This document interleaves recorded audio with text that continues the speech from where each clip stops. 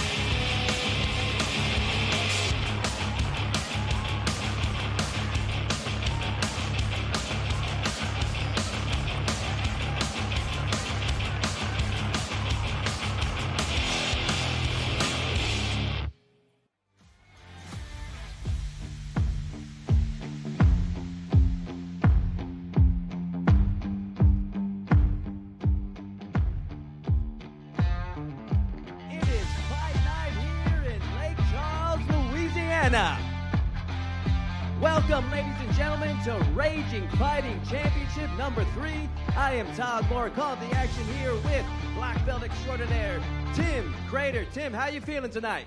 I'm super excited, man. Ragin FC has been blowing up Louisiana for about 6 months now, and we're so excited to be in Lake Charles, Louisiana, bringing our brand of MMA to one of our good friends, the Lake Charles community. We're excited about tonight.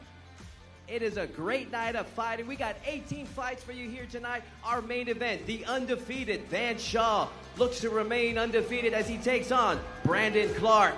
Tim, how do you like that fight? Brandon Clark's coming out of Temple, Texas, out of Strike Kings. He's a heavy Muay Thai striker. He's coming to knock Van Shaw's head off. Van Shaw submitted almost everyone he's ever fought. It's a striker versus grappler. They're going to get in there and decide where it goes tonight, but I'm excited to see Van Shaw be put to the test, and Brandon Clark's not coming here to lose. That should be an explosive main event. Our co-main event, we have also undefeated David Hayes taking on Jason Sladen in what should be a barn burner. The Street Shark, local Lake Charles legend, a standout football player from LSU, is taking on a big, strong, tough guy from Tennessee. David Hayes is from Law MMA. They only produce monsters, and he's coming here to make a statement against the Street Shark. Jason Sladen always shows up to scrap. Guy's an unbelievable athlete. Looking forward to that one. Our co-main event, we got the undefeated Terry Wiggins as he takes on the most experienced fighter on the card, UFC veteran and veteran of 200 fights. Melvin Gilliard's making his return here to Louisiana. How do you like that, Tim? The young assassin has been fighting for almost 20 years, since he was 15 years old. Many of us grew up watching Melvin Gilliard. But tonight, he's got Terry Wiggins, a standout football player at Alabama who's been on a tear in his MMA career, undefeated, terrifying, finishing guys in the first round. They don't call him Scary Terry Wiggins for nothing. He's a freak athlete, and he comes to knock people's head off. But tonight, he's got the young assassin. Don't go anywhere for that one, ladies and gentlemen. That should be a good one. And we're going to be kicking things off with two young boys as we got the 15-year-old Christian De Leon taking on the 16-year-old Carson Lawless. That's going to be kicking things off. Let's hand things over to Bryce Boudreau. Good evening, Lake Charles! Ladies and gentlemen, welcome to the iconic Lake Charles Event Center here on the lakefront of downtown Lake Charles, Louisiana. And ladies and gentlemen, welcome to Ragin Fighting Championship 3. Ladies and gentlemen, at this time, we ask you all to please rise and remove your caps. Joining us in the cage tonight are members of the SWLA Veterans Association. Ladies and gentlemen, at this time, we ask you all to continue standing as we observe a moment of remembrance for the events of September 11th, 2001, and the events of September 10th, 2025, as we honor the memory of Charlie Kirk. We respectfully request that you remain standing for a moment of silence.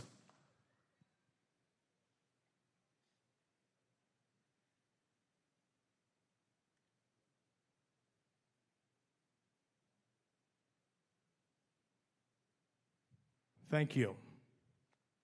Ladies and gentlemen, we ask you all to please remain standing if able as we present our opening invocation given to us by Mr. Jeremy Johnson.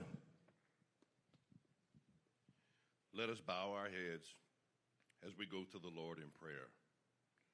Lord, we thank you for this free country that we live in, and we pray that you continue to protect our freedoms. Lord, we ask that as the fighters step into the cage tonight, that you would keep them safe, keep them healthy, and Lord, keep everyone safe on their way home from this great night of action-packed fights. In Jesus' name we pray, amen. And ladies and gentlemen, we ask you to remain standing as we honor America with the performance of our national anthem given to us by the winner of Acadiana Idol, Mr. Austin Rayo. Oh, say, can you see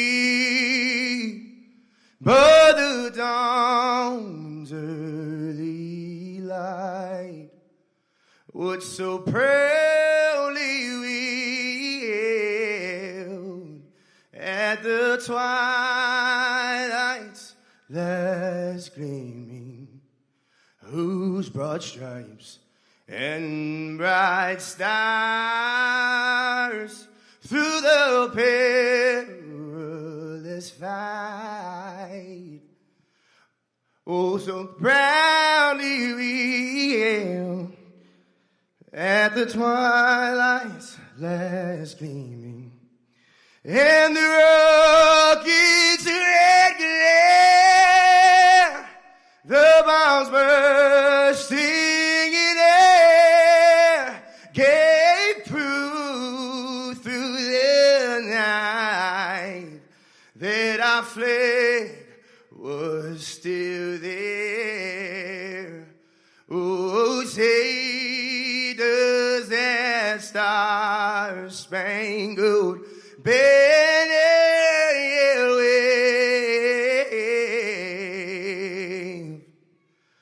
o'er the land of the free, o'er the home of the brave.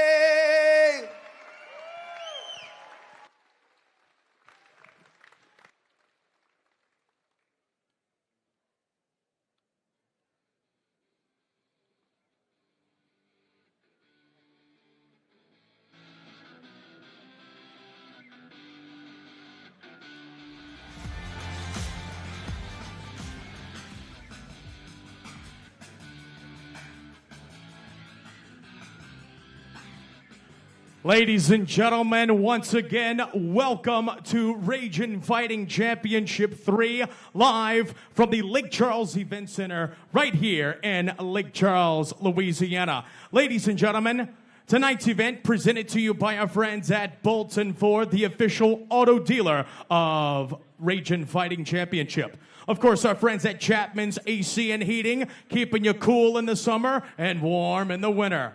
And our law firm partners at Shemaiah Law Firm, keeping you ready to go in the courtroom. Ladies and gentlemen, also our friends at Graphics Plus, GIR Solutions, your official live stream partners, taking care of the pay-per-view fees for you tonight to make sure that RFC3 is absolutely free. Our friends at LaBerge Hotel and Casino, Lake Charles, inviting you to hit the casino floor tomorrow for NFL Sunday. Hit up ESPN Bet 2. Also, ladies and gentlemen, our friends at Advantage Plumbing, 100% chiropractic, Urban Air Adventure Park, Planet Construction, Pro Waste Environmental Solutions, the Laser's Edge, the Apothecary Shop, our official wellness partners. Also our friends at Gulf of America Outfitters, our weigh-in and face-off host yesterday at Walk On Sports Bar and Bistro here in Lake Charles. Our friends at Clear Life Media, our friends at Gearbox Productions, of course our friends at Visit Lake Charles, and of course our friends here at the Lake Charles Event Center for hosting RFC3 for you. Ladies and gentlemen, Tonight's event is sanctioned by the Louisiana State Athletic Commission. Our chairman, here with us this evening, Mr. Ronnie Rance. Your commissioner, here with us cage side, Mr. Ricky Norris. Your guest of the commission, here with us this evening, Mr. John Green Jr. and Mr. Jimmy Poirier. Your judges, here cage side, Mr. Kerry Mullins, Mr. Matt McFarland, and Mr. Byron Avery. Your officials in the cage, calling the action right down the middle, Mr. Chris Hill and Mr. Basil Bam Bam Major. Your cage side timekeepers, Mr. Jason Berg and Mr. Jeff LeBlanc. Your hand wrap inspectors, Mr. Byron Berg. Also, ladies and gentlemen, your cut man, keeping our fighters safe, Big Boy Sean. And your cage side physician, keeping our fighters safe all night long, Dr. Chris Shoot.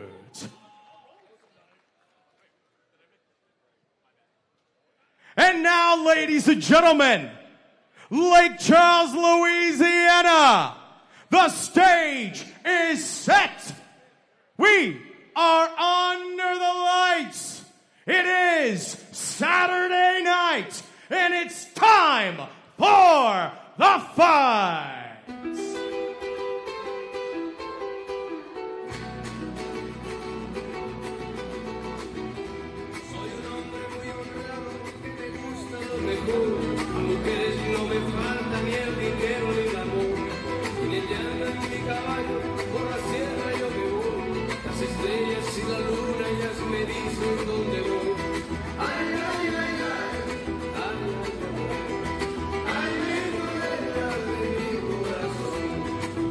Ladies and gentlemen,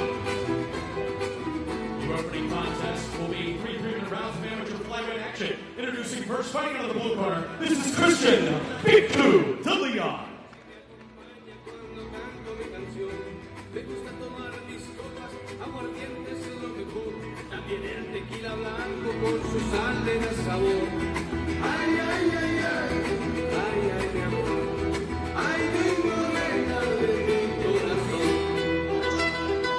Christian De Leon getting ready for action. Once again, I am Todd Moore calling the action here with Tim Crater. Tim, how you liking this so far? It looks great. People are pouring in. Great show. 2 incredible young fighters. Let's see how it breaks down tonight. Final touches for Christian De Leon representing Head Kicks MMA. Rolling himself into the cage. He is primed. He is ready. Christian De Leon, ready for action. Real tough kid. I've been seeing him train and fight. Fighting out of the red corner. He is tournaments. Carson Flawless Lawless.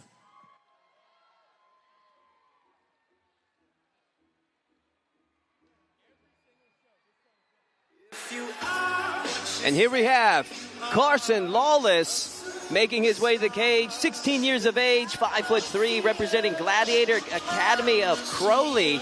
He does have some experience underneath his belt.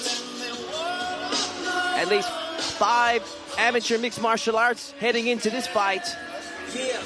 There we see the final touches for Crowley. I'm going to be flying this one solo, ladies and gentlemen.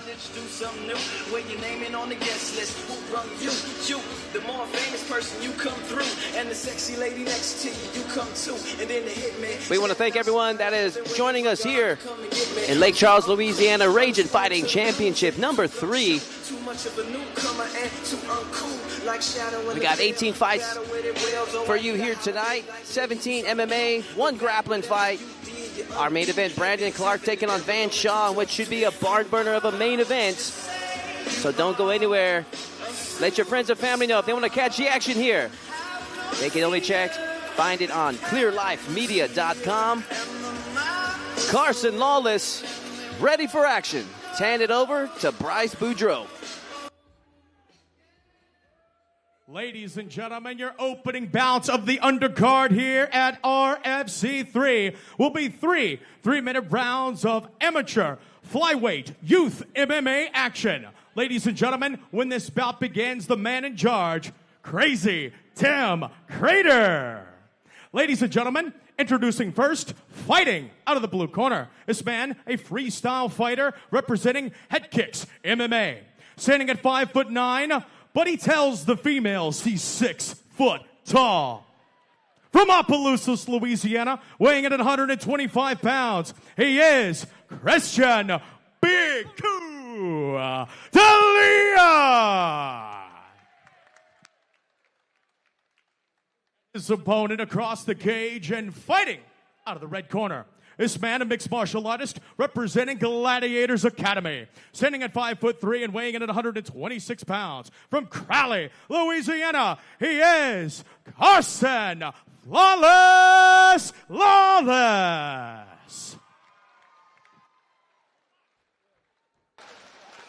Our opening bout of the evening, ladies and gentlemen. Carson Lawless. Christian De Leon. And this fight is officially underway.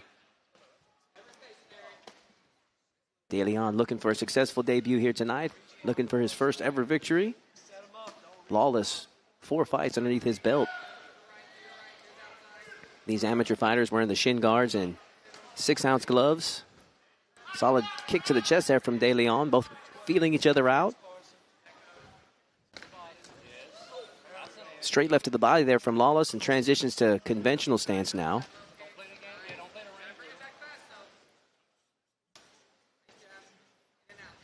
Body shot of his own from De Leon. So once again, Lawless switch hitter here. Going back and forth. Or actually, both of these guys are switching back and forth.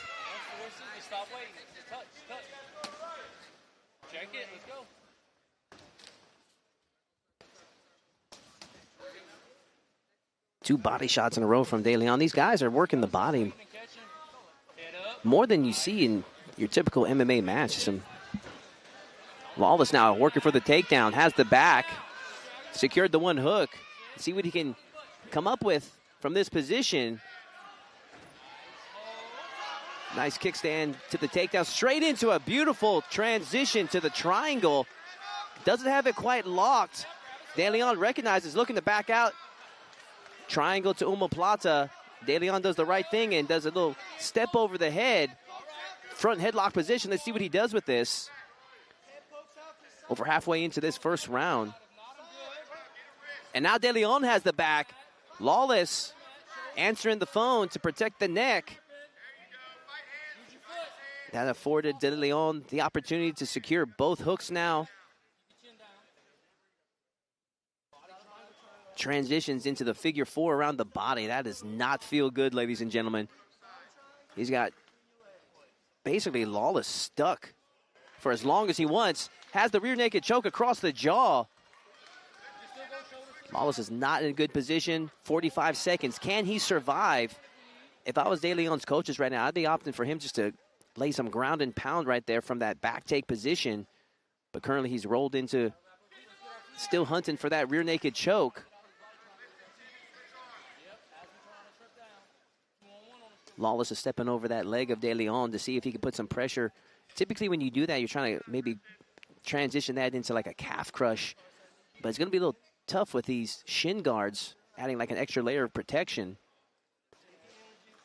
And De Leon, very persistent with that modified rear naked choke. 10-second clapper, not much time left. And he finally gets under the chin. Does he have enough time? Will Lawless survive?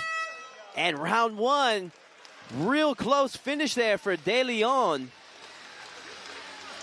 Arguably a 10-8 with that closing there where he nearly got the finish. And Lawless is in deep trouble. There we see the replay as he transitioned for a triangle choke. But that investment into that takedown did not pay off as De Leon was able to put himself in an even better position, reversing it.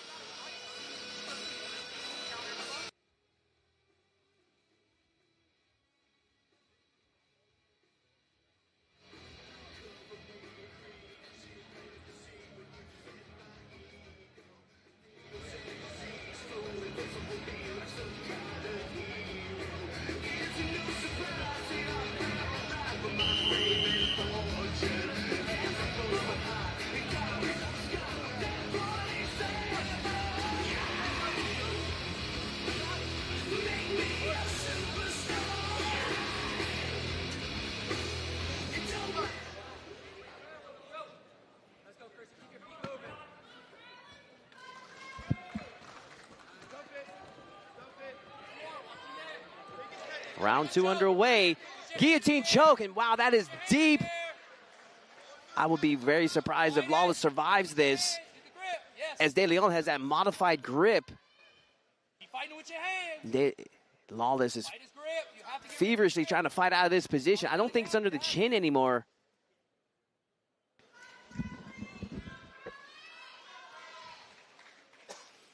Come on.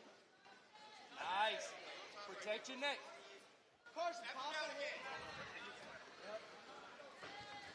Oh, modified lateral drop there from De Leon. And was still able to maintain control of the back. He's a little high right now. He's got to be very careful he doesn't get flipped out while Lawless looks to try to backdoor out of there. But at the same token, Lawless has to be careful that De Leon doesn't transition into some type of armbar or submission from sliding off the top right there. Right now he's still looking to get the hooks again. De Leon has been in full control of this second round.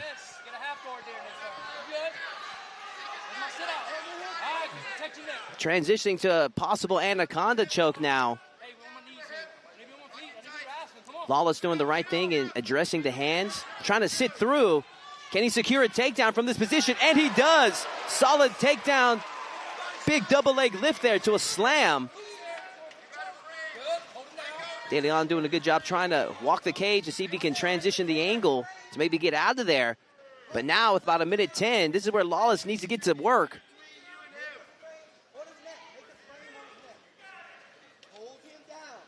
Knees are allowed to the body in the amateur, so. And right now, maybe a Kimura lock for for Lawless, as De Leon kind of walked himself into not a great position here. And Lawless is hunting for it. He's got his arms in position. Now he's going to try to separate the hand from the body. It's just a matter of, can he do it, though?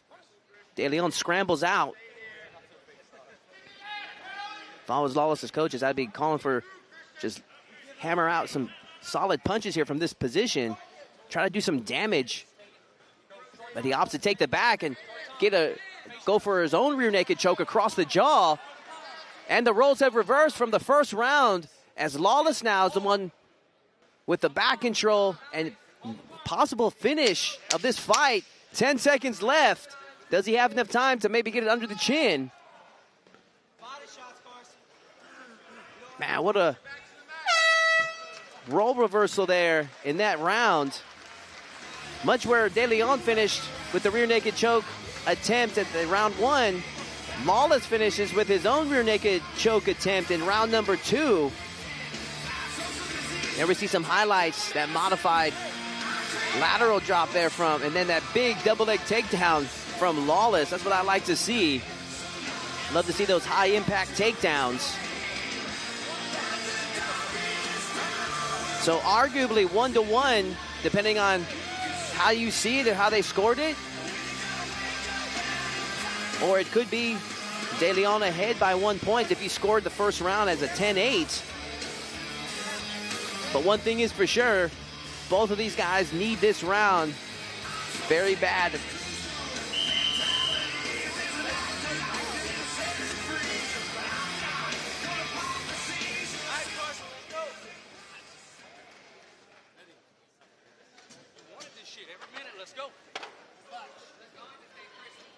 Round 3 underway.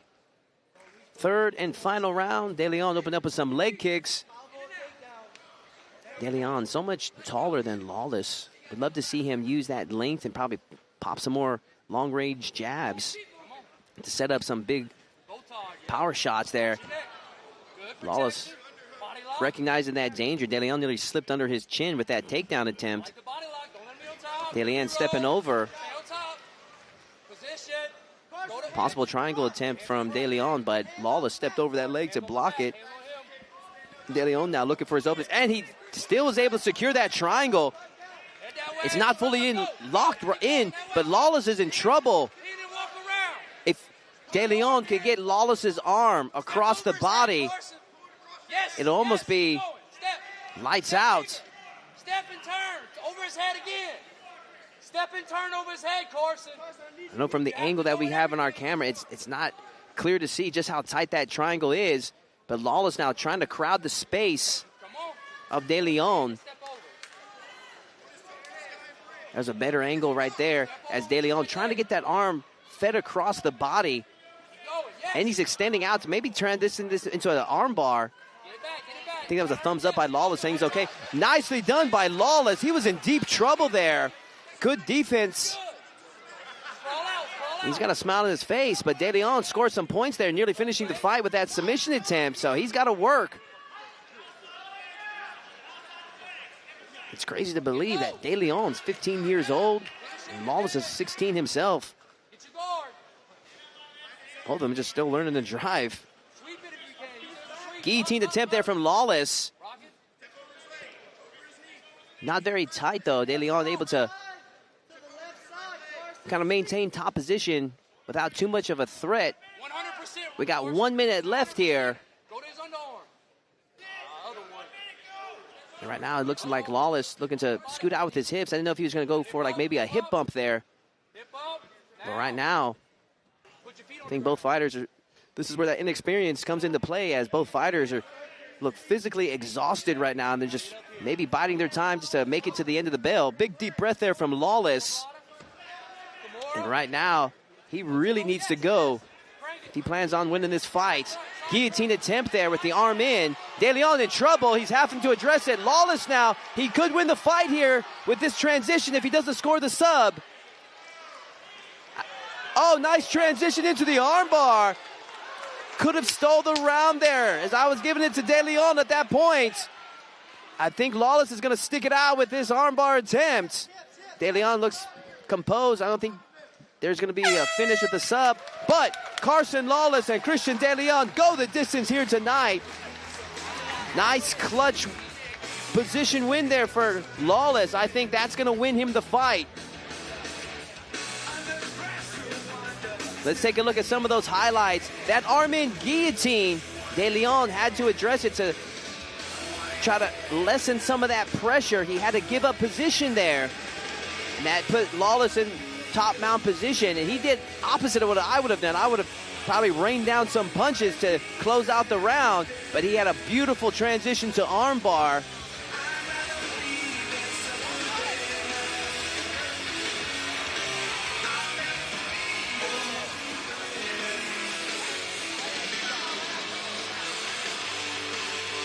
Ever see inside the cage, Lawless looks completely spent, almost like he's about to puke into that bucket.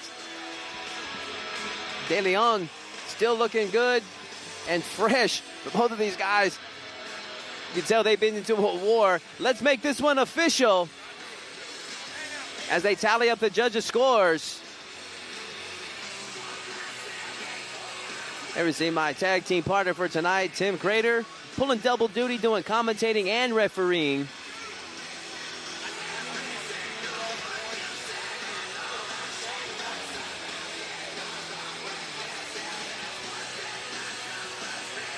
As we anxiously await the final judges' scores. Let's make this one official and hand it over to Bryce Boudreaux. Ladies and gentlemen, at the end of this bout, we go to the judges' scorecards for decision. Judge number 1 scoring this bout, 29-28 in favor of Lawless. Judge number 2 scoring this bout, 29-28 in favor of De Leon. Your third and final judge scoring this bout, 29-28 in favor of your winner by split decision, fighting out of the red corner, Carson Lawless.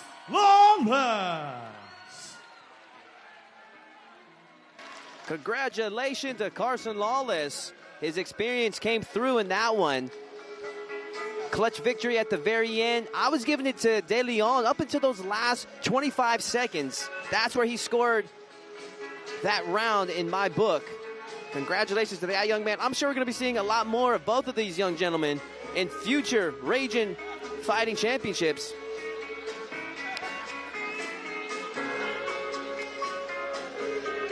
And we are going to go right into it, ladies and gentlemen, as we head to our next matchup. Peyton Miller taking on Bless Forkwar. Can you imagine if we...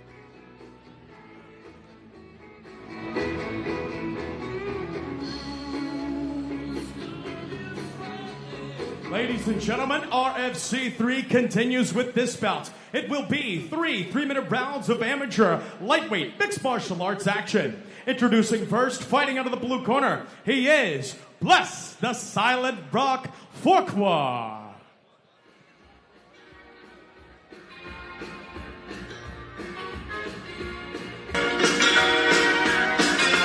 And here we have Bless Fuqua. 5'7", 23 years of age, representing True Bloodline MMA. Interesting walkout song choice. I'm not sure if he chose that one.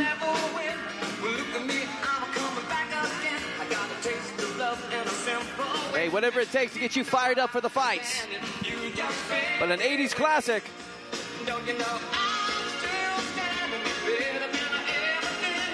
In his free time, he likes to play soccer, predicts a submission victory here tonight. Also claims to be a very stubborn individual, which definitely will help in the world of fighting. What do you think, Tim? Tough kid. Out of True Blood MMA, Ragin Fighting Championships. Those guys are super tough. Kid's coming to fight. It's his debut fight, so we'll see how that goes for him. But he's from a tough gym. Ray Trujillo's guys always come to scrap, no doubt about it.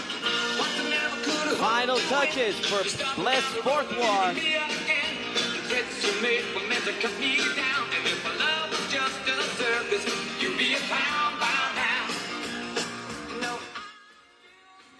Bless Fuqua, ready for action.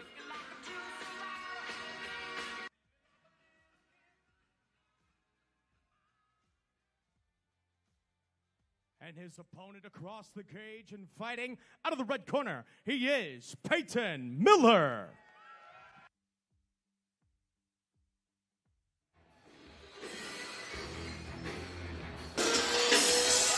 And here we have Peyton Miller, 5'10", 18 years of age, making his debut here tonight, representing Performance Evolution, and coming out to the classic glass break, Stone Cold Steve Austin.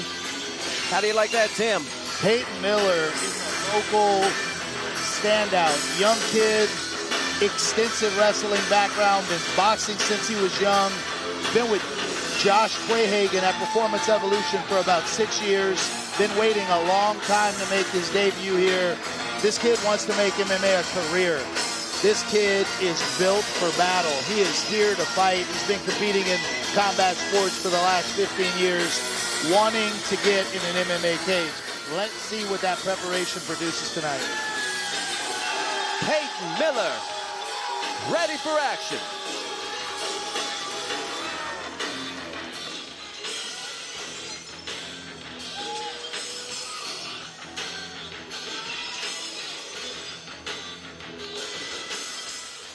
Ladies and gentlemen, RFC 3 continues with this bout. This will be three 3-minute rounds of amateur lightweight mixed martial arts action. When this bout begins, your official, Mr. Kerry Mullins. And now, ladies and gentlemen, introducing first, fighting out of the red corner. Out of the blue corner. This man is a striker representing True Bloodline MMA. Standing at 5'7", weighing in at 151 pounds. From Houston, Texas, by way of Bamenda, Cameroon, he is Bless the Silent Rock Fuqua.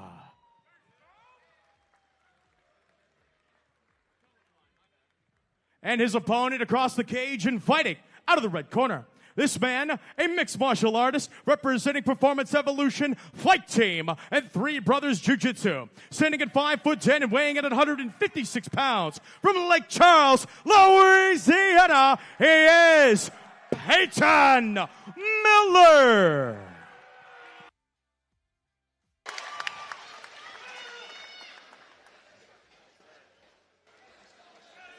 Bless Fuqua, Peyton Miller. And this fight is officially underway. Peyton Miller sprints across the cage.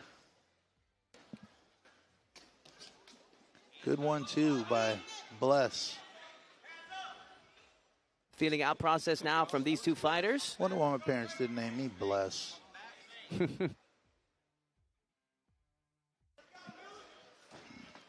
push kick attempt from Fuqua.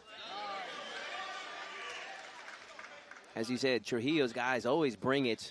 Very diverse in their striking. 3 3-minute rounds that we're about to see here. Yeah, Bless looks comfortable in there. So does Peyton. You know, we see a lot of amateurs today in their first fights look better than I did in my first pro fight. Yeah, it's crazy. I mean, with these amateur fights, like you were saying, man, some of these guys are looking like solid pros already right off the bat. Bless with a two big right hands. Caught Peyton Miller on the chin. Yeah, that got Miller's attention. Let's see how Miller can answer back. Shoots in for the double, gets it on the cage. Can he finish it? And he does. Yeah, you can see the wrestling pedigree in his back. Voracious. Miller, the taller of the two fighters, just also looks physically bigger than Bless. Just physically developed, for sure. He's only 18 years old. Can you imagine that?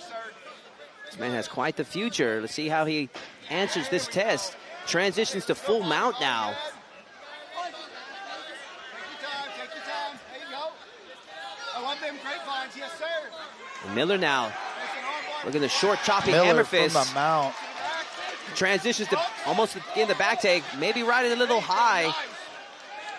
Good scramble here. Yeah, good scramble by Bless. Peyton just physically dominating the fight, though. Bless is trying to look to regain his composure, look for a position here.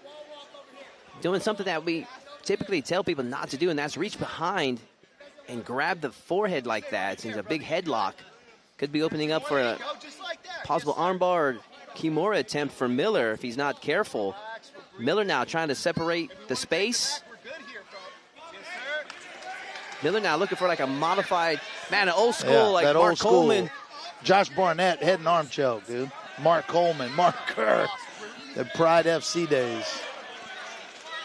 That was like the old school that Mark Coleman used to go for, and Mark Kerr. Then he transitions to full mount.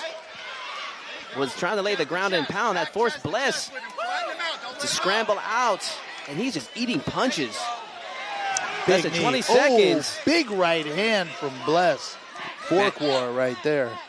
Man, Bless is a warrior, man. He's landed 3 solid right hands in this round. I told you, these guys do not show up to get beat. They show up to win. Man, Miller just landed a solid push kick to the face.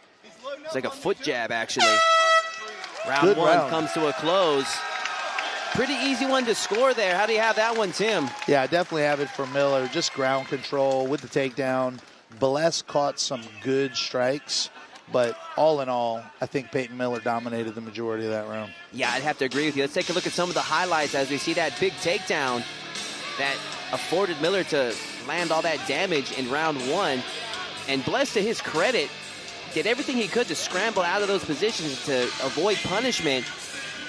Yeah, he had some great scrambles on the ground.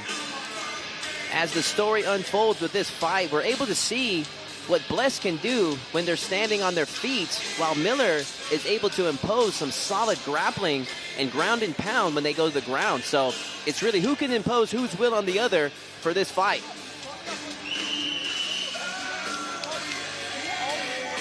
Here we go, round number 2.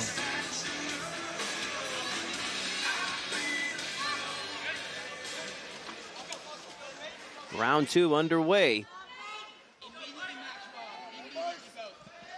Let's see how Bless answers after coming up short in that first round. Oh, big right hand there from Miller. Hand for Miller.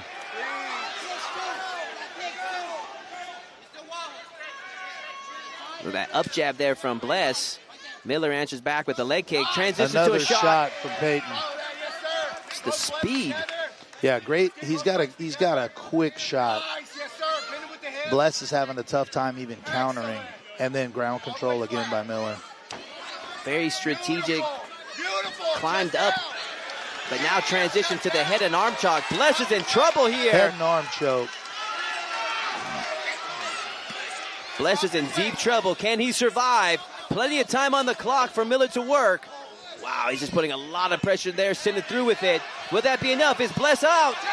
And Bless is unconscious. Peyton Miller. Peyton Miller with the choke finish. Peyton Miller with the submission victory secures his mixed martial arts debut. Unbelievable performance by Peyton Miller. Wow. Way to show up and show out in his hometown. Man, not what a an victory. easy opponent. Not an easy opponent. No, definitely not. Bless showed his danger on the feet. But young Peyton Miller, there we see the finish right there. Referee checking in on Bless, unresponsive. And 18-year-old Peyton Miller, I'm sure we're going to be seeing a lot more of him in future What a Ragin scrap. Fighting Championships. Yeah, Peyton Miller is a talent. There's no doubt about it.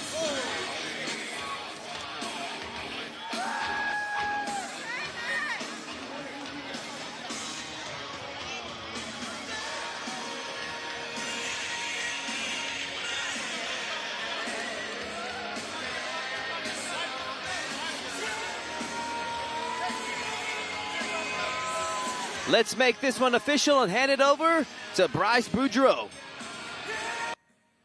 Ladies and gentlemen, official Kerry Mullins calling a stoppage for the action. 1 minute, 2 seconds of round number 2. Declaring your winner by submission via scarf hold choke. Fighting out of the red corner, Peyton Miller.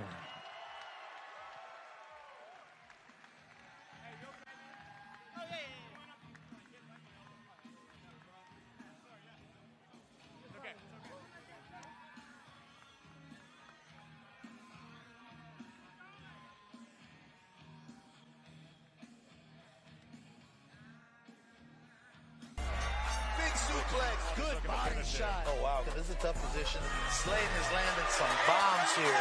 It does not look good. Turner's throwing up a track and rolls to the mount. Incredible performance. Oh, that was well deserved.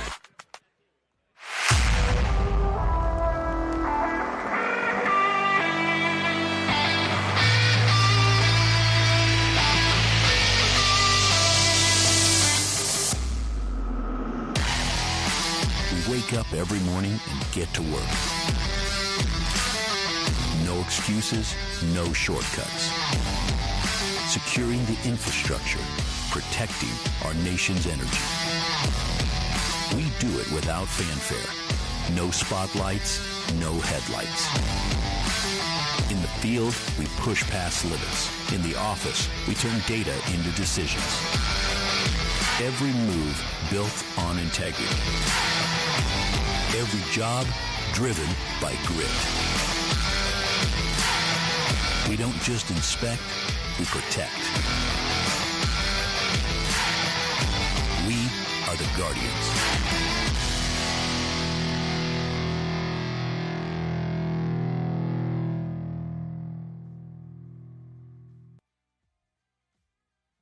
Mark your calendars for December 5th. The next Ragin Fighting Championship is right here in Louisiana.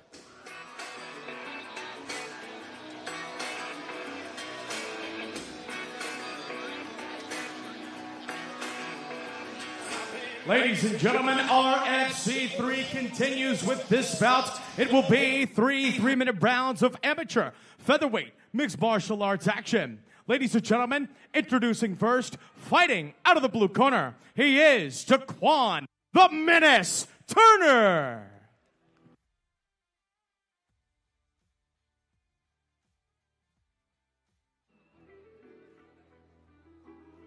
Oh, that's a whole lot. Even with my dirt, I never dig it up. Season rainy days, a dollar, I try to save it up. The way that we was raised, you can pray to God. And here we have Daquan Turner making his way to the cage. 5'11", 23 years of age, representing Thresh Training Grounds. They've been spending their whole life is on the. We spinning around this P hop from line to sing this. We pull up trying to change the beat. You know the 7. Final touches for Turner. Y'all like a ball, but chickens cut a clip. I know gangster with no hustle, petty windy. I try to act like I can't feel. I still drop tears. My dog, but y'all can still. I know my hang good. Turner looking for the finish here. Self-proclaimed hard hitter. We shall see.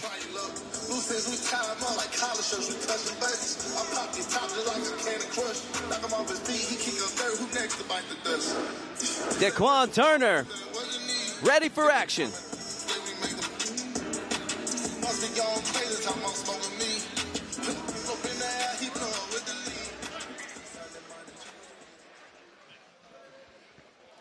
And his opponent across the cage, fighting out of the red corner, he is Jake Traver.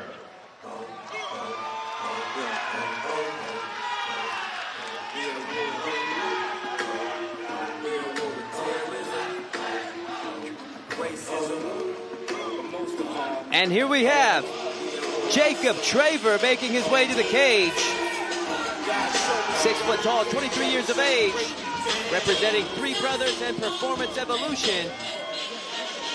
Also as a firefighter when he's not in the gym. Predicts a submission victory here tonight. Should be a good one as he prepares for battle against Daquan Turner. Jake Traver's a local kid. He's 0-1, but I've heard from everyone he is an absolute unit.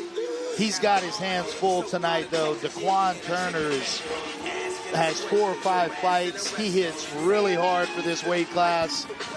He struggles a bit in the grappling, but he has submitted some people with some awkward submissions. Daquan Turner is unpredictable, very tough, hits hard.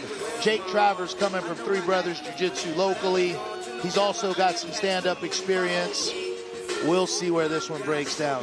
Yeah, Daquan Turner with 4 amateur fights already under his belt. It's going to be quite the task for Jacob Traver. Jake Traver, ready for action.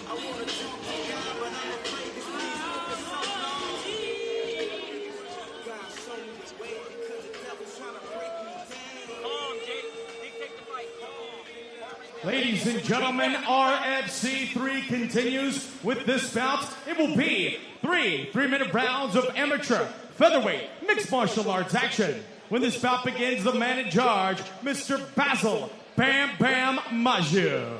Introducing first, fighting out of the blue corner. This man, a freestyle fighter representing the Shed Training Grounds. Sitting at 5'10", weighing in at 150 pounds. From Abbeville, Louisiana, he is Daquan the Menace Turner. And his opponent across the cage, fighting out of the red corner. This man, a kickboxer, representing Three Brothers Jiu-Jitsu and Performance Evolution Fight Team. Standing at 6 foot tall, weighing in at 146 pounds. From Lake Charles, Louisiana, he is Jacob Traver.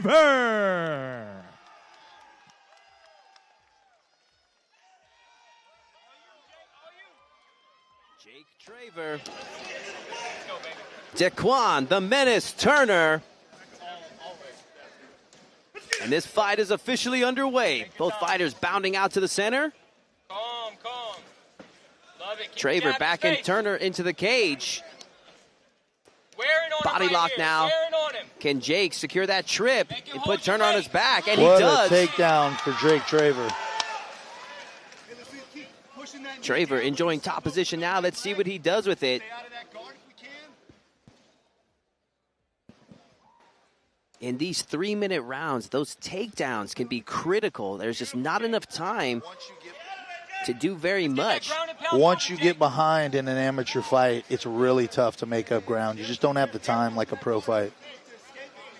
Turner looking to kick those legs up and looking for maybe a submission of his own. Doing a good job in transitioning here. Turner has been dangerous from here. He doesn't train a lot in jiu-jitsu, but a great athlete, and I've seen him armbar and triangle people from here. Yeah, I can definitely see that athleticism already.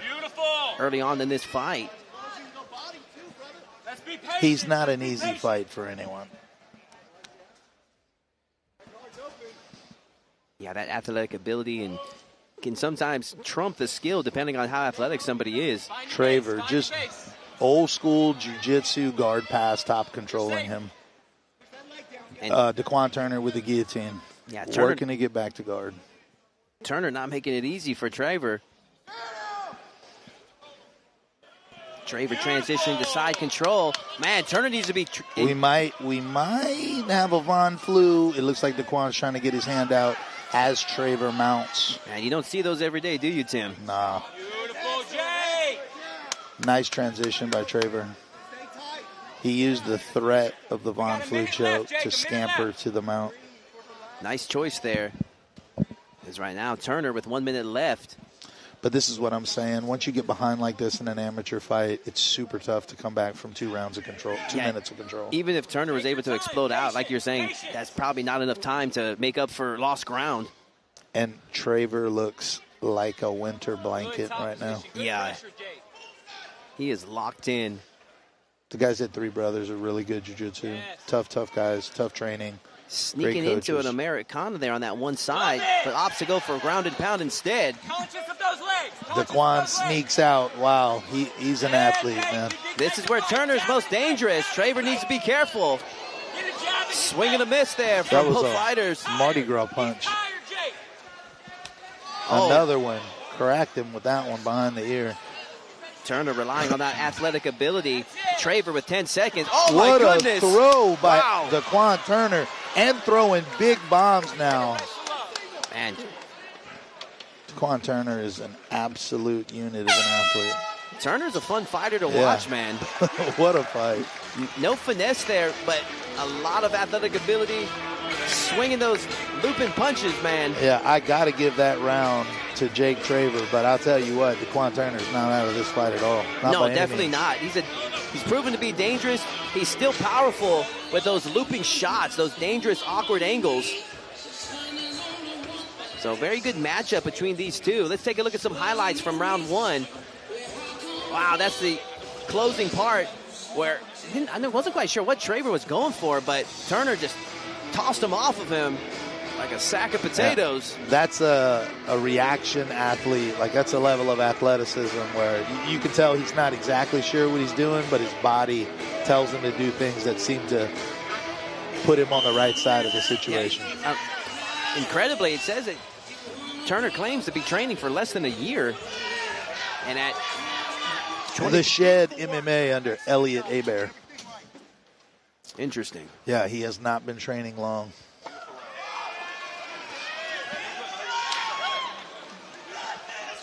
Round 2 underway.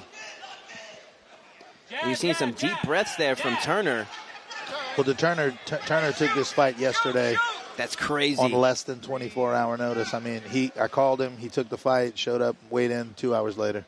Those of you fighters that are watching, those are the type of fighters promoters love. That no guff, no. As soon as they ask you, it's just when and where. Where do I need to be? Well, he's a real fighter instead of an Instagram fighter, right? And some of these prima donnas out there. Great takedown by Traver. He's back in the blanket style. Wow. Transitions just flawlessly to that mount position. Unfortunately for Daquan Turner, this only gets easier for Traver as he gets more tired.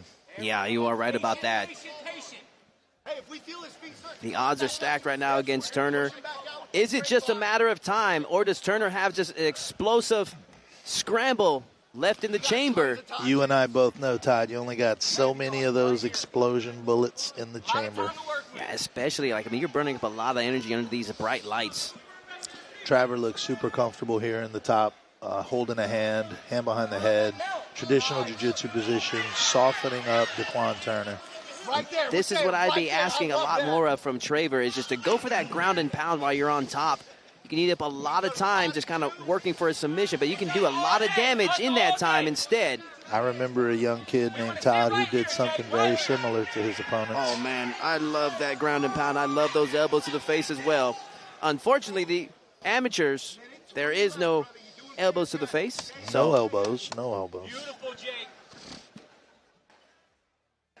But you can definitely land some solid shots, especially from that mount position if you get enough space. So we shall see what Traver is trying to set up here.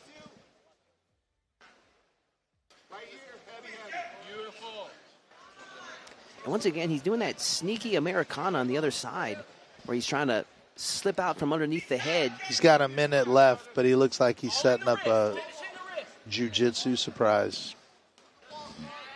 Yeah, I'm curious if he's using that Americana to set up maybe something else, because you don't see Americana submission too much in the mixed martial arts competition. Especially since there's a lot of sweat. It's a hard position to maintain. It's easy for an athletic individual just to kind of bump themselves out of it. It's just hard to land with the gloves and the sweat and the cage. It's just tough to get the right position. Just under 30 seconds left in this second round. Daquan Turner has no quit in him. landing great punches while being mounted. You don't see too many fighters that are still just not quitting whenever they're completely dominated like that. Yeah, Daquan Turner's got the heart of a lion, man. Man, this is almost arguably a 10-8 round with just the Big amount of strikes time. for Traver at the end of that round. I think Daquan might have threw one up from the bottom that landed as well. Man, it's no secret what the strategy is for Turner to win this fight. He's got to go for broke in this third and final round. He's only got one way to win. It's going to be interesting to see how this third round unfolds. Now it's just a question for Traver, if Traver can secure a finish in this third round, because he's comfortably ahead going into this third and final round. Here we see some highlights. Big right hand attempt there from Turner, but unfortunately that set up the takedown that landed Traver in mount position for pretty much the whole round.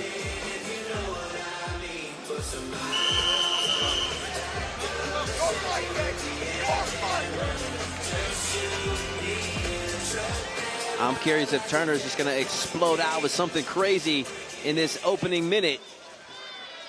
He needs it.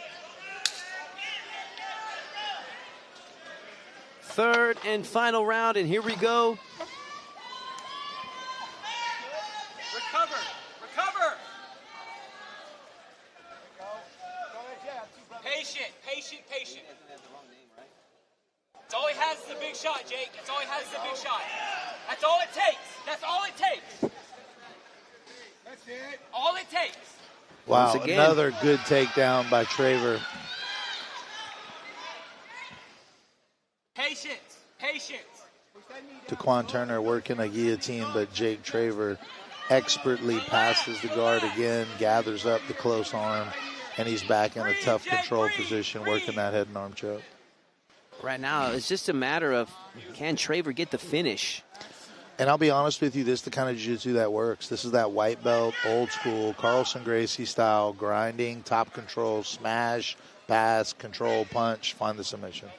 Yeah, it exhausts opponents and it frustrates opponents.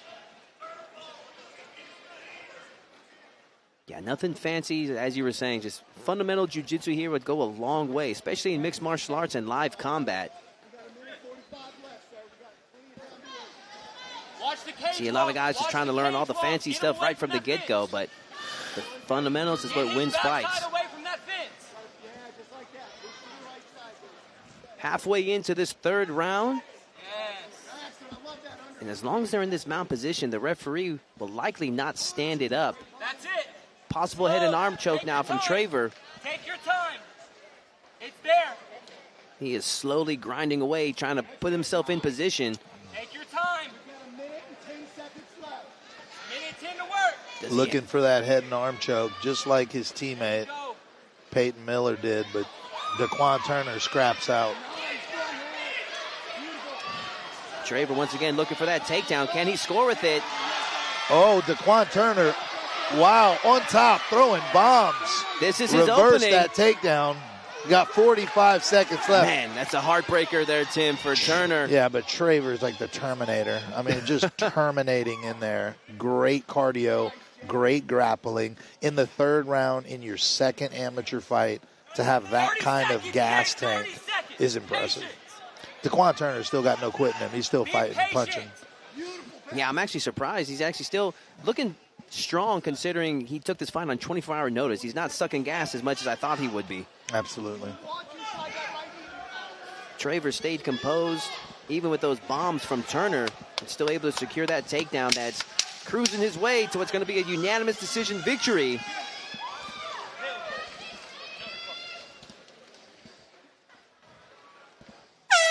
And Jake Traver and Daquan, the Menace Turner, go the distance here tonight at Ragin Fighting Championship. Yeah, Jake Traver did a great job tonight. Unanimous decision for sure, but, I mean, Daquan Turner has nothing to hang his head about. No, I agree with you. I'm sure, especially since taking this fight on such short notice, that we're going to see Daquan Turner with the opportunity to redeem that loss he took here tonight. Never see some highlights from that third round with Travers scoring those big takedowns.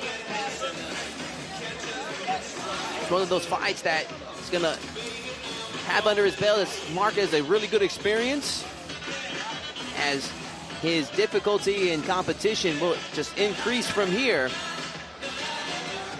It's all part of the process of just fine-tuning yourself to be the best fighter that you can be.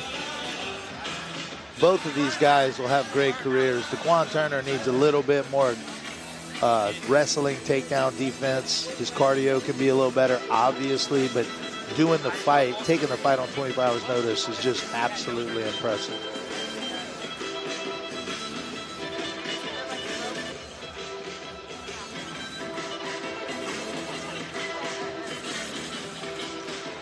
Let's make this one official.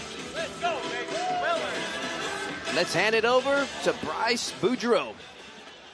Ladies and gentlemen, at the end of this bout, your scores are as followed. 30-27, 30-27, and 29-28. All in favor of your winner by unanimous decision. Fighting out of the red corner, Jacob Travers.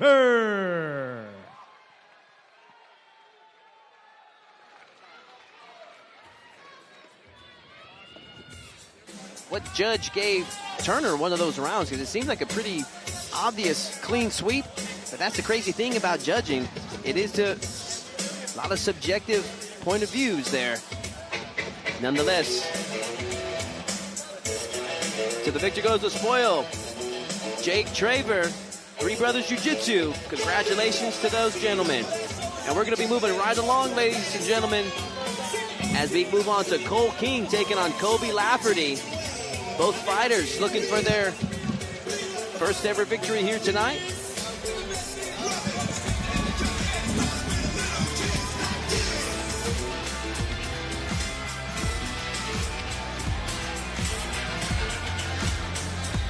Ladies and gentlemen, you gotta make some noise for Daquan Turner fighting out of the blue corner. He took this fight on a 2 hours notice yesterday, right before weigh-in started. Everybody make some noise for Daquan Turner. Abbeville zone.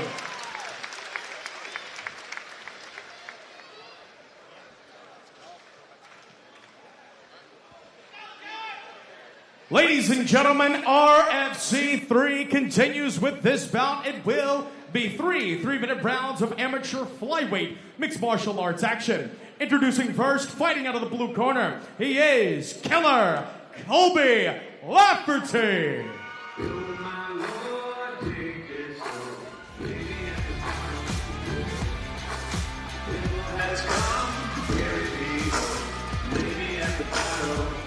Walker, Louisiana's own Kobe Lafferty making his way to the cage. 5'10", 21 years of age, has been training for the last 2 years. Representing Fight School MMA. Bryce likes to write music in his spare time. Also a big Star Wars fan. The guys over at Fight School MMA in Denham Springs are no joke. Cade Herod, former pro boxer, has put on a ton of fights for me. And hit the other jiu-jitsu coach, Chris, unbelievable camp. All these guys, they come to scrap from Denham Springs, Louisiana. Chris Crosby is their black belt. He handles their jiu-jitsu. He's probably got 16 armbar finishes in MMA as a pro. Did you say 16? Yeah. Wow. He jumps guard in MMA and armbars people, and they know he's going to do it. Incredible. Kobe Lafferty, ready for action.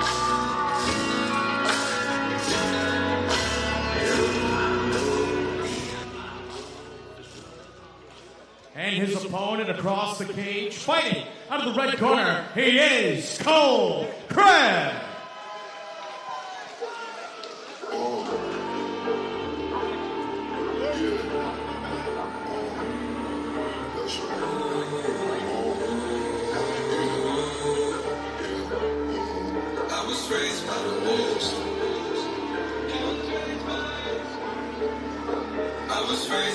Orange, Texas's own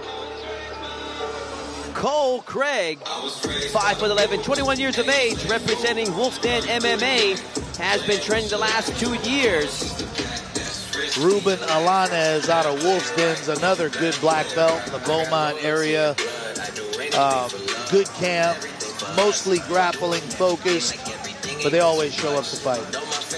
This should be a good one, ladies and gentlemen. Don't go anywhere. Share the wealth. Let your friends or family know where they can see this action on clearlifemedia.com. It's been a great night of action here on Ragin Fighting Championship. I am Todd Moore, calling the action here with Tim Crater. And we've been having a great night of fights, and we're about to have another one. Cole Craig. Thin frame on Cole Craig. Colby Lafferty is built a little thicker, but both these guys at 125, both coming to scrap. Ruben Alanes and Isaiah Williams in Cole Craig's corner. Let's hand it over. Herod. Sorry, brother. Let's hand it over to Bryce Boudreaux. Ladies and gentlemen, this bout will be three-minute rounds of amateur flyweight mixed martial arts action. When this bout begins, the man in charge, Mr. Chris Hill. And ladies and gentlemen, introducing first, fighting out of the blue corner. This man, a freestyle fighter representing Fight School MMA. Standing at 5'10" and weighing in at 126 pounds. From Walker, Louisiana, he is Killer Colby Rafferty.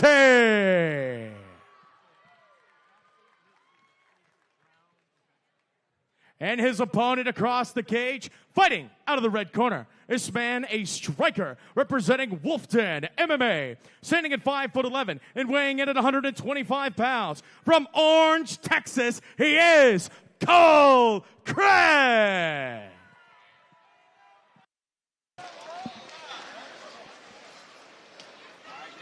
Colby Lafferty. Cole Craig.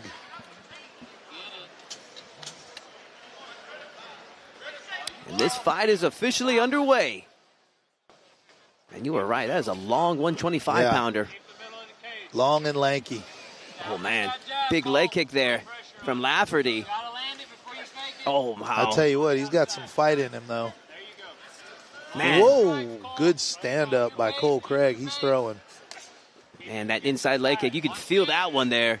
I'd like to see I'd like to see Craig use that length. See if he can fight from the outside. Oh, man. Big right hook. You see that got Craig's attention.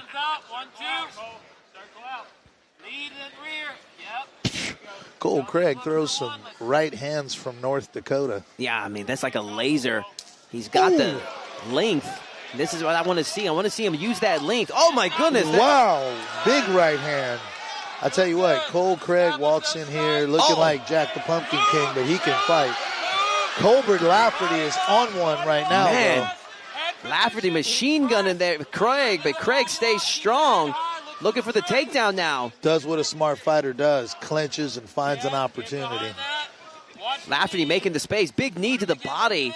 He's putting the hurting on Craig. Can Craig finish this takedown? Oh, big knee to the face there from Lafferty. Lafferty looking for the finish. Big overhand right by Lafferty, and that time he lands one. Left hook right hand for Lafferty. And Craig's coming back. What a fight. Man, I thought Craig was stunned, but Craig is still in there, man. Yeah, Craig's eyes look good. He's still in there. He got caught with a couple shots, but, man, he throws a heavy right hand. He definitely does. Oh, wow, you can hear that smack of the kick from the rafters.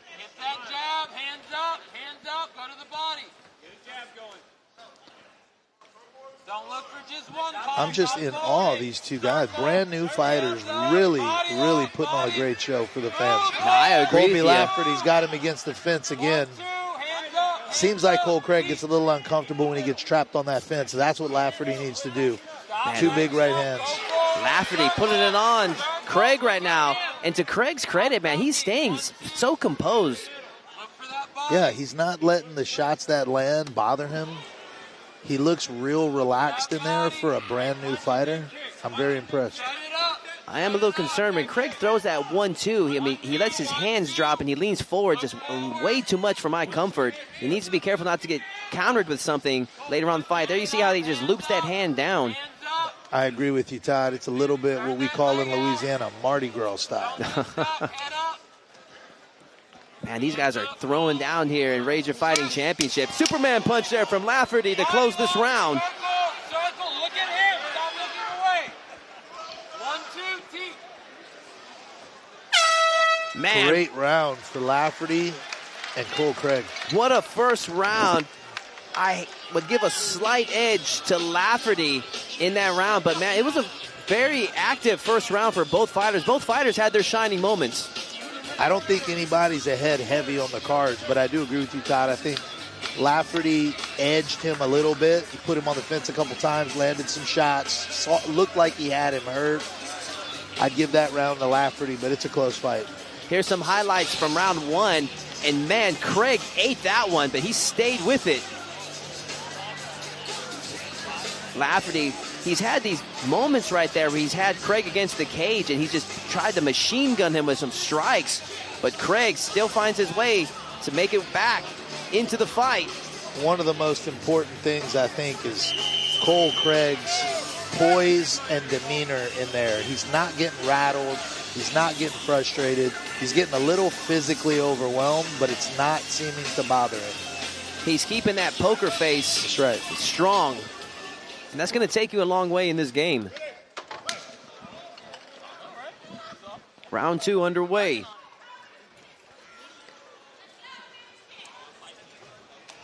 Craig with the... Oh, my goodness!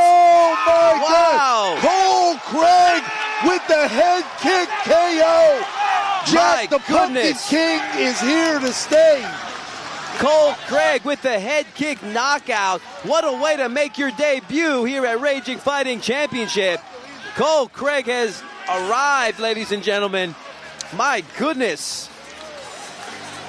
We got to see a highlight on that one. Take a look at the replay. Oh, wow, just edged him right on the temple. Referee jumps in before any more damage can be done. But one hell of a performance from Craig after dropping the first round. My goodness, that was one heck of a finish there. And right now they are just waking Lafferty up. Thankfully he's able to sit up, and we'll see how he recovers from this. That's always a scary sight to see when a fighter goes completely out like that, but he's responding right now.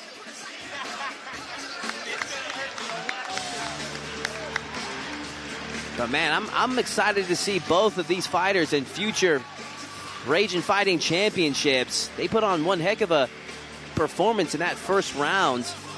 And then Craig came out with that big head kick. Secured the big knockout victory here tonight. Let's make this one official. Hand it over to Bryce Boudreaux.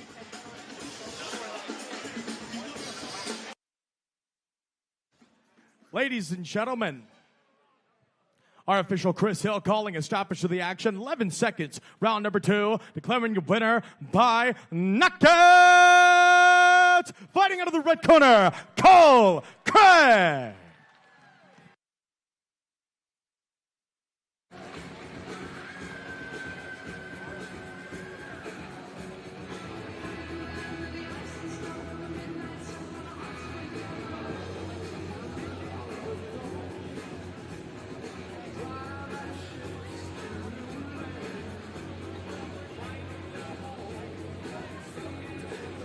Posture, humility, and gratitude, witnessing the evidence of your goodness in our business. Your word says where 2 or more are gathered in your name, you are amongst them. And later you state that a triple braided cord is not easily broken, with you woven tightly into the fabric of who we want to be. Today we gather with 4 more than 2, inviting that triple braided cord to entrench itself into our business. I don't want people to see just a beautiful building or a good construction company. I want them to see a business that set biblical principles in place and held steadfast to honoring you in every aspect of our work. The name of the company isn't a creative catchphrase, but rather a commitment to rest in the hands of our Heavenly Father as we firmly put our faith and trust in Him, claiming the J2911 portion of our name. Planet Construction, J2911. For I know the plans I have for you, declares the Lord. Plans to prosper you and not harm you. Plans to give you hope in the future. Jeremiah 29:11. Hence the JT 911. This is your promise to us, and we fervently cling to it. We will go where you guide. Bless the work at the hands of the people in this building and those working remote as well as those in the field.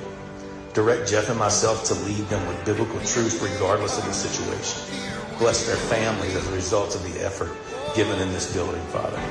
Bless their time out of this office to be present with their families in meaningful ways as a result of the efficiencies that take place in this building. Bless our clients that call us their GC and allow us to become beacons of light on a hill that shine bright for your glory. Thank you for provision and allowing us to experience an office setting such as this. Thank you for our families that support us through these endeavors and impress upon them that they are the reason we do what we do. May we honor you in every act and effort associated with this space, and may we do so in a way that is well-pleasing to you. Thank you. Thank you. Thank you, Father God, for the timely delivery of the key piece missing in our pursuit to provide superior service to all of those that call us their contractor.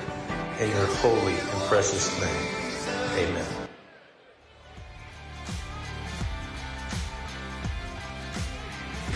Welcome back to Ragin Fighting Championship.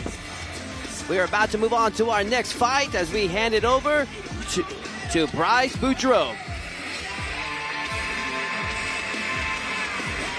We have some title fights coming up here tonight as we have Justin Carpenter, who looks for his 5th victory here tonight as he takes on the double tough Darren Griffin in a kickboxing championship fight. That's going to be one heck of a barn burner, Tim. What do you think about the kickboxing fight between Jason Carpenter and Darren Griffin coming up? Justin Carpenter is a boxer who's been around for a really long time, got into MMA recently, and has really been knocking people out. Darren Griffin is an athlete from head kicks. I don't know. This fight's going to be, somebody's getting knocked out. It's not going to go the distance. Right after that, we got Grant Navarro. It's a battle of the unbeatens as a 3-0. Navarro is taking on the 1-0 Demarion Barton. Who's walking away with the goose egg, Tim? Grant Navarro is a car salesman in Lake Charles. His family owns a ton of car dealerships. He started fighting about a year and a half, 2 years ago, and has beat everyone he's come across. But Demarion Barton is coming all the way from Orlando to put a stamp on him. This fight at kickboxing, also someone's getting knocked out. We're not going 5 rounds. And then we're going to top things off with our amateur main event as Andrew Laverne. It's taking on Elijah Holt. Don't go anywhere, ladies and gentlemen. We're still got several fights coming up for you. Let's hand it over to our ring announcer, Bryce Boudreaux.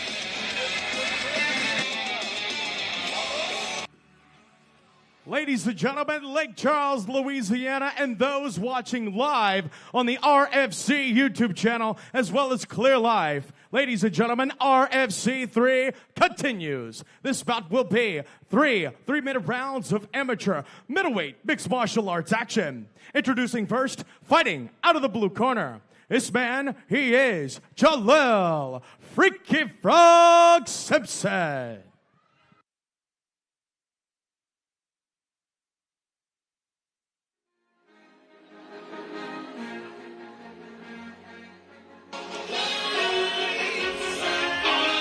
Jaleel Simpson from Strike Kings out in Temple, Texas. It's his first fight, mostly a striker. We'll see what he's got in store for Chacho Peterson tonight. 6'1", 21 years of age, as you said, making his debut here tonight, representing Strike Kings MMA from Killeen, Texas. Yeah, they drove about 8 hours to get here. 3 or 4 guys out of their camp. Crew Bob is their coach. They're coming to knock people out.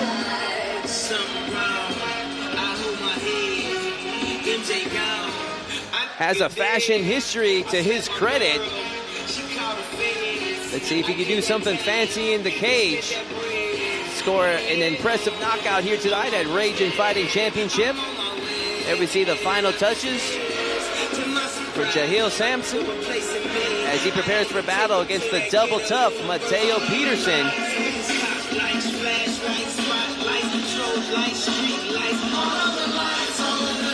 Simpson looking for his first victory here tonight.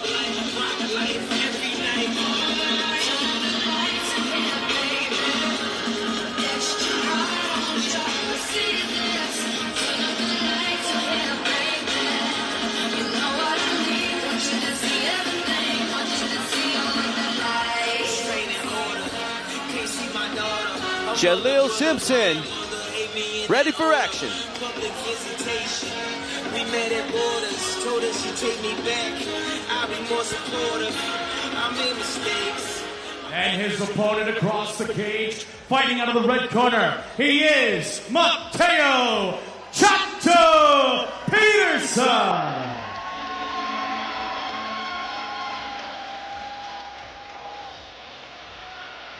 And here we have Mateo Peterson, 5'10", 19 years of age, representing Gladiators Academy headquarters, coming into this fight with a fresh 1-0, looking to make it 2-0 here tonight against Simpson. Likes to collect Pokemon cards in his free time. Interesting fact.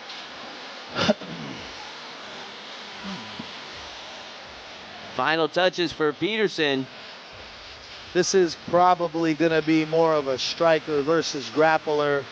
Mateo, a really good grappler. Jaleel Simpson, a little bit more of a striker. It doesn't always play out that way, but in their backgrounds, that's what we're looking at. Yeah, it's always interesting to see.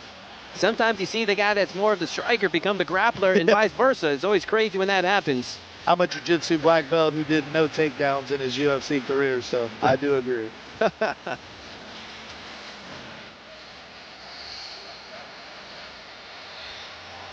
Mateo Peterson, and he is ready for action.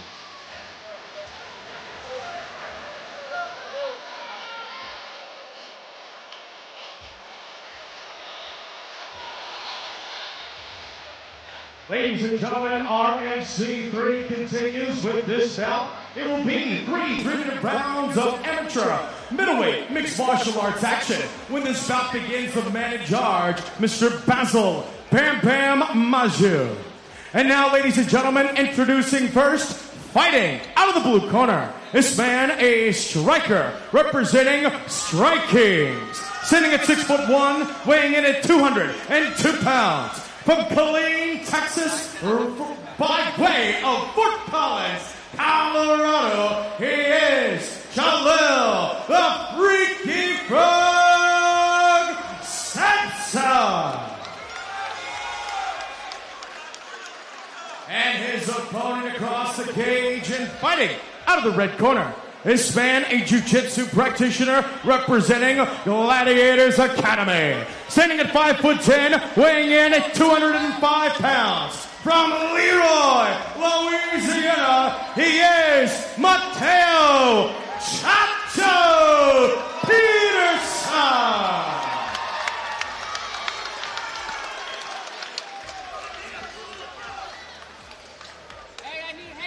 Jaleel Simpson looking ready for the night. And Mateo Peterson, and this match is officially underway. Simpson opens up with a double jab. Mateo answers right back. Yeah, Simpson comes out pumping that jab early, and Mateo banged him out with a 2-3. They are taking the fight right to the middle of the cage, right from the get-go. Looking to impose their wills on each other. Chacho gets caught with a little bit of a right hook there. Yeah, nice little transition there from Simpson, from the jab knee to the straight cross. Oh, spinning back fist, almost landed the elbow. Peterson had a problem with that. I wonder what he said to the ref. Couldn't quite catch it.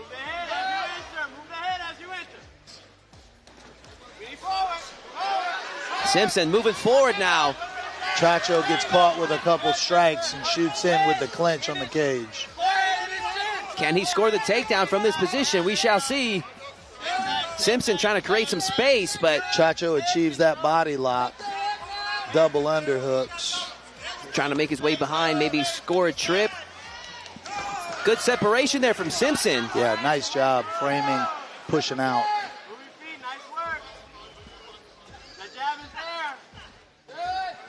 Representing Strike King, Simpson, living up to the name of his gym.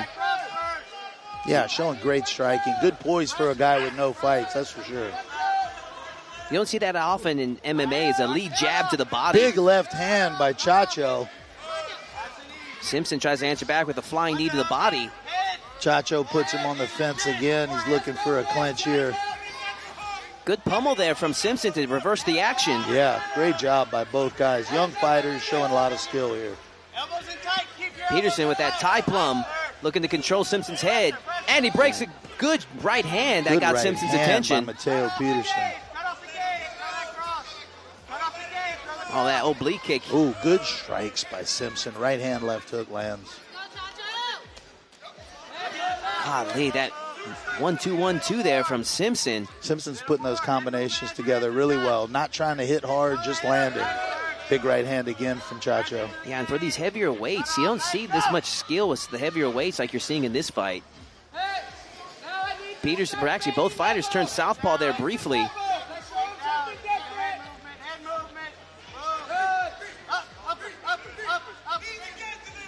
There's been a lot of action in this first round, Tim. Two big guys.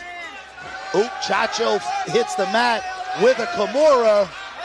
Tries to battle through. Nice scramble there from Simpson. Back on the feet. Short time left. Throwing great strikes again. Man, they have expended a lot of energy in this first round, and they still... Both guys still pushing. You're right, Todd. Close first round. I got the edge going to Jalil Simpson for the amount of strikes he landed. Close round, though. Yeah, a very active first round for both of these fighters. And like you were saying earlier, like at this weight, these guys are showing a lot more skill and activity than you see usually at the local area from this weight division. But I also would probably have to give a slight edge to Simpson. Very composed out there. I love the 1-2-1-2s he was shooting down the middle. There's that spinning back fist attempt that landed the elbow. Yeah, it also seemed like Simpson wasn't putting everything on all of his shots, which that kind of attitude will conserve some energy. When you're putting everything on those shots, which happens with young amateur fighters, they'll exhaust themselves really quickly. He seems to be the better for that. Yeah, most definitely there, Tim. That also shows a lot of composure. Usually a lot of the reasons those younger fighters are throwing so heavy, they're just being spastic, and they're just expending all of their energy out of, like, nervousness. They're scared, yeah, exactly. These two guys, it's obvious that they've been in gyms getting hit for a long time. Round two starts right where round one left off. Both these guys taking it to the middle, throwing down. Oh, wow. Good knee by Simpson. That's going to pay dividends later for him, Tim. Yeah, those body shots early, especially on an amateur, will expend that gas tank. Peterson landed a nice little left hook himself that got Simpson's attention. But the variety of strikes from Simpson, the body kicks, the foot sweeps, has been looking really impressive so far to start this second round. Good knee by Simpson again. Man, Peterson's putting on a good poker face for those body shots from the knee. Yeah, the knees are landing to the midsection of Mateo Peterson by Jalil Simpson. And Simpson is continuously just beating up that body. Over underhook position now. They take it to the center.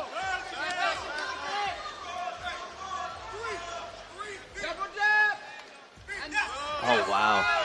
1-2-1-2 into the flying knee. Yeah, he's big on that 1-2-1-2. And it seems to land every time. He doesn't put a ton on it, but it finds its mark. Yeah, it's breaking through and setting up other things like those knees to the body. Right now, Simpson has Peterson against the cage. Peterson, the better grappler of the two, but Simpson's now pressing the grappling action. Yeah, that's what we talked about before. You just never know. Sometimes these strikers look like grapplers and vice versa. Man, no technique on that one. Simpson just muscled Peterson down. And that's what it's all about, just putting it out there. Peterson in trouble now. Great cardio by Mateo. Still in the fight. Peterson now looking for that takedown. Man, he could be in a bad position here. Yeah, definitely trying to control the single. Jalil doing a good job pushing his head down. Man, Simpson still... Chacho sucks the single out, puts his knee on the ground. Mateo's working to work around there, and he does. He steps around the knee. Man, it's looking like Simpson's going to slip out. He does. Great job. Great fight. Nicely done. I'm impressed with Simpson here. Yeah, definitely. He's a really, really skilled fighter for this being his debut MMA fight. Whoa. Those big hooks, shots man. by Jalil Simpson. Peterson, I thought, was in trouble there, but, man, he's still... Oh, my goodness, that got Peterson's attention. Yeah, big knee. Peterson put his head down a little bit. Jalil Simpson took advantage of it. He's been landing great knees all night. Man. Wow, into round 2. Tim. A little bit same as round 1, but definitely more so for Jalil Simpson. Definitely. Tim, you could hear that knee, the crack of that knee to the face throughout this arena. That was incredible. Yeah. Jalil Simpson's putting on a striking clinic. Mateo Peterson, tough as they come, but Jalil Simpson's got the edge in those 2 rounds. You can feel the tide of momentum slowly has transitioned for Simpson. And Mateo needs to really pull something out in this 3rd round if he expects to win this fight. Look at this brute strength right there. Mateo's going to have to finish the fight to win this to win the fight, for sure. Jalil Simpson's up 2 rounds. I love that drag down. Not your typical, your typical drag down in jiu-jitsu. Kind of the manhandle. Yeah. He just muscled him through. Round 3 is going to be interesting. Can Simpson put an exclamation point into this 3rd and final round over Mateo, be able to find a way to sneak in a finish, because he needs it. 3rd round underway.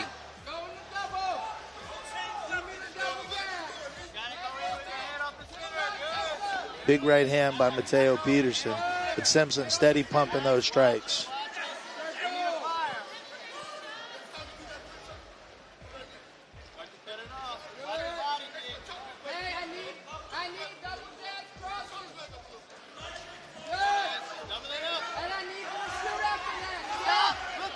Peterson transitions to southpaw. Let's see, and he comes back to conventional. Didn't know if that was possibly his opportunity to set something up. And Peterson right now is just working straight off of heart right now. Yeah. And he's exhausted. Simpson unloading with strikes. And now you're seeing Simpson really start to unload. Yeah, Chacho ties him up on the fence, try to get a breather there. But Simpson is unloading with strikes. If that was Simpson, this is where I'd create some space and just machine gun him some more like he's been scoring with all night. Working the tie clinch. Another knee to the body.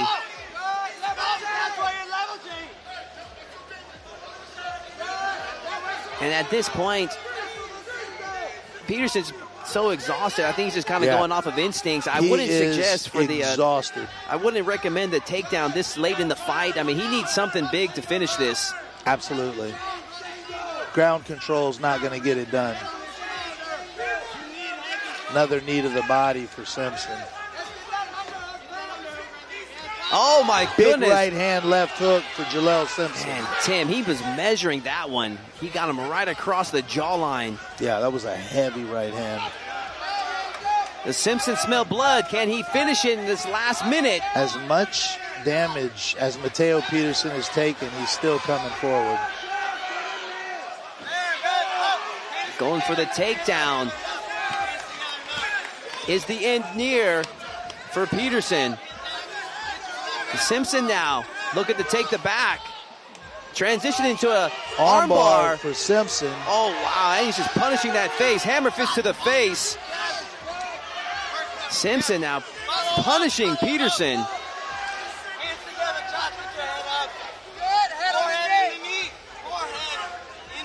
Yeah, Mateo fighting in there heavy, but Simpson really kind of stopping the takedowns and putting Mateo in bad positions.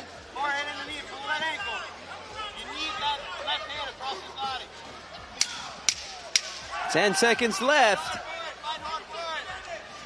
And it's looking like this one's going to go to the judge's decision. You got to give a lot of credit to Mateo Peterson for staying in there, but Jaleel Simpson looked brilliant today. Great fight, both these guys. Jaleel Simpson, Mateo Peterson go the distance here tonight at Ragin Fighting Championship. Jaleel Simpson probably takes that one 30-27, but no quit, Mateo Peterson. The story of this fight, the skill of Simpson and the heart of Peterson. There we see some highlights from that third and final round. There's that machine gun 1-2-1-2 from Simpson. And an interesting finish there with the hammer fist to the face from that armbar position, just brutalizing his opponent. That is a tough spot. But look at Peterson, man. I mean, he took every one of those shots and still got up back to his feet and made it to the end of the round. Impressive performance from both fighters.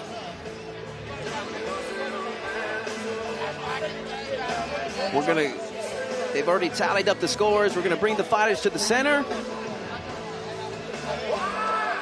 We're gonna make this one official and hand it over to our ring announcer, Bryce Boudreaux.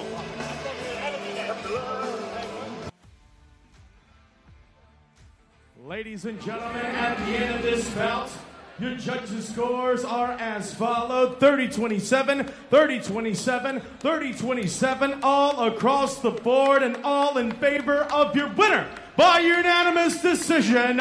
Fighting out of the blue corner, Jaleel the Freaky Frog Simpson.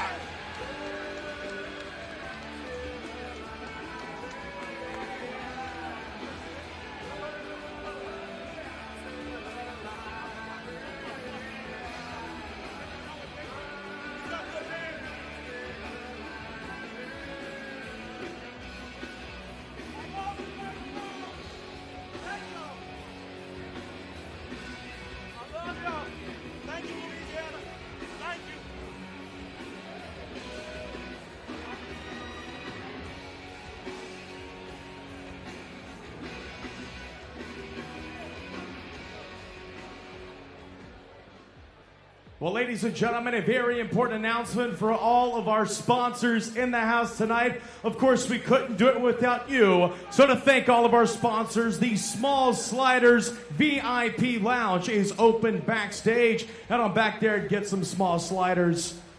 And go ahead and have fun over there at the VIP Lounge for all of our great sponsors. Well, ladies and gentlemen, the stars have come out here tonight at the Lake Charles Event Center for RFC3, our first event here in Lake Charles, Louisiana. And with us tonight, you saw her shake up the world at UFC 318 in New Orleans. Ladies and gentlemen, let's welcome back to Lake Charles, Louisiana, UFC's Crispy Carly Judiz.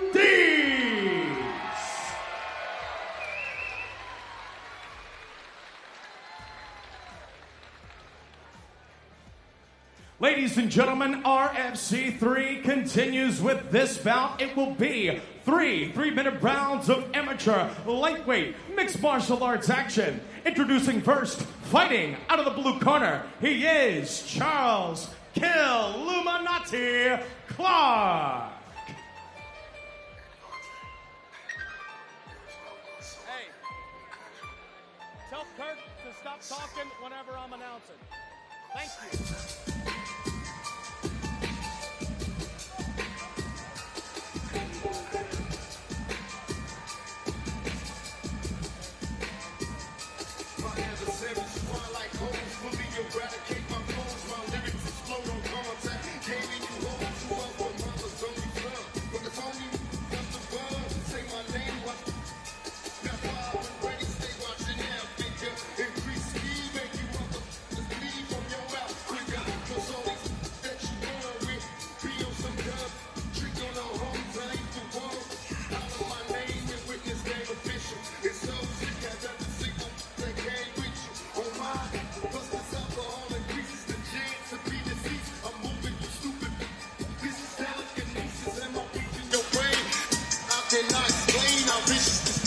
I've seen Charles Clark fight 4 or 5 times. He fights anybody. He took this fight this week against Jeffrey Owens, who's 4-0, undefeated. I think he took it Thursday.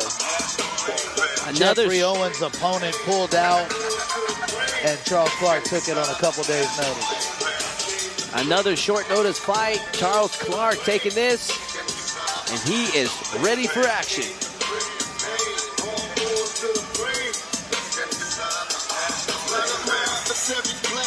And his opponent across the cage, fighting out of the red corner, he is Jeffrey Owens Jr.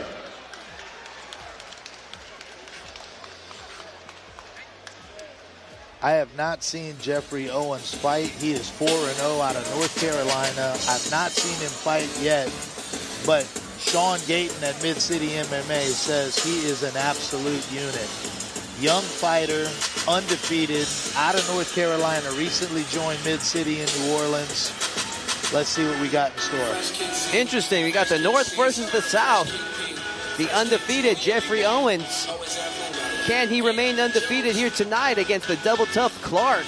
That's going to be interesting to see. Hailing originally from North Carolina, now residing out of Louisiana.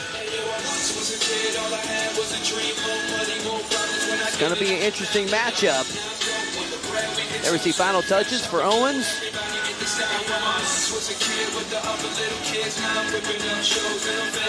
And one thing I find interesting with these amateur fights here in Louisiana is the knees to the face is legal. Typically where I call in Texas, they usually outlaw those. So that's another tool for these amateurs to work with here tonight. Jeffrey Owens, ready for action.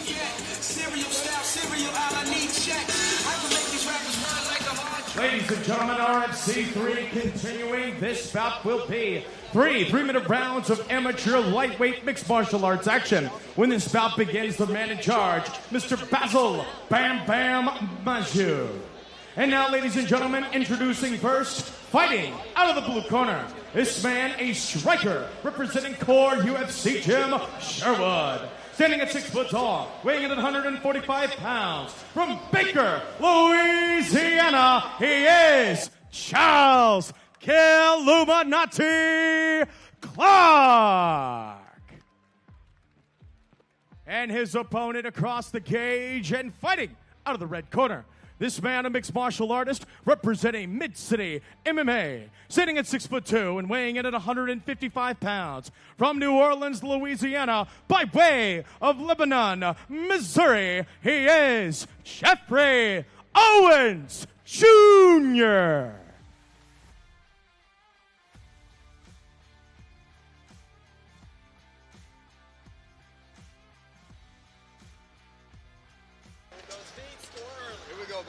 Charles Clark, Jeffrey Owens, and this fight is officially underway.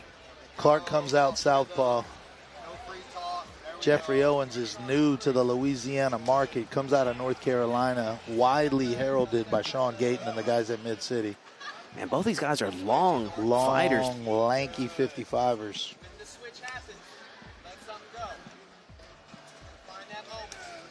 Leg kick there from Clark. Turns into a southpaw. Oh. Wow. Jeffrey Owens lands some monster right hands. It was like a laser right down the middle. Yeah. Jeffrey Owens' dad's in the Marines, got stationed in Lafitte. Jeffrey Owens is going to UNO.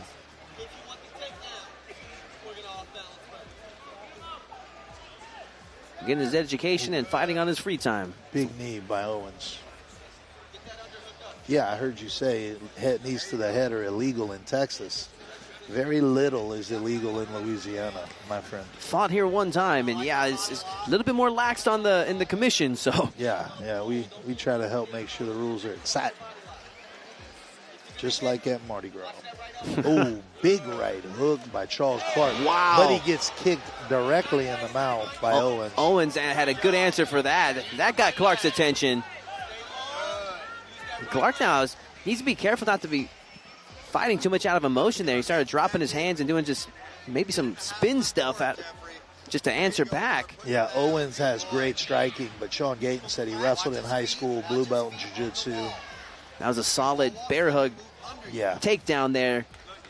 Double underhooks and just to put that pressure on that lower spine. From what I know, the ground game is where Charles Clark struggles a bit. He's in deep trouble right now. If this is his weak point, this is definitely not where he wants to be. And right now, throwing monster ground and pound on Charles Clark. This is what I wanted to see earlier from some of the fighters. Open up the submissions with the ground and pound, and Owens has done exactly that. And right now, Clark is in a really bad spot. And I think Owens has the fight IQ to where he's going to take advantage more up. Right now, he's under the chin. Choke gets deep right now. That's a deep one. The end is near for Charles Clark. It's over. Jeffrey Owens wins via rear naked choke in a brilliant display of striking and grappling prowess. Dominant performance there from Jeffrey Owens. My goodness. To the winner goes the spoil, Jeffrey Owens. Excited with that victory here tonight. Big rear naked choke.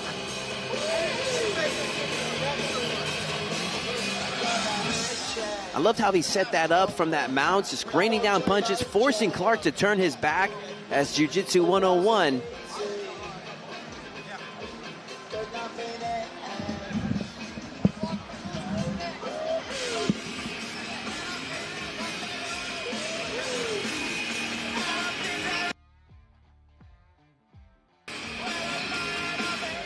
Ladies and gentlemen, our official Basil Manjou calling a stoppage to the action. 2 minutes, 23 seconds, round number one. Declaring your winner by submission via rear naked choke. Fighting out of the red corner, Jeffrey Owens Jr.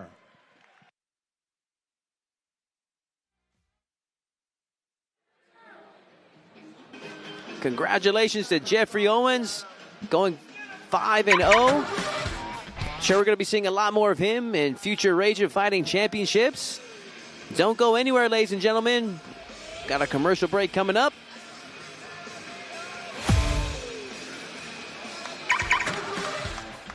Bolton Ford supports local schools, local sports teams, our first responders, and many other worthy causes.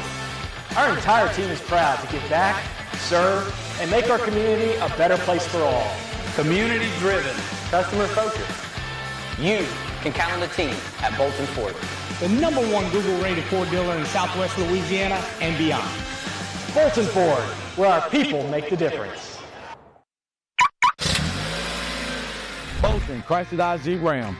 Trusted by car buyers throughout Southeast Texas and beyond. During the Drive into Fall event, save $16,500 off plus 3.9 APR on new Ram 1500 models. Save $10,300 off new Jeep Gladiators. Get America's best truck warranty at Bolton Chrysler Dodge Jeep Ram. The #1 Chrysler Dodge Jeep Ram store in the Golden Triangle. Where family makes the difference.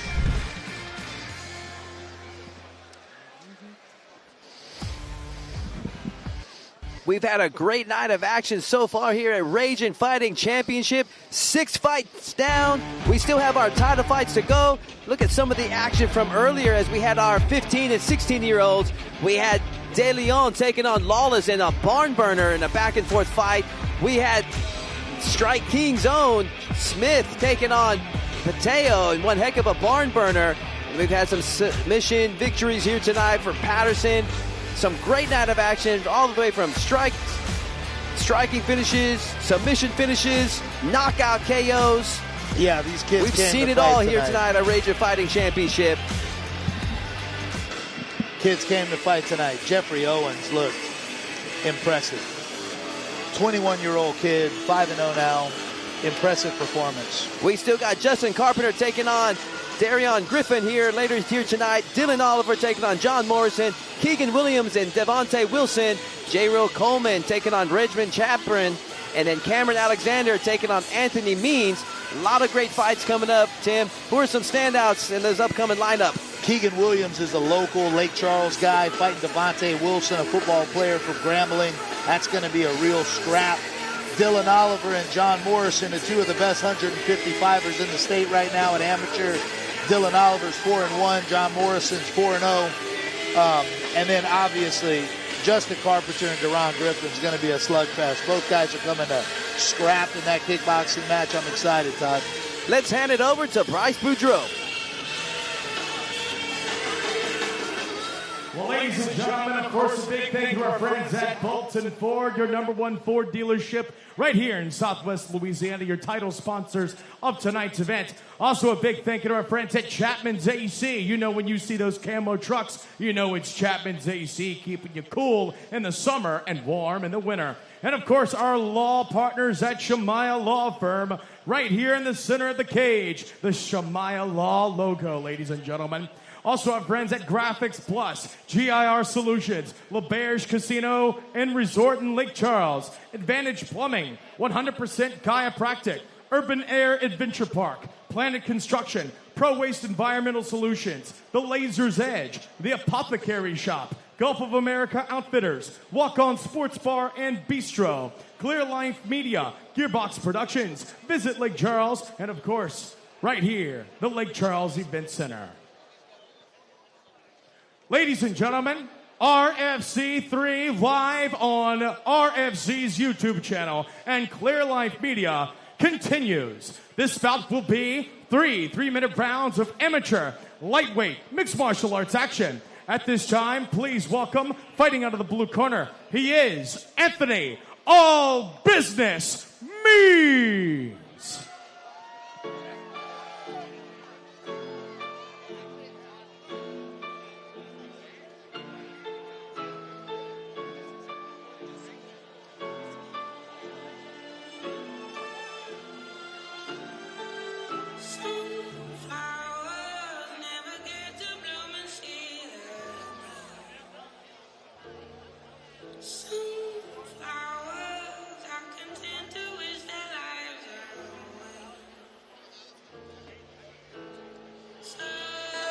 As we anxiously await the arrival of Anthony Means.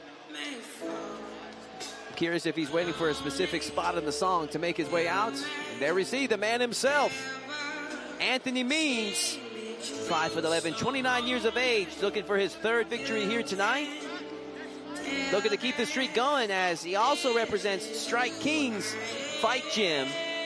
We saw his teammate, Jahil Simpson, with a solid victory here tonight. From Killeen, Texas. Likes to spend time with his kids when he's not training. Family man.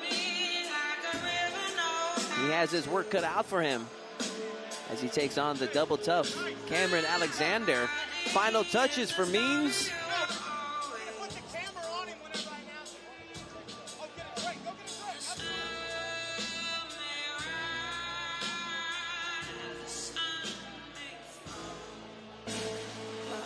I want to thank everyone that's watching it live from Clear Life Media. Let your friends and family know Ragin Fighting Championship is going on right now. Spread the wealth. They can only see it here on clearlifemedia.com.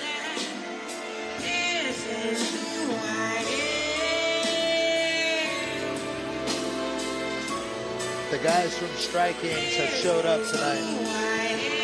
Anthony Means, ready for action.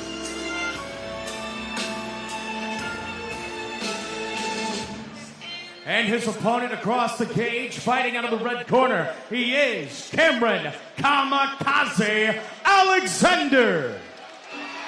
Cameron Alexander is 2-1 in 3 of the hardest amateur fights I've ever seen an athlete go through. He's probably had 26 minutes in the cage, all 3 fights going to decision against tough talent. He's only got 3 fights, but he's got a lot of minutes in there. He's going to have his hands full with Anthony Means tonight. No, definitely. Hendricks MMA's own Cameron Alexander, 20 years of age, 5'10", has been training for the last 2 years. He actually started in a local MMA program at the local university, University of Louisiana. Aaron Phillips, his head coach, runs an MMA program at the local university for just self-defense in the kinesiology program, and that's where Cameron learned about MMA, got started, has been on fire ever since for the last 2 years. He's got a long road ahead of him at young 20 years of age. Yeah, just a 20-year-old kid out of Lafayette, Louisiana, scrapping. Final touches for Cameron Alexander. And it's crazy how you see some talented guys, they just got, sometimes the the breaks kind of fall that way where, like, all of their first opponents are just top caliber. They don't have some of those easy tomato cans to run through. Right, yep. We don't put on too many of those at Ragin FC, unfortunately, for those young guys. And then, as an amateur, you know, that's the place where you want it. You know, that's where you want to be tested. That's where you want to make those mistakes, because this is your proving ground, and you feel out to see how well you can transition to pro. That's where you figure out if this life is for you or not, Todd. Cameron Alexander, ready for action.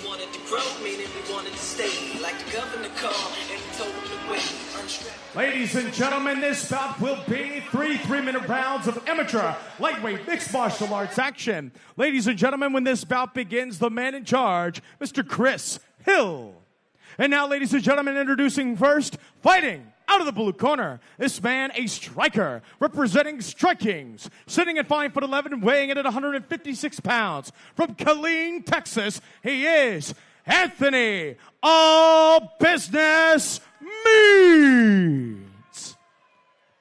And his opponent across the cage and fighting out of the red corner, this man, an explosive fighter, representing Head Kicks MMA, standing at 5'10", weighing in at 156 pounds. From Lafayette, Louisiana, he is Cameron Kamikaze Alexander.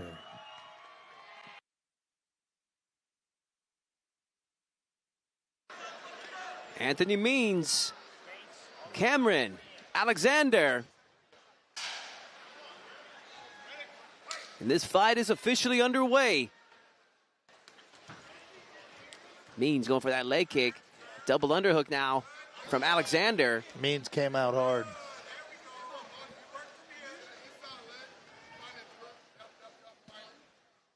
Alexander wearing the yellow and black trunks.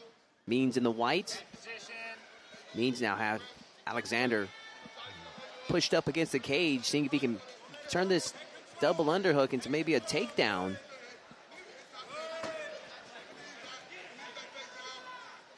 Over underhook position from these two, pummeling their way to see who can get control. Right now, Alexander doing a good pummeling job, reversing the position. Knee pin first, with the knee in between.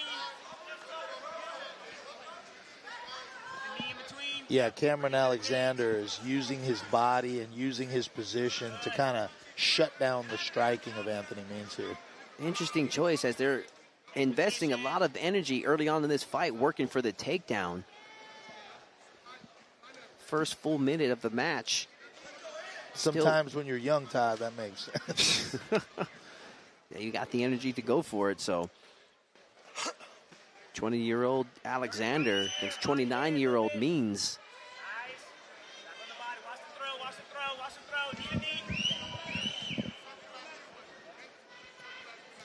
A lot of people who aren't involved in the sport don't understand the exhaustion that this type of fighting takes a toll on a fighter's energy level.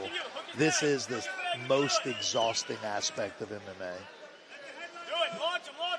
Cameron working the angles, trying to muscle Means down, but Means is balanced. Yeah, doing a great job defending that takedown.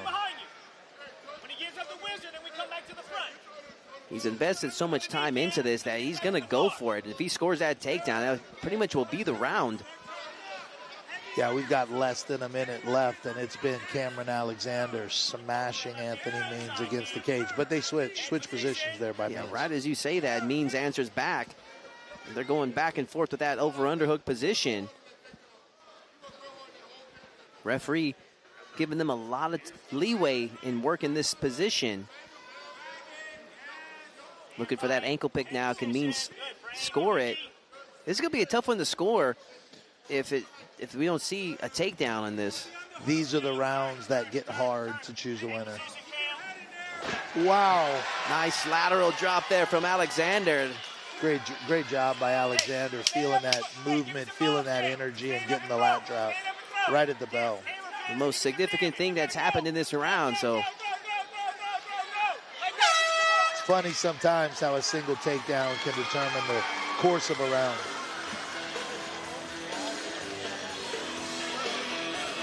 Both fighters' face are fresh off of that first round grappling exchange.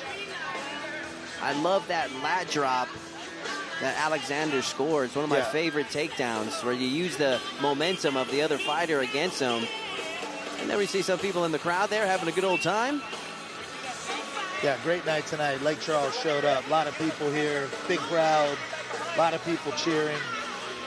There's a replay of that lat drop from Alexander. You saw he got the momentum from Means pushing forward, and he was able just to drop down, score that solid takedown. Means his coach pleading with him to separate and keep that fight standing. Crew Kasib. It's going to be interesting to see what adjustments both fighters make in that round. Do they want to spend another round in a grappling exchange like that? We're going to see. This is the fun part of the MMA. Round 2. How do you adjust? Nice left hook by Cameron Alexander. And they come out swinging, Tim. Once again, Means from Strike Kings goes for the takedown now, surprisingly. Listen, I totally understand Anthony Means is 29 years old, but he looks to have a little bit of that old man strength. Middle-aged man strength. Front headlock position for Means. Let's see what he does with it. See if he's going to go for front headlock choke. Go for maybe a Darce. We shall see. And while he does that, Alexander still driving for the takedown. Transitions to a single leg. They were right in our face, Tim. Yeah, Cameron Alexander working really hard for this single leg, but Anthony Means having none of it.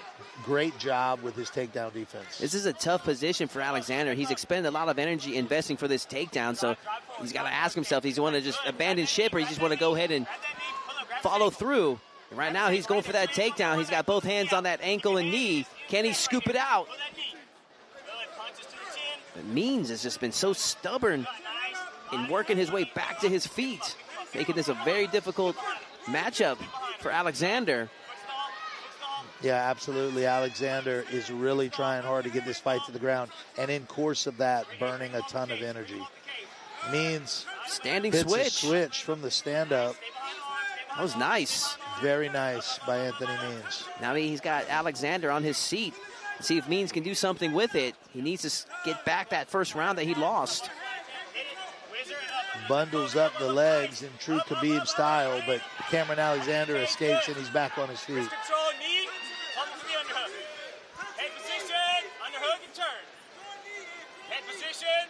Double underhooks now from Means, but Alexander answers by pummeling in. And they take it back to the center. Very technical matchup between these two.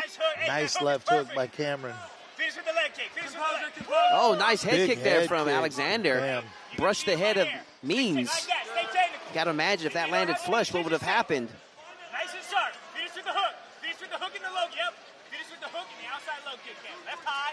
Good. Oh, body kick there from Alexander. Cameron Alexander looks absolutely shredded, too. Just a real unit of an athlete tonight. Means walked right into a punch to score that body lock he's in. Hustling back inside for the underhooks, Cameron. Working that ankle pick. Cameron with a couple hammer fists. Short time left. Let's see who can leave a lasting impression.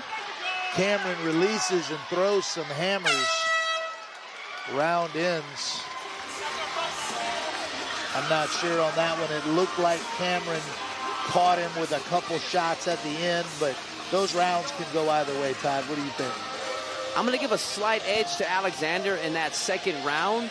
But, yeah, I mean, I wouldn't be surprised. I think at best it's 2-0, and at worst 1-1 for both fighters. Nonetheless, you have to imagine both sides as coaches are instructing their guy that they need the third round, and they need it big. Absolutely, absolutely. Neither guy can sit on their laurels here. And arguably, if I was in Means' corner, just as a safeguard, I would tell him, hey, man, you need to go for the finish. They're too close to call. Interestingly enough, when they had some stand-up exchanges, Cameron Alexander looked to do very well.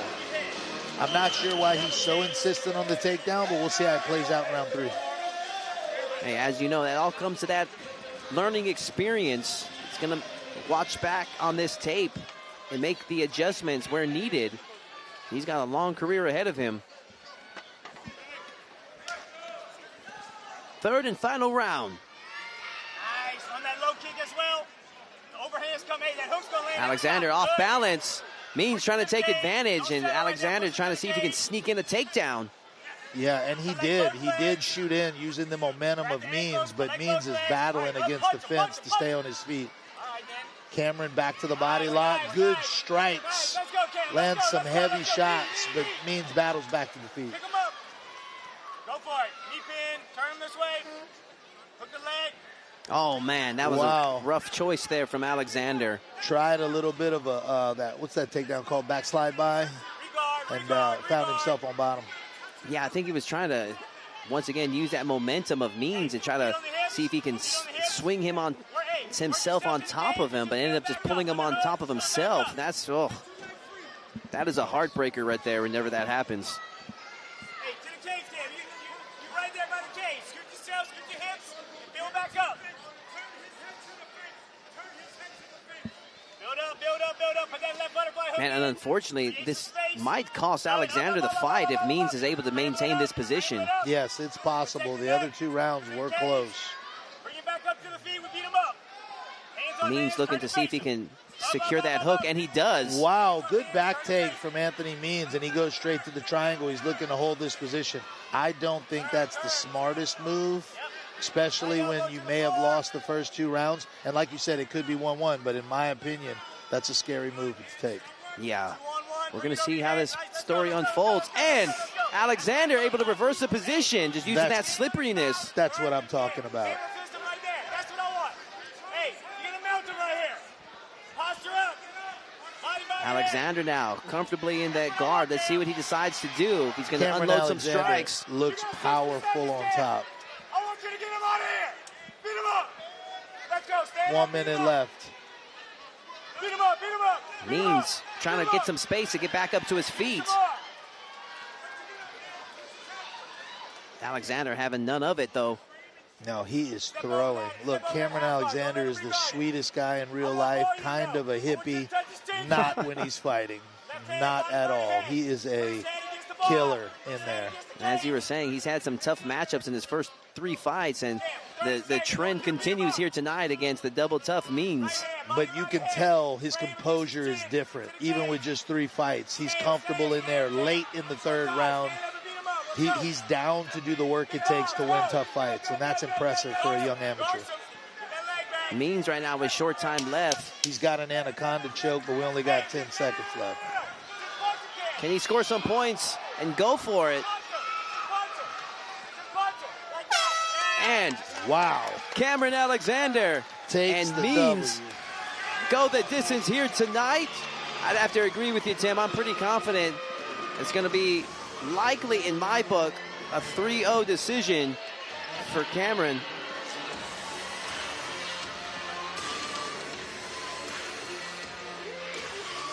Here's some highlights from the start of round 3. Alexander a little off balance there. Means trying to rush Alexander and had some good positioning there for a little bit, but then Alexander able to finish the round strong.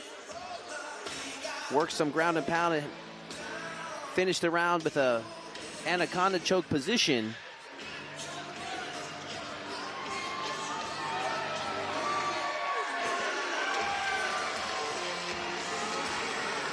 Let's make this one official and hand it over to Bryce Boudreaux. Ladies and gentlemen, at the end of this bout, all of you judges have seen and scored this bout the exact same way. 30-27, all across the board, and all in favor of your winner by unanimous decision, fighting out of the red corner, Cameron Kamikaze Alexander. Congratulations to Cameron Alexander. 3rd victory here tonight over the super tough Means. I'm sure we're going to be seeing both fighters in future Ragin Fighting Championships. And that leads us to our next fight of the evening, as we have Jairo Coleman taking on Reginald Chapman in a heavyweight bout.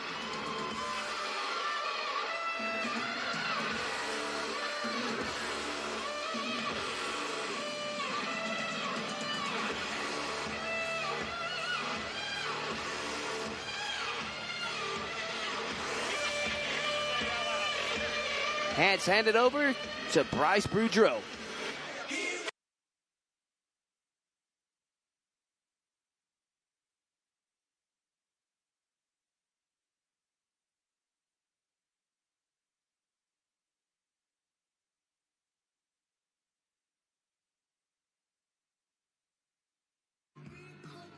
Ladies and gentlemen, your next bout will be three-minute rounds of amateur heavyweight mixed martial arts action. Ladies and gentlemen, introducing first, fighting out of the blue corner, he is Jairo Coleman.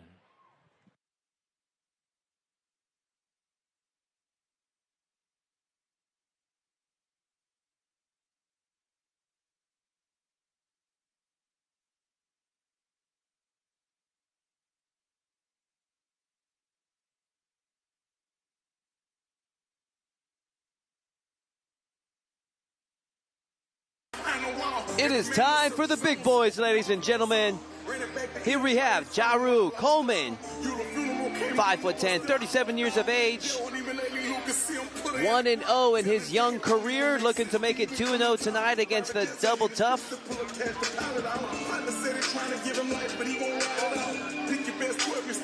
Representing the Ranch here out of Shreveport, Louisiana. Jairo Coleman with the final touches.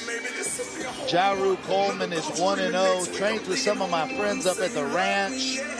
New gym, tough gym.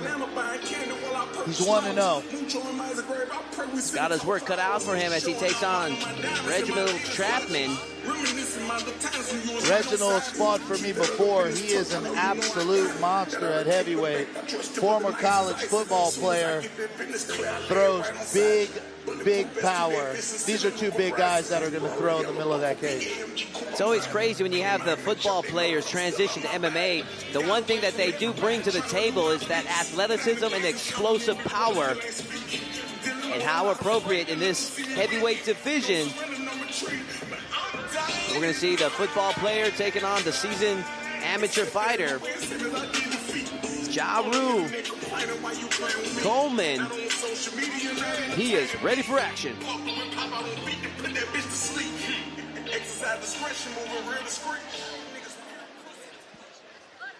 And his opponent across the cage and fighting out of the red corner, he is Reginald Rampage Chapman.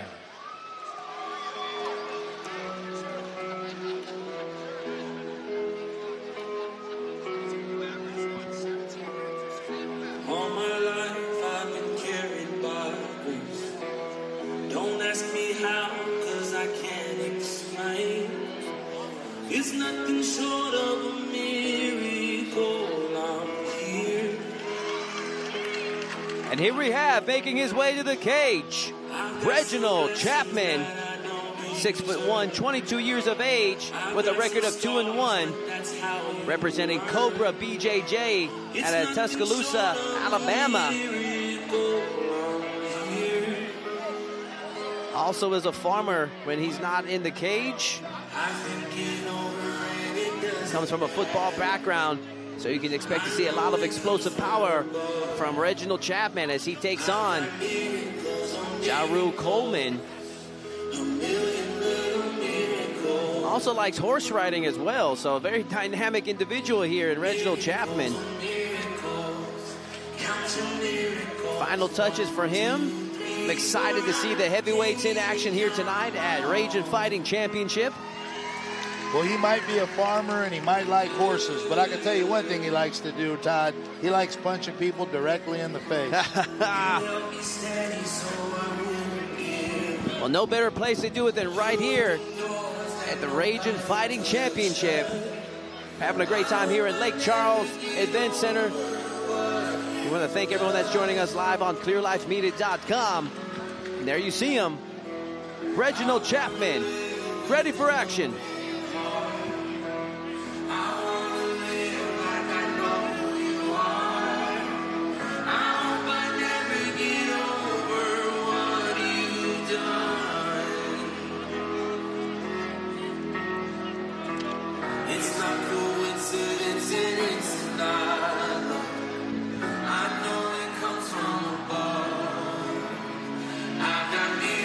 Expect to see a lot of power, a lot of beef in the cage right now, ladies and gentlemen. And Ja Rule Coleman, he is chomping at the bit. He is pressing his gloves like a young Mike Tyson. Almost like he's trying to inch his knuckles as close as he can to the edge of the gloves.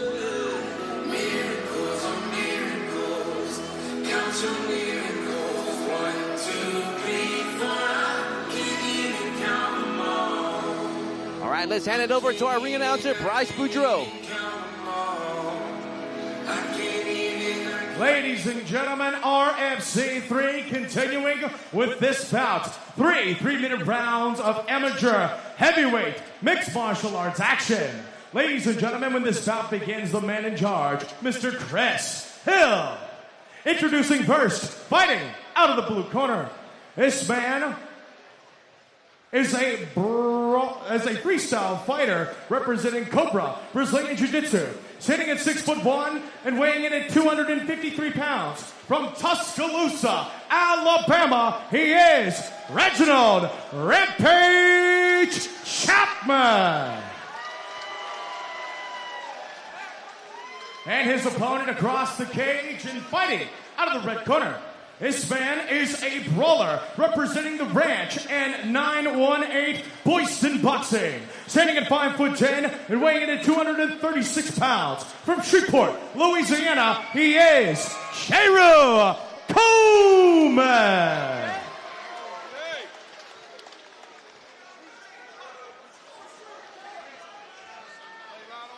Cheru Coleman. Reginald Chapman.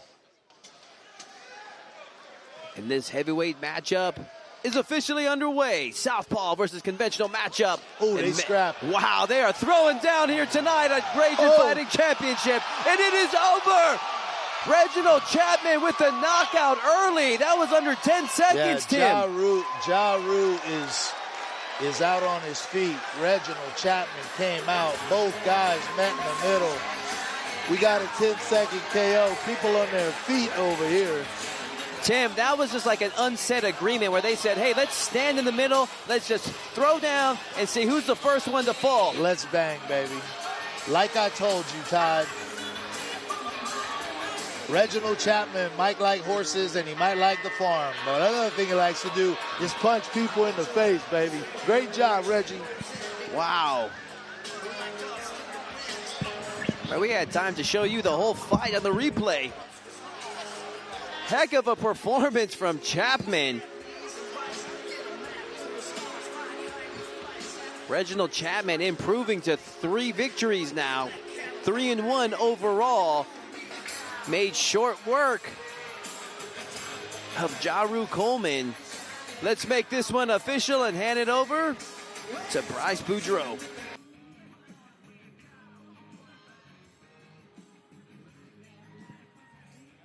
Ladies and gentlemen, official Chris Hill calling a stoppage to the action. 7 seconds. Round number 1. Declaring your winner by knockout. Fighting out of the blue corner, Reginald Rampage Chapman. Reginald. Excellent performance. Ladies and gentlemen, put your hands together for Reginald Chapman. Reginald Chapman was supposed to fight tonight for our heavyweight title. Unfortunately, our champion, Lake Charles Tyler Reed, was injured. Reginald took the fight anyway, even though I offered him a title fight in December. He said, no, I'm still trying to fight somebody. Excellent performance tonight. December 5th in Lafayette, Louisiana, heavyweight title fight, Reginald Chapman versus Tyler Reed. You earned it, baby. What do you got to say to the people of Lake Charles tonight? One thing I got to say is I give all my glory to God. He might like horses, and he might be a farmer, but he also likes to punch people directly in the face. Here's Tyler Reed. Give him a hand, ladies and gentlemen. This going to be a battle December 5th in Lafayette, Louisiana, between two juggernauts of the amateur MMA scene. As promoter Tim Crater announced, Reed, sorry, I love you. Those are two juggernauts in the cage right there. They're going to be getting it on December 5th. So mark your calendars, make your arrangements. The next Ragin Fighting Championship, December 5th, where you're going to see that heavyweight championship bout between Reginald Chapman and Tyler Reed. That should be a good one. And we're going to move it right along, ladies and gentlemen, to our next fight. As we have we have Keegan Williams taking on Devontae Wilson. Ladies and gentlemen, up next it will be 3 2-minute rounds of amateur light heavyweight kickboxing action. Introducing first, fighting out of the blue corner, he is Devontae Big Willie Wilson.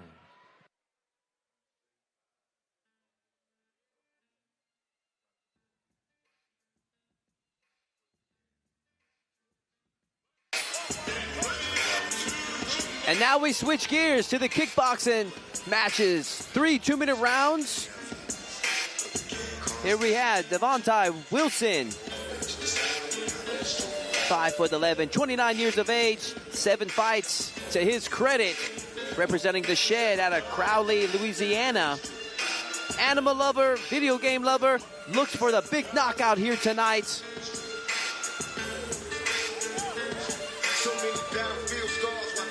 Final touches for Devontae Wilson as he prepares for battle against Keegan Williams.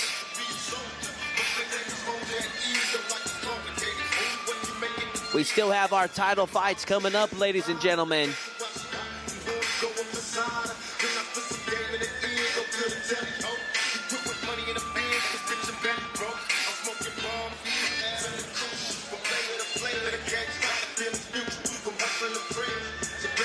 Devontae Wilson, and he is ready for action.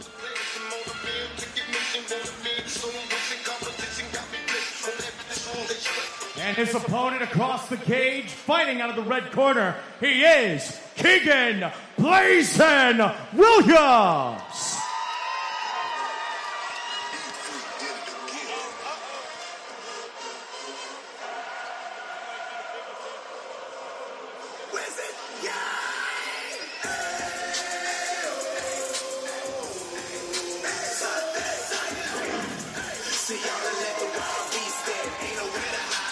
Starks, Louisiana's own Keegan Williams.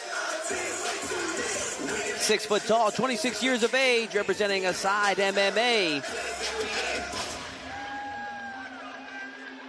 Looking for his second victory here tonight as he takes on Devontae Wilson. Final touches. Has been training for the last 6 years.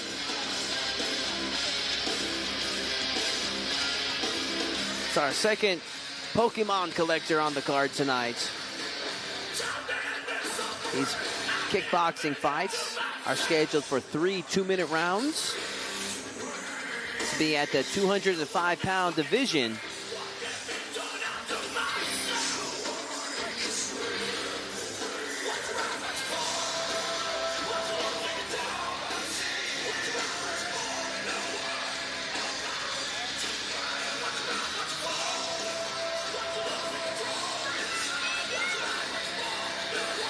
Keegan Williams, and he is ready for action.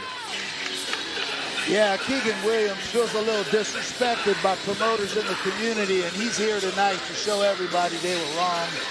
People kind of look at him as a knucklehead, but he wants to show the Lake Charles crowd that he belongs.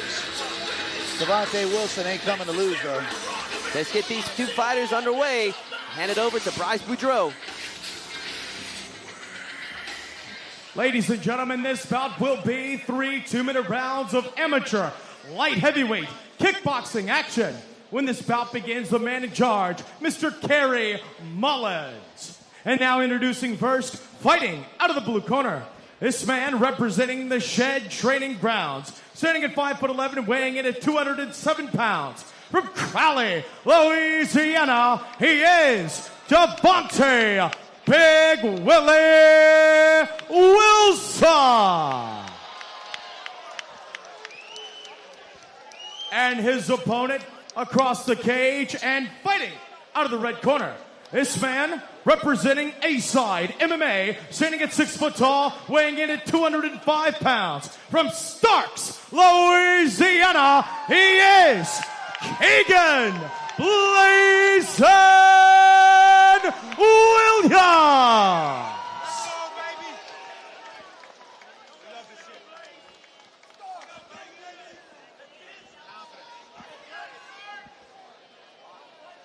Devontae Wilson, Keegan Williams, and this fight is officially underway. Southpaw versus conventional matchup. Williams the southpaw. Wow, Devontae lands a big one early. Oh, wow. Another right Williams hand by Devontae. answers right back. These guys are throwing. Cup fell out. Oh, my goodness. Haven't seen that. Oh, no. Not sure if he's got a... Somebody's got to go in there. Proper strap. Oh, man, this is where... Oh, no. Now, I've His coach, done a lot of Austin things. A-Side's got to go in there and handle the equipment. Uh-oh. That's not what Jesus would do, ladies and gentlemen. That is a dedicated coach, That's Tim. a dedicated coach right there. I'll tell you this much. know. I've done a lot of things as a coach, but replacing my fighters as cup is thankfully not one of the things I've had to do as a coach. So,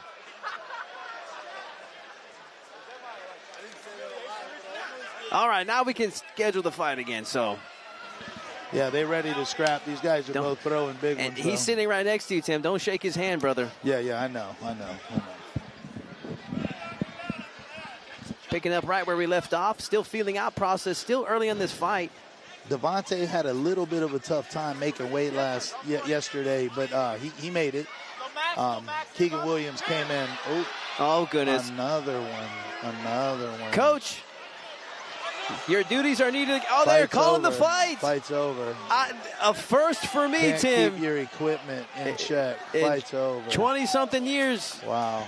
That is a first for me, Tim. A fight called due to... Well, if you can't keep your equipment in, that's the responsibility of the fighter. Yeah. It's almost like not having a mouthpiece, so... Yeah, that's a little bit. That's rough. Bad call, though, on the fighter. Not get a darn jockstrap, man. That's 100% the fighter's responsibility. You know, you've got to have equipment that maintains itself in the fight. And if you can't, it's a problem. There's a technical knockout due to almost like a default.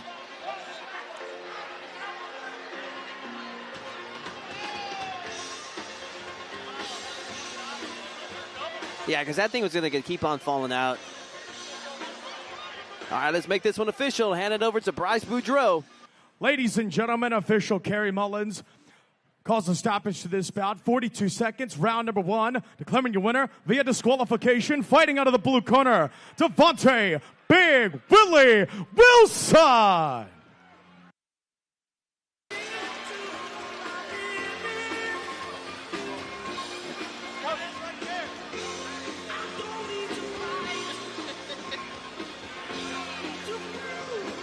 Wow.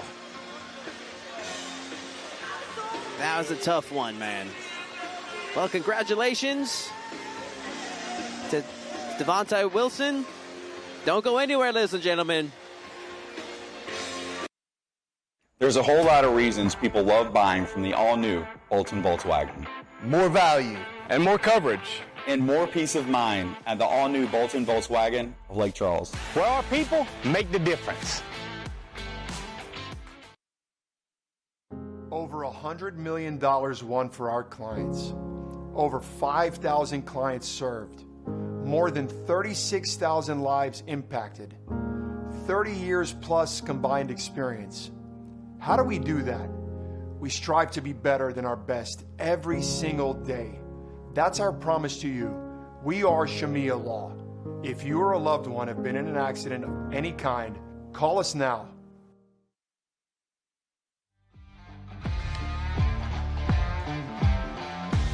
Thank you, ladies and gentlemen, for joining us here tonight. We want to say a special thank you to our sponsors. And don't forget our pro card coming up. Thank you to Book My Party.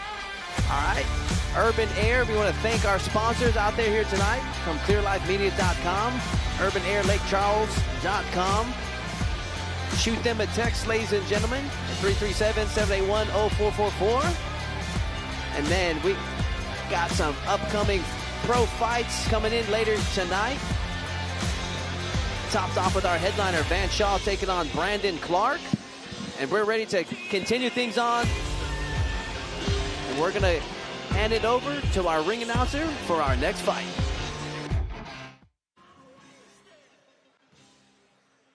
Well, ladies and gentlemen, we love our great partners and sponsors that help this event happen, and of course made this official for you, the fans. Of course, our friends at Bolton Ford, Chapman's AC, Shemaiah Law Firm, Graphics Plus, GIR Solutions, LeBairs Casino Resort in Lake Charles, Advantage Plumbing, 100% Chiropractic, Urban Air Adventure Park, Planet Construction, Pro Waste Environmental Solutions, The Laser's Edge, The Apothecary Shop in Lafayette, Gulf of America Outfitters, Walk On Sports Bar and Bistro, Clear Life Media, Gearbox Productions, Visit Lake Charles, and of course our host tonight, the Lake Charles Event Center. Thanking all of our great partners and sponsors for making RFC3 possible. Up next, ladies and gentlemen, this bout will be three-minute rounds of amateur flyweight mixed martial arts action. Introducing first, fighting out of the blue corner, he is John Morrison.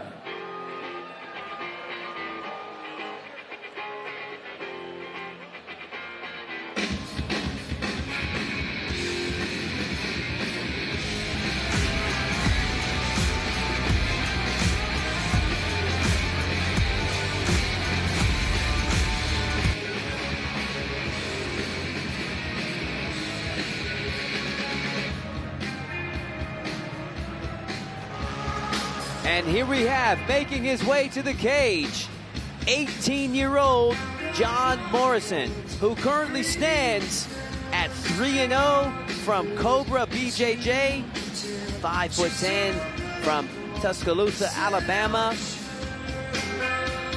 He predicts a submission victory here tonight, and I very much look forward to seeing this young man compete here tonight. Got his work cut out for him against another veteran, against Dylan Oliver. Oliver himself with a solid record at 5-1. This should be a very technical matchup.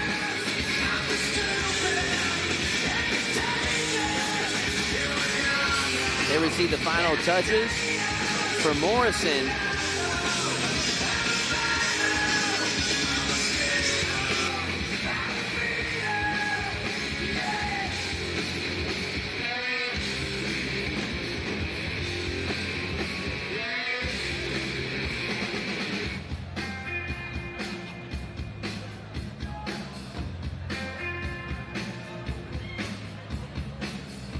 John Morrison, ready for action.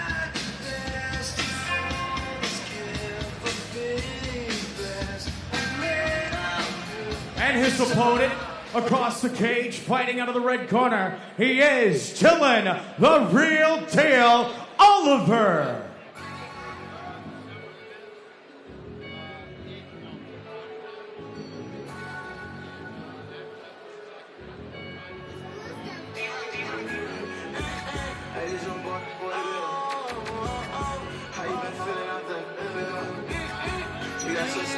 Making his way to the cage, Dylan Oliver, 3-1 as an amateur, 24 years of age, 6'1", representing Mid-City MMA and Lee Brothers MMA out of New Orleans, Louisiana. It's going to be an interesting fight as he predicts a knockout here tonight against John Morrison. Morrison looking for the submission.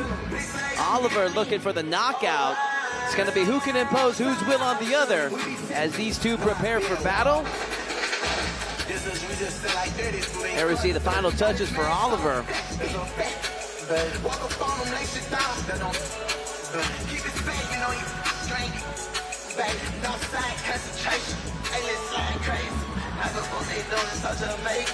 Oliver is a tough talent out of Mid-City MMA. He's had some tough fights, but 4-1 today under Tom Lee and Sean Gate. Real tough athlete.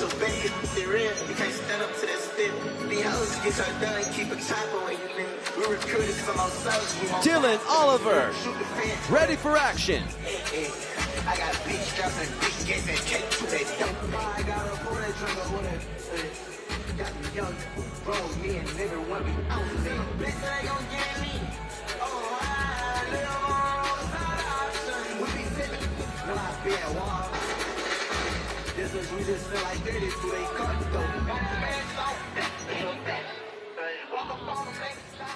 Ladies and gentlemen, your next bout will be three-minute rounds of amateur flyweight mixed martial arts action. When this bout begins, the man in charge, Mr. Basil Bam Bam Maju.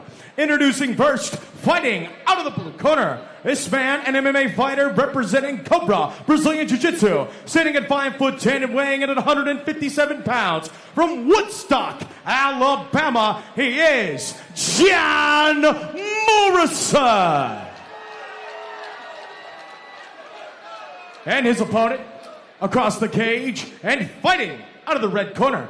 This man, a mixed martial artist representing Mid-City MMA and Libros MMA. Standing at 6'1", weighing in at 156 pounds. From New Orleans, Louisiana, he is Dylan, the real Dale Oliver.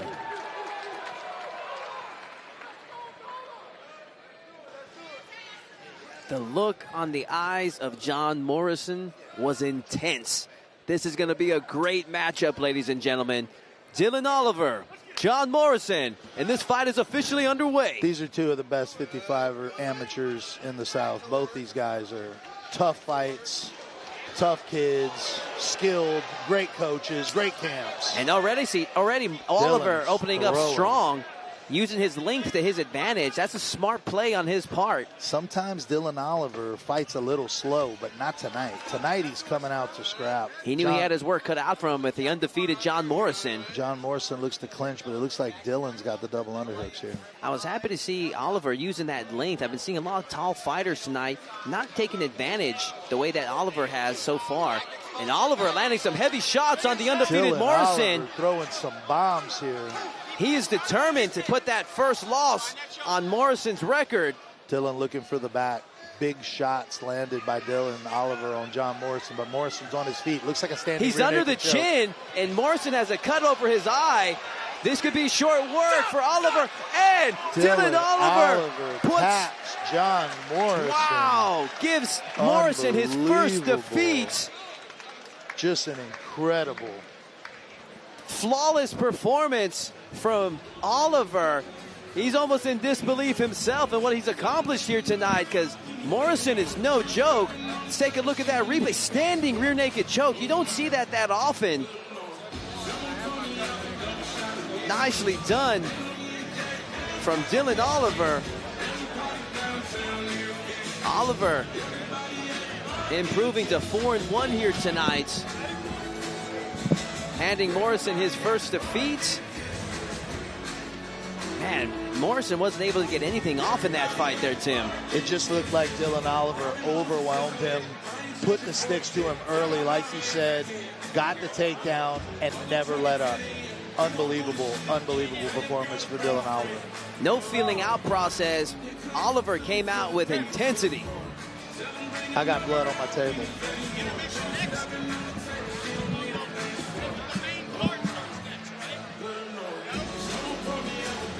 Let's make this one official and hand it over to Bryce Boudreaux.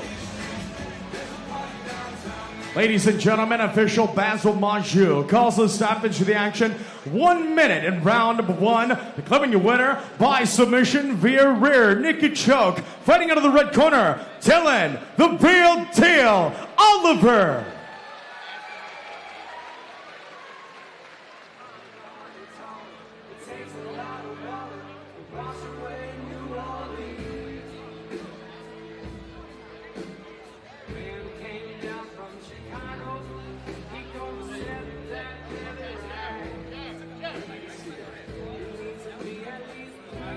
And we're going to keep things moving along, ladies and gentlemen, as we move on to our next fight.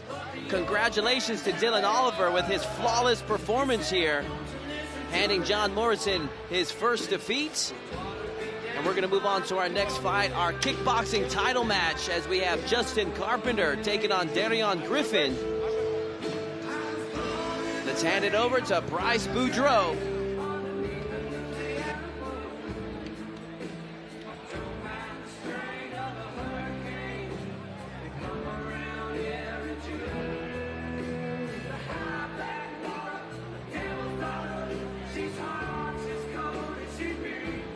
Well, ladies and gentlemen, like we said earlier, the stars are out for our debut here in Lake Charles, Louisiana, RFC 3, ladies and gentlemen. And of course, ladies and gentlemen, yesterday he signed with the New Orleans Pelicans. Ladies and gentlemen, let's welcome back to Lake Charles, former McNeese Cowboy, Christian Schubert.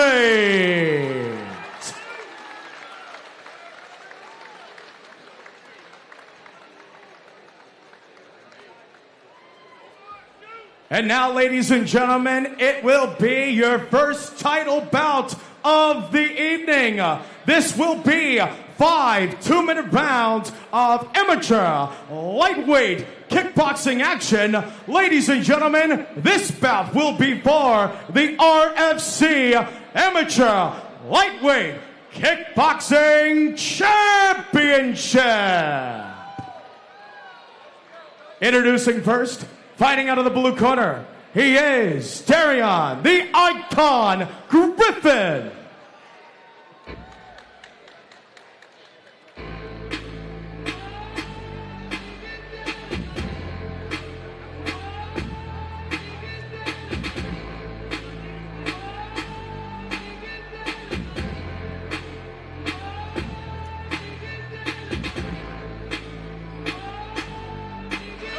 And here we have Darion Griffin making his way to the cage. 5'8", 28 years of age, representing Head Kicks MMA. The barber, Darion Griffin, looking for a successful fight here tonight as he prepares for his championship fight. Taking on the double tough Justin Carpenter. A barber by trade, fighter at night. Maybe he can take a little bit off the beard of his opponent, Justin Carpenter, in this title matchup. I'm about to clean them in the kitchen, and we making money by the minute. I'm about to do it way different. I am just an icon living. I am just an icon living. Icon living. I am just an icon living. I am just an icon. I am not a man, I'm a menace. It's why I be out like a professor. I don't got the time to put you on a stretcher. I am here and it's still flexing.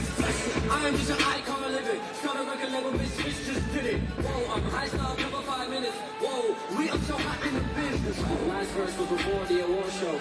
Icon headed on my torso. Me and Moy dipping in the torso. What? I ain't even taking on torso. What? Darion Griffin, ready for action. We just trying to make the whole crowd go nuts. What? We don't know no one like you. Go girls and you dance like Nike. And his opponent across the cage, fighting out of the red corner, he is Justin the Hammer Carpenter.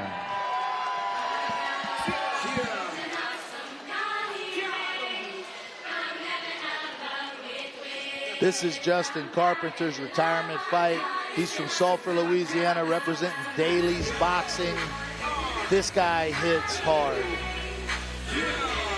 And believe it or not, at 40 years of age, Carpenter is our second oldest fighter on the card here tonight. With his family in tow, hopefully this will be a night of celebration for Carpenter.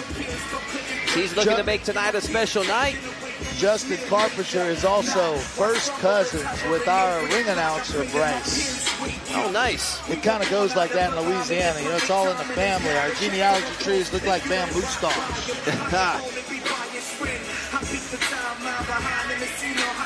You see a lot of family members, a lot of support here for Carpenter here tonight.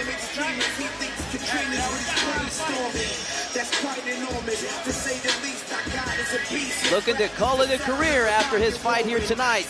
10 fights underneath his belt going into this title match. Let's see if he's going to end it with a championship belt or if he's going to end it on his shield. But a lot of credit to Carpenter going in there at 40 years of age. Hell, my last fight was when I was 31, and I felt like an old 31, Tim.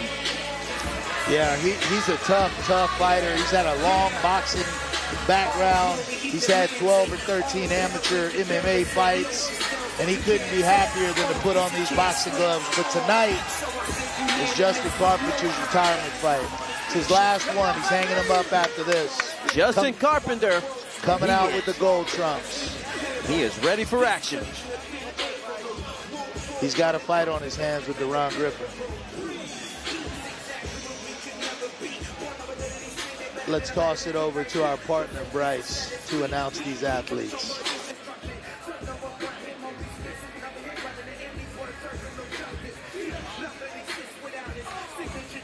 Ladies and gentlemen, this bout will be 5 2-minute rounds of amateur lightweight kickboxing action. And ladies and gentlemen, this bout is for the RFC Amateur Lightweight Kickboxing Championship. Introducing first, fighting out of the blue corner. This man representing Head Kicks MMA, standing at 5'8", weighing in at 156 pounds. From Lafayette, Louisiana, he is Darian, the Icon Griffin.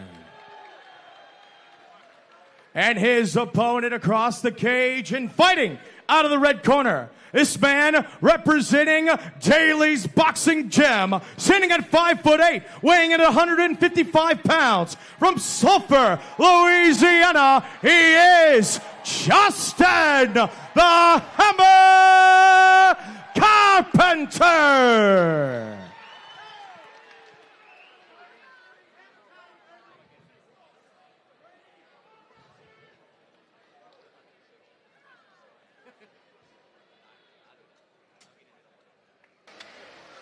Final instructions for these two fighters.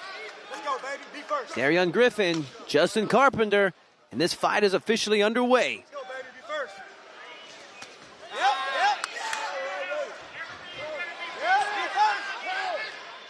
Be first. Short the distance.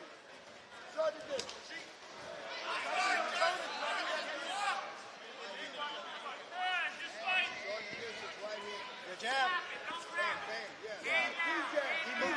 Carpenter's got good feet, good jab. But Darian Griffin throwing heavy leg kicks. Ooh, that hurt bad. Man, Carpenter's has maybe like a knot in his leg or something like that. But that leg kick got to him. He might have a previous injury that just got heightened from that leg kick. Now you can bet that Griffin's going to be targeting that leg. Yeah, he's about to come back with some Muay Thai leg kicks. Man, Carpenter's feeling it already. Carpenter's throwing heavy left hooks, but Deron Griffin's low kicks are brilliant uppercut.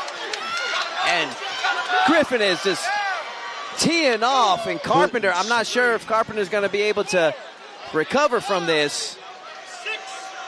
He's going to try to take his standing 8. And Darian Griffin with the victory here tonight. to leg kick knockouts. Just those leg kicks were too much for Carpenter. Yeah, those low kicks just really put the hurt on Justin early.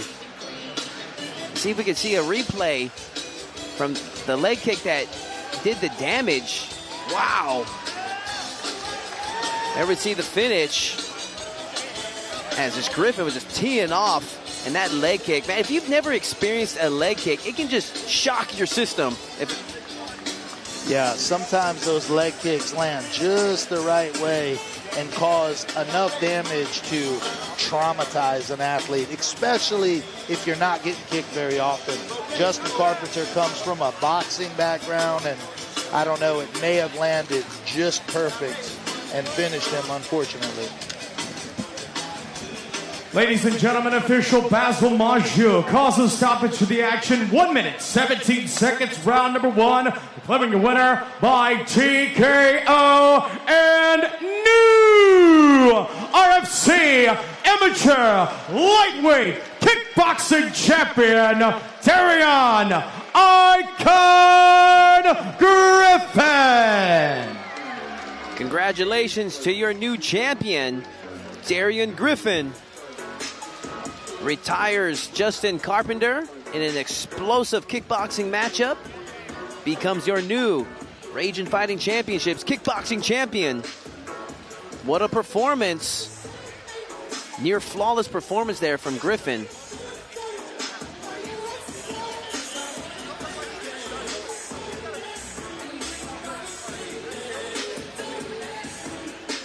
There you see your champion.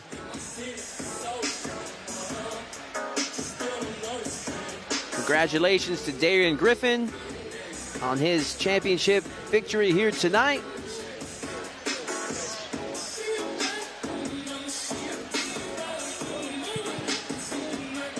Justin.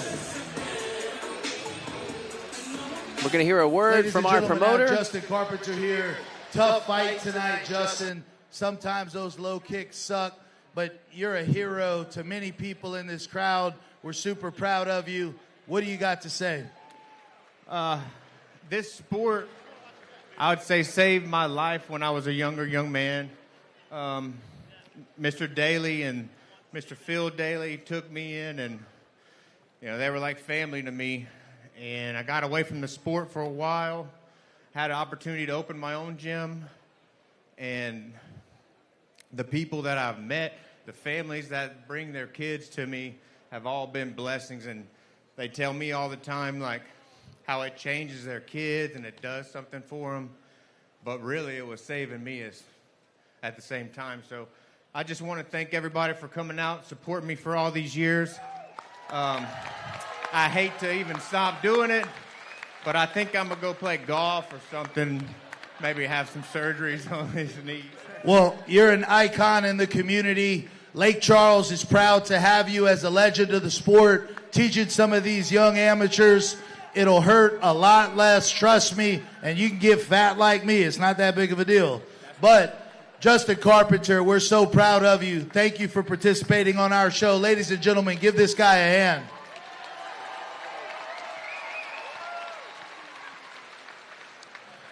I'm here with our new champion, Darian Griffin. Darian, exemplary performance. What do you have to say to the Ragin FC fans after a performance like that tonight against a very, very tough opponent? I just want to say all glory to God. Thank you to everybody that came out and watched the RFC. Y'all have the best fan base across any part of Louisiana. I want to say I appreciate y'all for giving me the opportunity. Justin, thank you for giving me the opportunity. Team Head Kicks, all the other people I work with, teammates, family, supporters, I love y'all and I appreciate everything. Excellent performance, young man. We look forward to more fights in the future. Great work, son.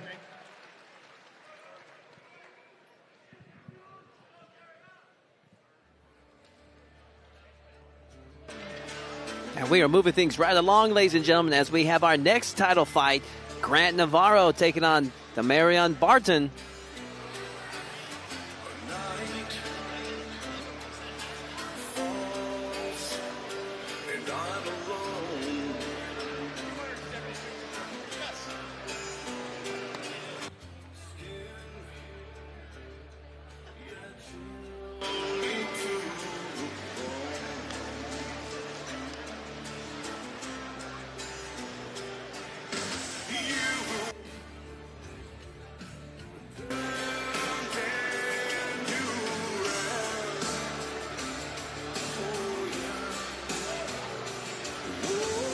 This next matchup will be contested at 205 pounds. The big boys.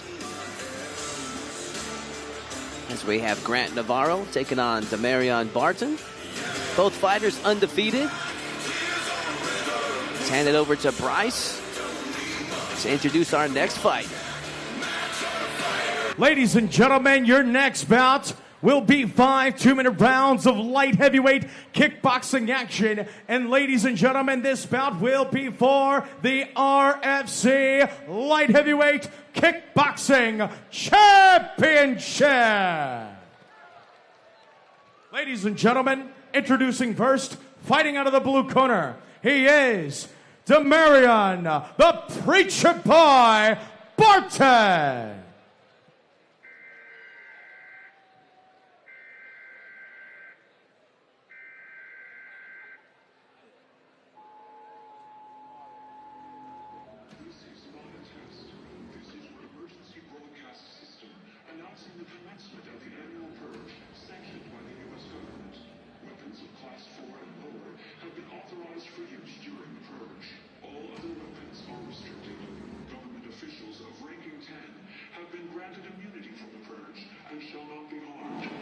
Commencing at the siren, any and all crime, including murder, will be legal for 12 continuous hours.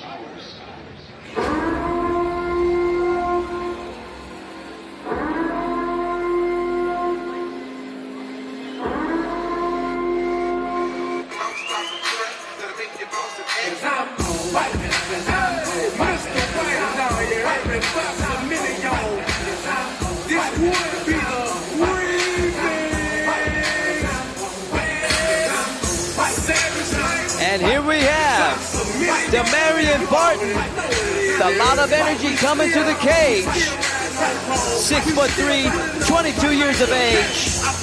Representing Arrow Boxing Club from Gainesville, Florida. Is confident he's coming home with the belt.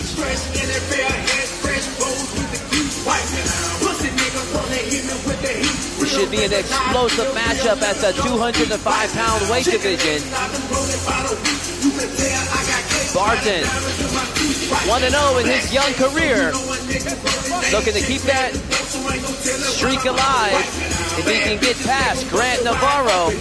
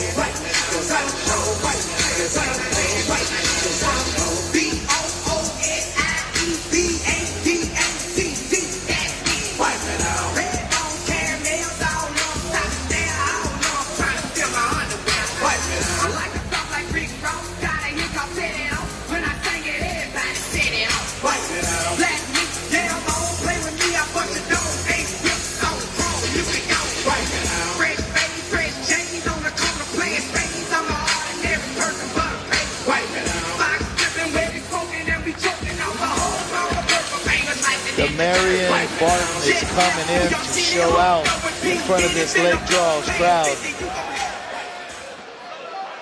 Built like a brick shithouse. This kid is coming in to fight. He is from Orlando, Florida area, South Florida.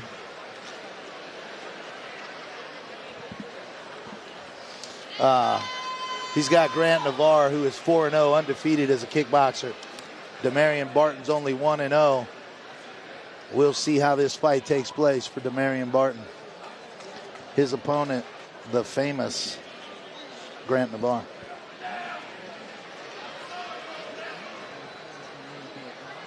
And his opponent across the cage, fighting out of the red corner, he is Grant, the Card Guy, Navarro. You will not defeat me. You will not destroy me. I'm just competitive. I'm going to fight. I'm going to do everything in my All right, here we have, making his way to the cage. created to be We got Grant Navarro. There he is. 6 foot tall, 36 years of age. Undefeated. Looking to make it 4 straight here tonight if he can get past the double tough, the Marion Barton. Representing PE Training Center in Lake Charles, Louisiana. Loves his anime, loves his laser tag. He's going to give it his best shot here tonight in his bid for the championship belt.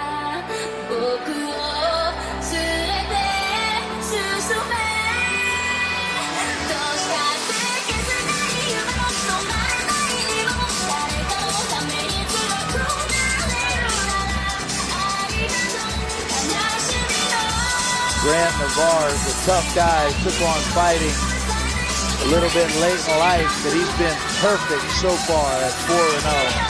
Fighting for a belt tonight against the Marion Barton. I'm excited about this fight. Grant trains with Walter, PE, Josh Clayhagen, some of the best coaches in the South. Grant Navarro. Also, Josh Clayhagen in his corner. This fight's for a belt. Let's see how it goes. Grant Navarro is ready for action.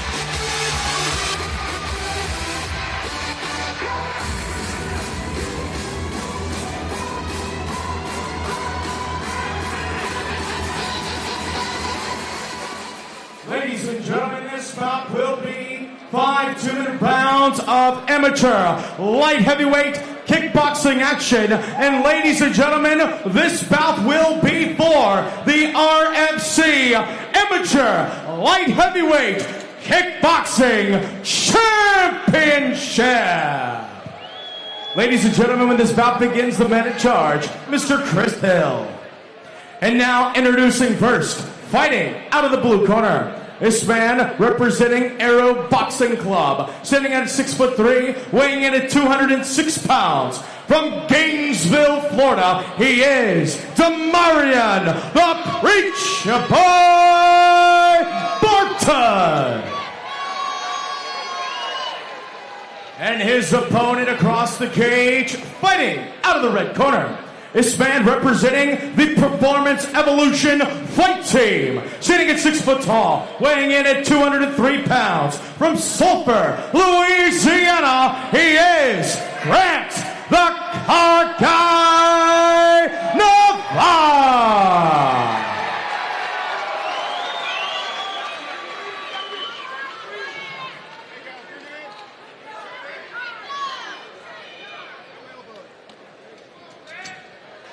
Final instructions from our referee for this championship bout. 5 2-minute rounds. And those 2-minute rounds go quick, ladies and gentlemen. Typically with short rounds like that, the strategy is to be a little bit more explosive. Make sure you get in what you can. Absolutely. 2-minute rounds. Demarion Barton comes out as a righty. Grant's a southpaw. Southpaw versus conventional matchup. Those are always, you're seeing a lot more of those these years. Yeah, a lot of people are going southpaw now. Yes, sir. 5 2-minute rounds.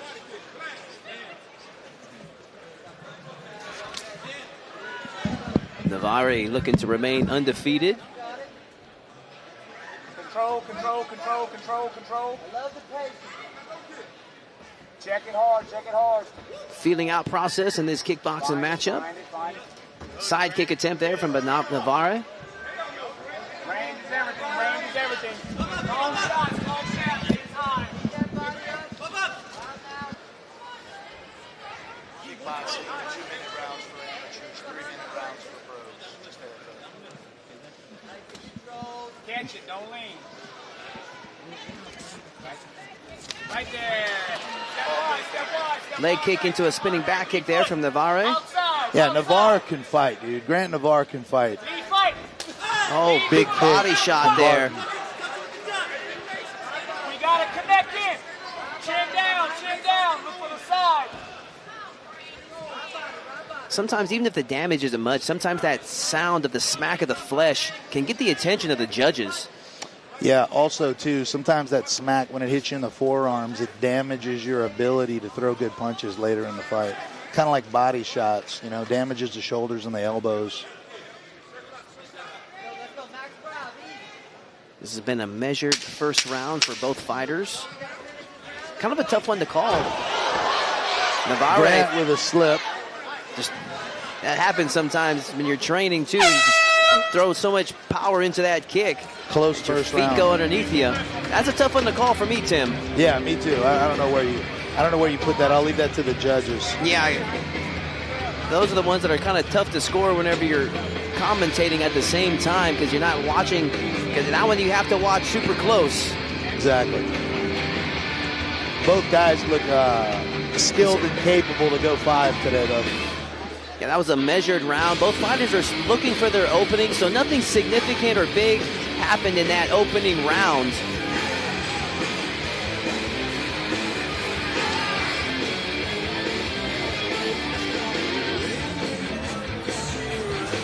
Oh, there's that replay of that final 10 seconds where Navarre slipped off of that kick. Yeah, sometimes it happens when you're hunting. No points scored for that slip, so they just shake it off and keep on fighting.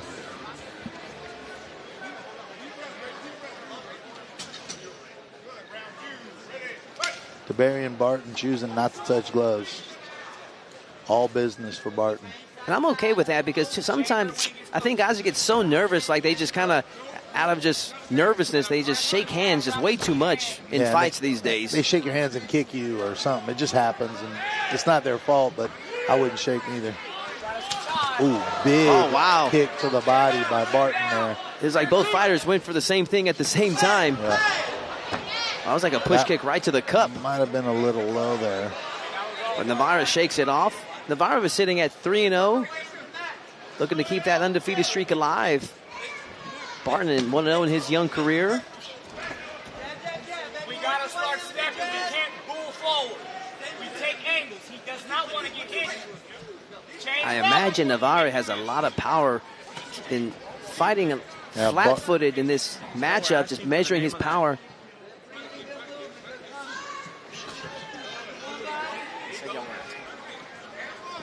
Yeah, DeBarton looks like he's making him miss.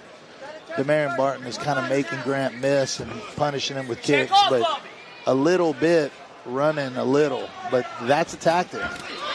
Big right kick again, right hand. Stop with your punches. Man, these 2-minute rounds are fast. We're already close to the 30-second mark. And both fighters are still looking to land something significant. There still hasn't been a significant strike of this fight yet. Good low kick by DeMarion.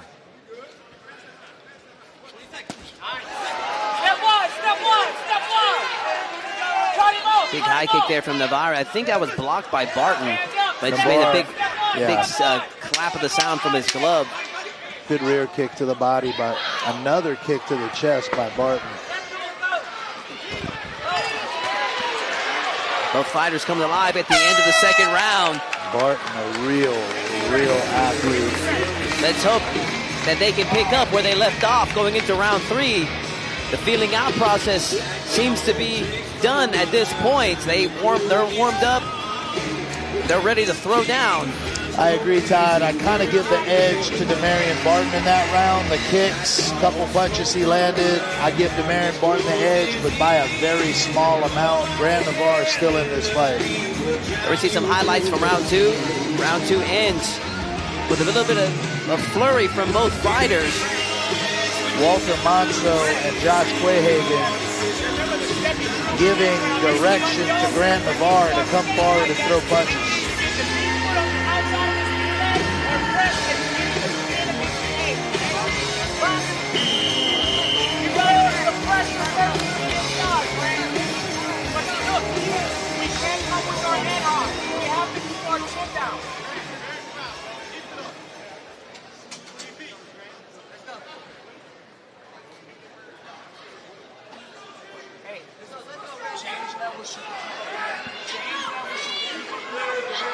Round 3.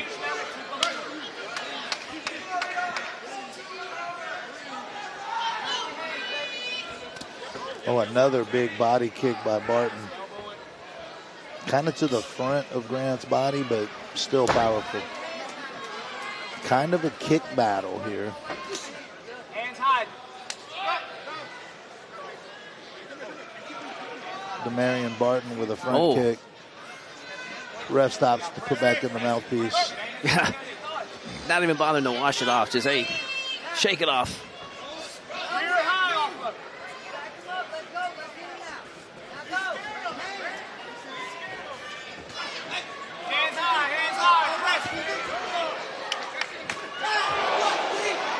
Big right front teep kick to Navarro.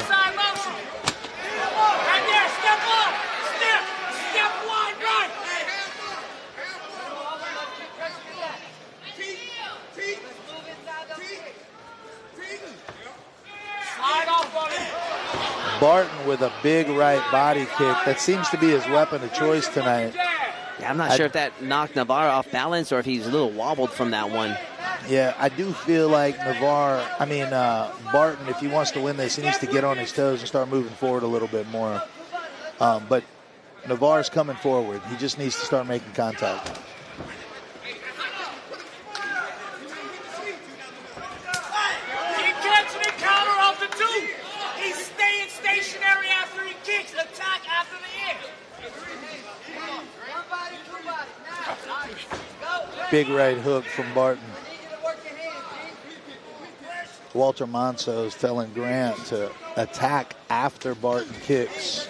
Right hand lands for Demarion Barton. Step wide. We have to get our head on the line. You're jumping into it. 10 seconds. Oh, big right hand for Demarion Barton. Almost knocks out Navarro. Navarro hits the fence. Got to give that third round to Demarion Barton. We had him hurt pretty bad that round. Grant still looks a little wobbly. Championship rounds coming up. You have to wonder what adjustments Navarro's going to make to answer back in these fourth and fifth final rounds. Yeah, Grant Navarro has to make some adjustments if he wants to win this fight. Demarion Barton is playing that elusive kickboxing game. He's backing him up and walking him into kicks and hitting him with shots. Navarro's got to change strategy if he wants to walk away with the victory here.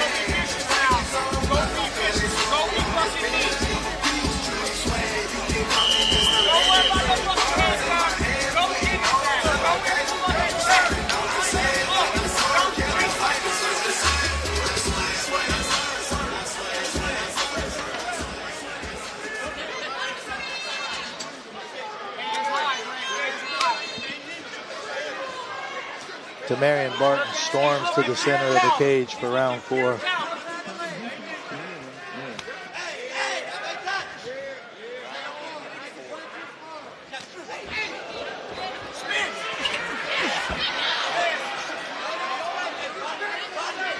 Demarion Barton kind of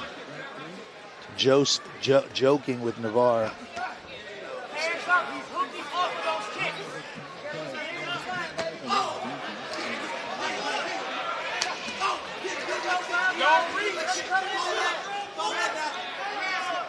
Demarion Barton landing more shots here.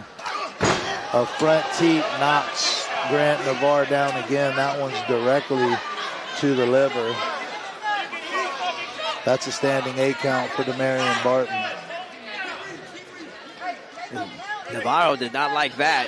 Navarro was saying that was a groin shot. It looked to me like it was to the body from this angle. We could watch the replay. That was a right body kick by Barton again. Oh my goodness! Demarion Barton knocks Grant Navarro out total with a left hook. I did not see that one Good coming, job. Tim. That was one hell of a setup from Demarion Barton. My goodness. Your new champion, and he is fired up. To the victor goes the spoils, celebrating with his corner man. Man, that was an ugly knockout from Navarro. He is still out. He was lights out with his eyes open. But the way that, I mean, my goodness, the way that Barton set that up, the high kick into the punch, well done. While Navarro was addressing the kick, left himself wide open for that punch. Really looking forward to seeing that replay. And that's, here we see that replay, that push kick to the groin earlier. Here comes that knockout, the head kick right into that overhand right. My goodness. And he knew it. A walk-off knockout. Almost like a walk-off home run. Marion Barton improves to 2-0 and becomes your new Ragin Fighting Champion.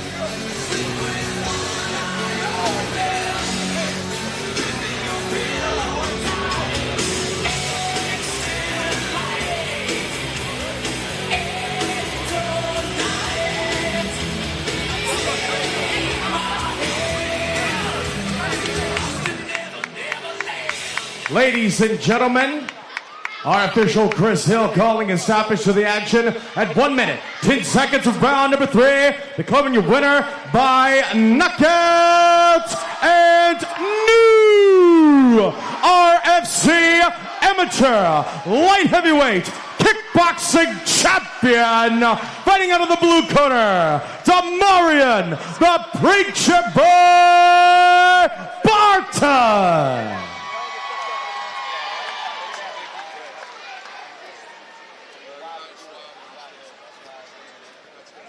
Congratulations to Damarian Barton. We're going to get a word from our new champ. Damarian Griffin, great job tonight. Excellent performance. Brilliant stand-up. Powerful striking. What do you have to say to the RFC crowd? You've only got one fight. You came in here and blew the roof off South Louisiana. What do you got to say about that performance tonight, Mr. Barton? All I got to say is, man, thank God, bro. Thank God, boy. Hey, I got arrested twice this year. I had trouble being a better father to my kids. I was depressed. I gave up numerous times, and I still showed my ass up at the gym. I don't give a fuck what you going. I'm sorry, no cuss. I don't care what you going through. Get your butt up and go to work. Hey, what I want to do is I want to give a huge shout out to Grant for the opportunity, because Lord knows he didn't have to fight me. He could have fought some Ken or some shit like that. Sorry for cussing. But what I'm saying is, the moral of the story, trust in God and get your ass up to go to work. Hey, hold on. I want to give a shout out. I want to give a shout out to my sponsor, Virtual Crash. They've been in business for over 20 years. Come to Gainesville, Florida. If you have any type of accidental or issues, contact them. And Bob, I'm going to kick your ass in basketball when I see you. Hey, shout out to my two beautiful kids, Izzy and Mimi. Shout out to all my team, my coach, my teammates, Javonus Ross, a dog. Right there, you see right here with the red turban, BJ Williams, a dog. I will be back for y'all, and I'll put on the show each and every time. Louisiana, what's happening? Ladies and gentlemen, put your hands together for our new champion, Damarian Barton, representing Florida, baby.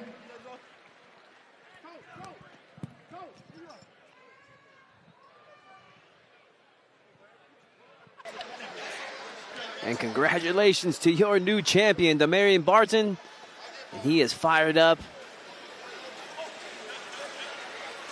And I'm sure we're going to be seeing a lot more of him in future Ragin Fighting Championship. Hopefully next time to defend that belt. And we're going to keep things moving along as we have our 145-pound amateur mixed martial arts championship coming up. As Elijah Holt squares up with Andrew Laverne.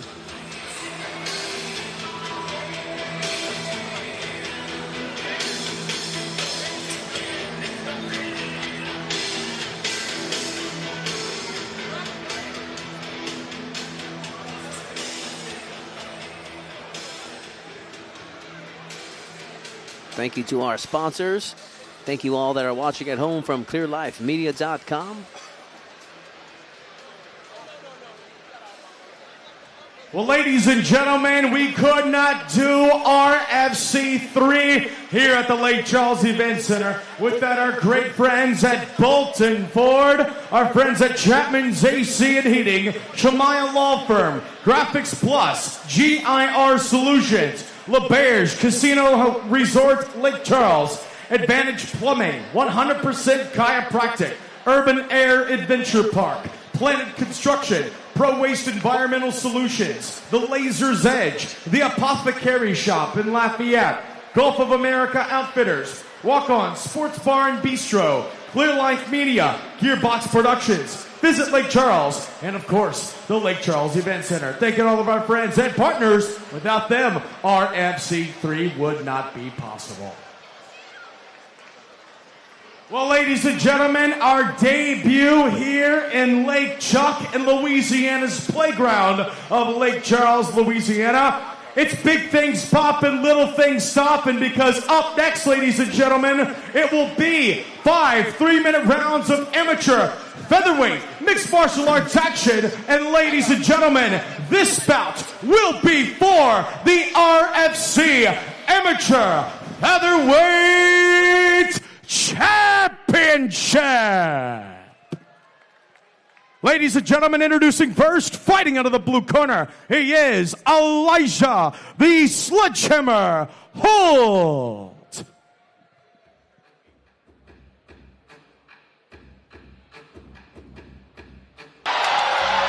He's stepping over like he should, trying to clear that elbow. He's tapping. Good job with the switch. We went right into it. Put an arm in, and he gets the tap. There's a phone.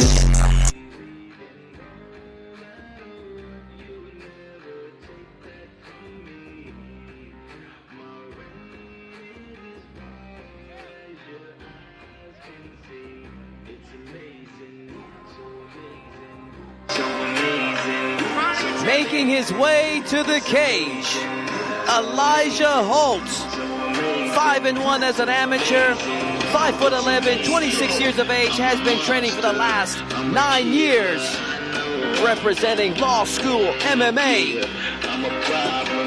There you have him, Elijah Holt. Elijah Holt's the problem. He's from Law School MMA under Brian Law. All of these guys are dogs, dude. These guys are very talented. Brian Law runs a really top-level program. He's got UFC athletes. This gym's no joke, and this kid right here is the future at 145. All the way from Memphis, Tennessee, Elijah Holt with the finishing touches as he prepares for battle in this 145-pound matchup. 5 3-minute rounds for this match.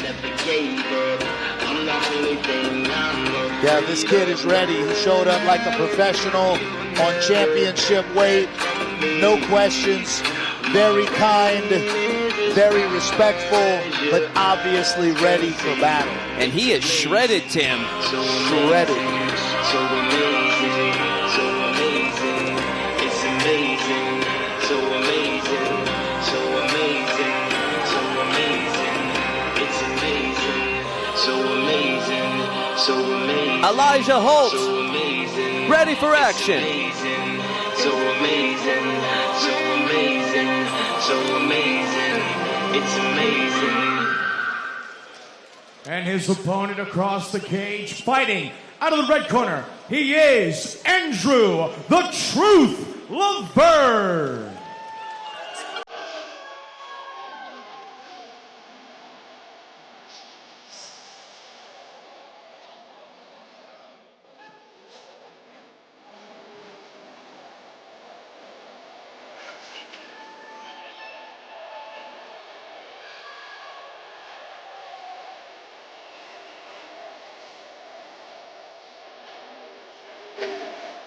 There we have Andrew Laverne, 6'1", 20 years of age, coming into this fight with a solid record of 4-1, representing the Shed Training Grounds and War Training Center, straight out of Lafayette, Louisiana. Andrew Laverne. Yeah, this kid's no joke. He's 4-1. Been fighting for about 2 years. Kind of on the wrong side of the tracks before that, and really is righting the ship in his life with MMA under Elliot Hebert. He is a brilliant talent. He is early in his career, but 4-1 with some dynamic and explosive performances. He's got his hands full tonight, Todd, with Elijah Holt from Memphis, Tennessee. Both fighters with at least 5 fights underneath their belt. I think this will be a good culmination of their amateur career. It's about that time they turn pro. Andrew Laverne, ready for action. Ladies and gentlemen, this bout will be 5 3-minute bouts of amateur featherweight mixed martial arts action. And ladies and gentlemen, this bout will be for the RFC Amateur Featherweight Championship. Ladies and gentlemen, when this bout begins, the man in charge, Mr. Chris Hill. Introducing first, fighting out of the blue corner. This man, a freestyle fighter representing Law School MMA. Standing at 5'11", weighing in at 145 pounds. From Memphis, Tennessee, he is Elijah the Sledgehammer Holt. His opponent across the cage and fighting out of the red corner. This man, a mixed martial artist representing the Shed Training Grounds. Standing at 6'1" and weighing in at 145 pounds. From Lafayette, Louisiana, he is Andrew the Truth Laverne.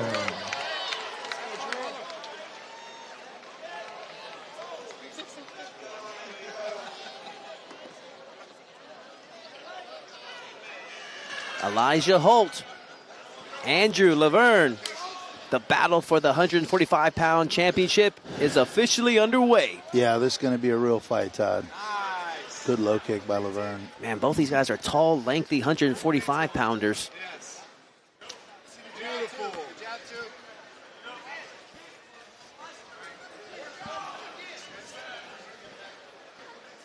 Feeling out process.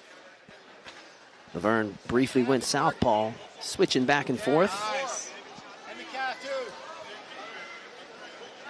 Measuring those push kicks as Holt answers with a solid combination from to the body and head. Both competitors with solid amateur records. Give him a double jab cross. Hey, let's run the 2. Yes. Hey, run the 2-2. Laverne now going for the body lock takedown. Can he score with it?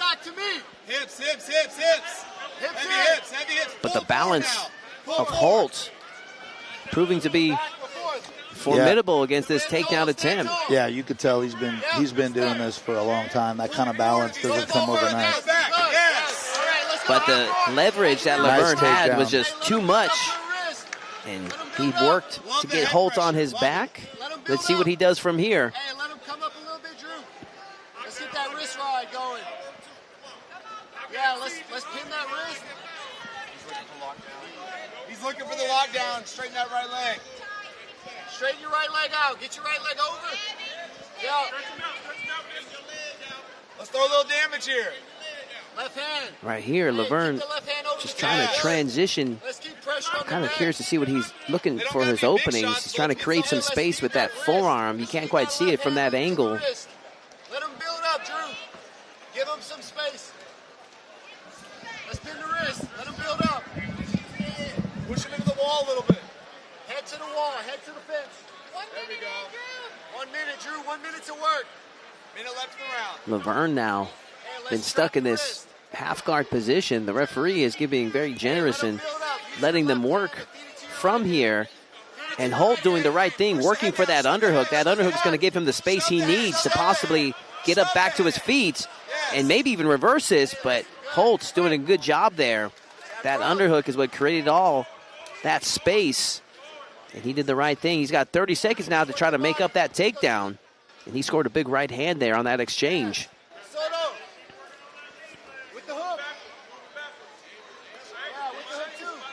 Good combination there from Laverne. Holt answering back.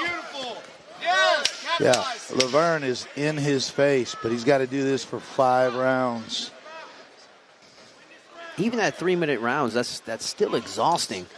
Good leg kicks for Laverne. Yeah, Elijah Holt's limping a little bit, Todd. Laverne is on top of Elijah Holt tonight. Veteran move by Laverne. Just keep on going until referee comes in between you guys. I mean, he scored that last leg kick right at the end. Yeah. You know what they say, always protect yourself. Always at all times, yes. Let's take a look at some highlights from round 1. Here's the takedown from Laverne early on. Nicely done there. He got tied up in that half guard for the majority of the round. Yeah, it looked like Holt was kind of going to a lockdown there to kind of isolate the position. Let's see how Holt adjusts and answers back.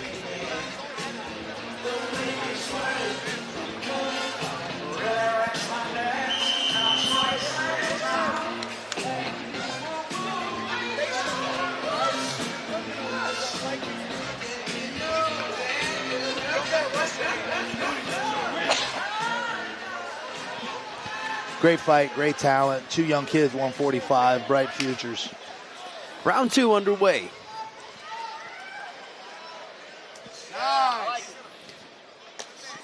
Man, those push kicks are going to pay dividends for Laverne later, Tim. Yeah, he's got a really great kicking game. He always has, but it looks like it's gotten better in the last 4 to 5 months. He's been mixing it up, both with the push kick and the leg kick.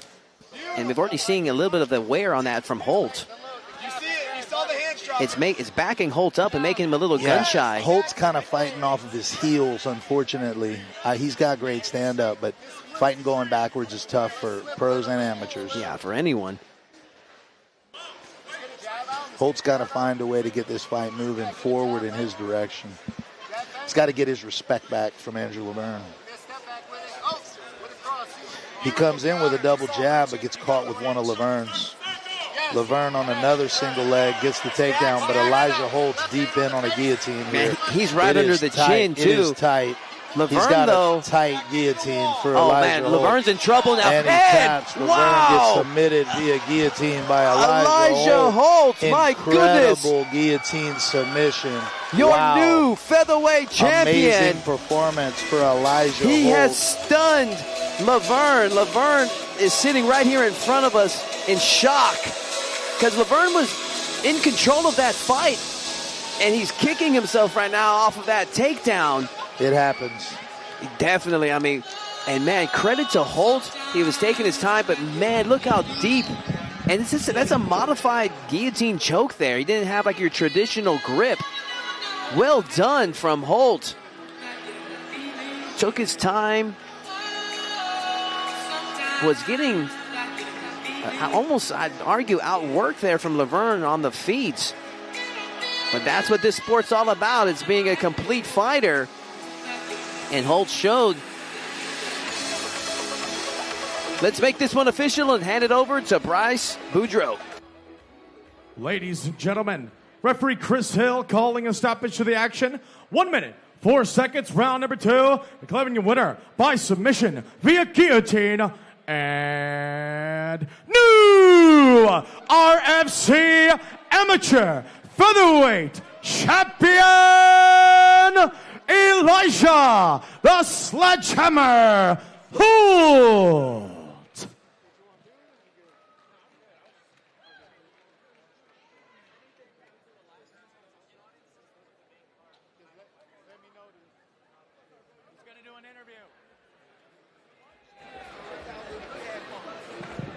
Elijah Holt, way to show up and show out. You are a brilliant talent from Memphis, Tennessee.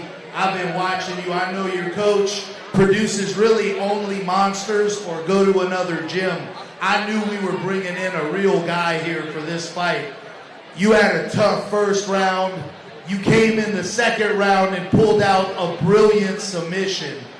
What do you got to say to the people tonight, Elijah? I just want to thank all my fans at home, my friends and family from watching. I want to thank my coaches at Law School MMA, Brian Hall, AO, Amari Boyd, all those good boys over there that helped train me to be the best I can do, come all the way down here, 8 hours to Louisiana to come and take what's mine, baby.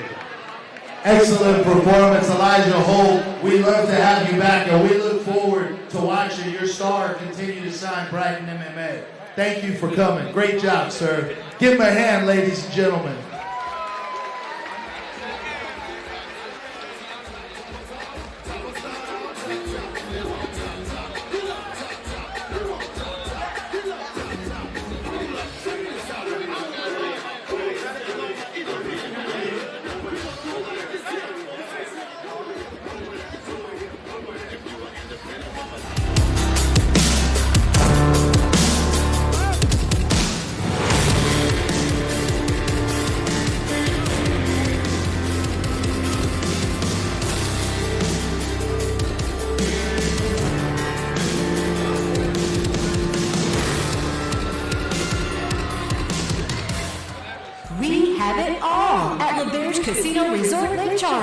From the newest and hottest slots to our new Louisiana League table progressives with big payouts. From daiquiris and dogs to Johnny Sanchez and Ember. From our big screens to the biggest games at ESPN Bet Sportsbook. From our great local bands to top name national acts. From relaxing rooms to luxury suites. Each newly renovated. There's something for everyone at L'Auberge Casino Resort Lake Charles. We have it all.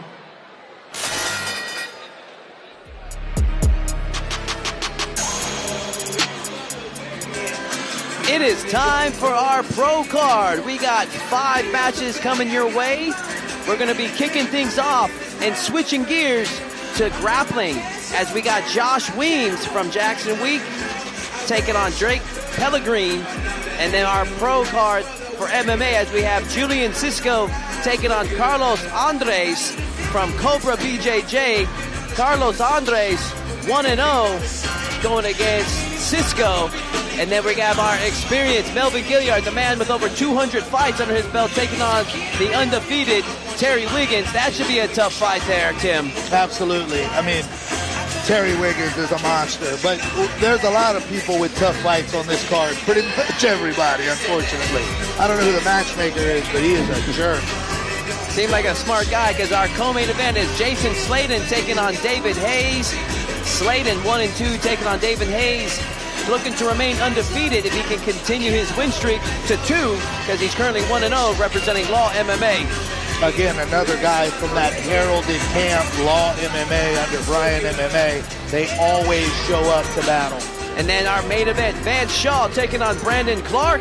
Let's kick things off, ladies and gentlemen, and hand it over to Bryce Boudreaux.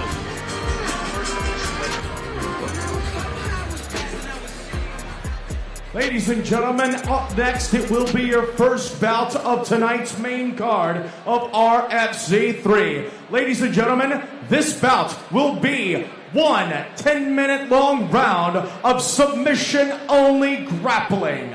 Ladies and gentlemen, this submission-only grappling bout presented to you by our friends at 100% Chiropractic. Ladies and gentlemen, introducing first, fighting out of the blue corner, he is Joshua Wide Open Weed.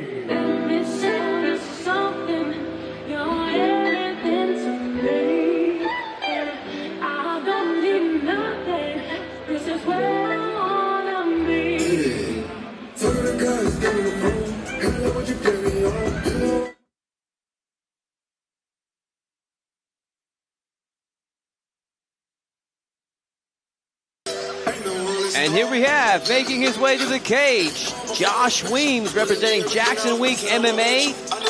Has a mixed martial arts record of 12-5, but is going to be changing gears here tonight as it's a submission-only grappling match. Yeah, Weems called me after Drake Pellegrin lost his opponent and said, look, I'm willing to do a grappling match at 165 with Drake. Drake's a dangerous black belt, but Josh Weems ain't no slouch. Yeah, Josh Weems, a lot of experience under his belt. Heck of a performer. Looking to have a great match as he gets ready for the double dangerous Drake Pellegrin. Yeah, Drake's an undefeated pro, 3-0, black belt, jiu-jitsu competitor. Super dangerous everywhere, but definitely on the ground. Weems ain't no slack, no slouch still on the ground.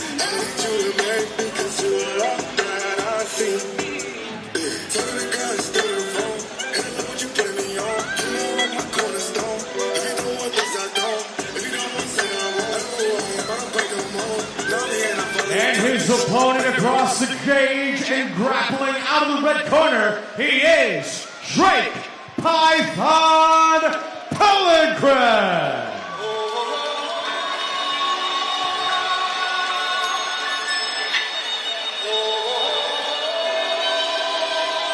Interesting choice for walkout music. Definitely going to fire up the crowd on this classic. Yeah, he's hilarious. He goes to Comic-Con and stuff. He's not the only one. Yeah, right. Me neither. Me too.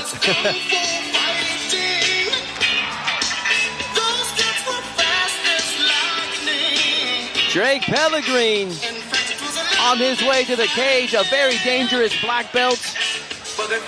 Currently 3-0 as a mixed martial arts competitor. Should be a great matchup as he prepares for battle against Josh Weems. Yeah, big props to Josh Weems for taking this 10-minute jiu-jitsu match on a couple days' notice, you know. As a pro, we all know what it feels like to lose a fight a couple days out. Yeah, it's awesome for him to come out and help one of his friends out and get a grappling match in. God knows we're going to do it on Monday anyway, so.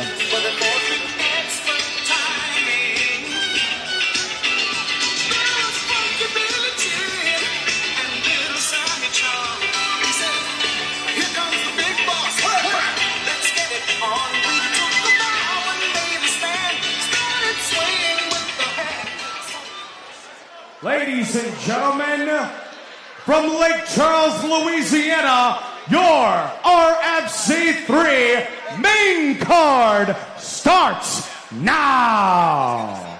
Ladies and gentlemen, this bout will be 10 minutes of submission-only grappling. The first submission will be declared the winner. Ladies and gentlemen, introducing first, fighting out of the blue corner, this man representing Clinton Killer Bees, standing at 5'8", weighing in at 165 pounds, from Pearl, Louisiana, he is Joshua Wide Open Weems.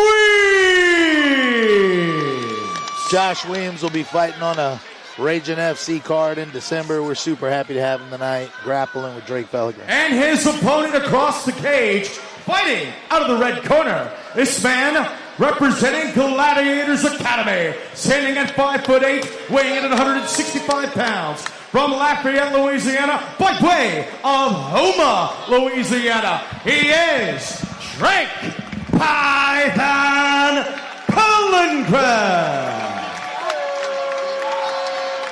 When this bout begins, the man in charge, Brazilian Jiu-Jitsu black belt, Mr. Jared Cox.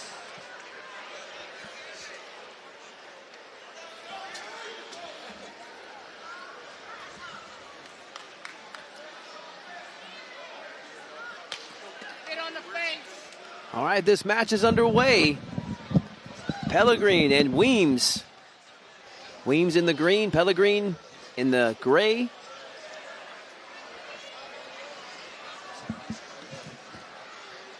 Fighting for wrist control, and already Pellegrin going for the front headlock guillotine choke. Oh, wow, already jumping guillotine. Yeah, that's a tight guillotine on Weems. Is that all she wrote, Tim?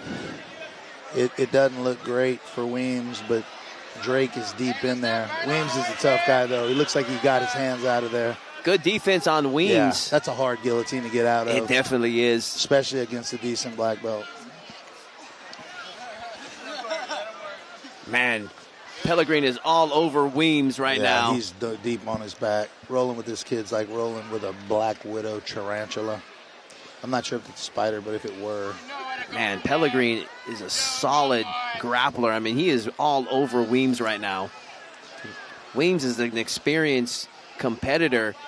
But right now, I mean, we're almost seeing like a difference in levels of grappling when it comes to this competition right here. Yeah, Drake Pellegrin is one of those new school fighters that started under one of my black belts. Oh, he's got him in the twister. Scottish twister. Yeah. He hits people with this Scottish twister all the time. He's so dangerous from there. When you try to get out of his back, he hooks the foot and catches you in a Scottish twister and pops your ribs. That has happened to me before, and Jake Pellegrin just completely dominated that matchup. That is a tough position to be in. Congratulations to him. And even Weems is saying, man, he felt that in his ribs. And that is all she wrote.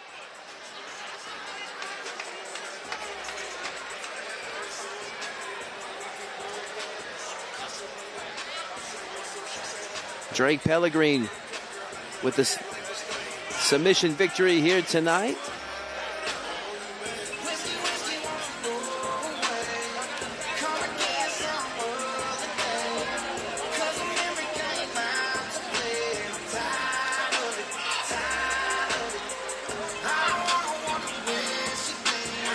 Oh, wow. There's the replay. Really, that's the first time I've seen that submission. I've had a figure four around the body that twisted too hard and popped my ribs, but let's make this one official and hand it over to Bryce Boudreaux. Ladies and gentlemen, our official Jared Cox calling a stoppage to the action. 1 minute and 28 seconds. Your winner via submission, Scottish Twister. Grappling out of the red corner, Drake Python Pellegrin.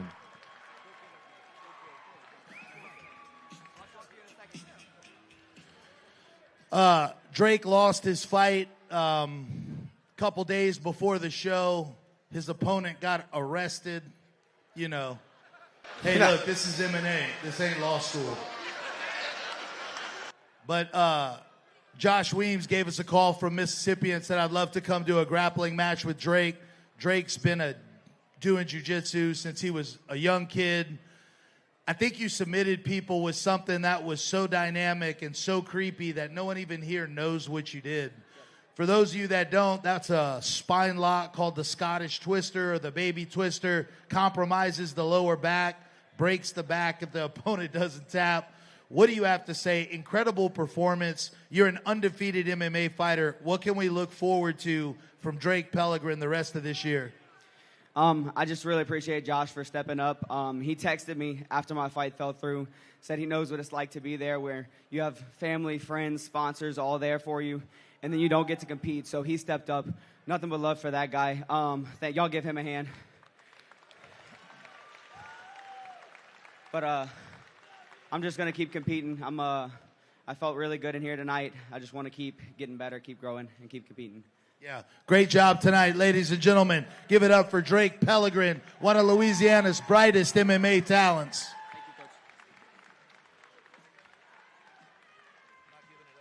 No, don't. Not even him.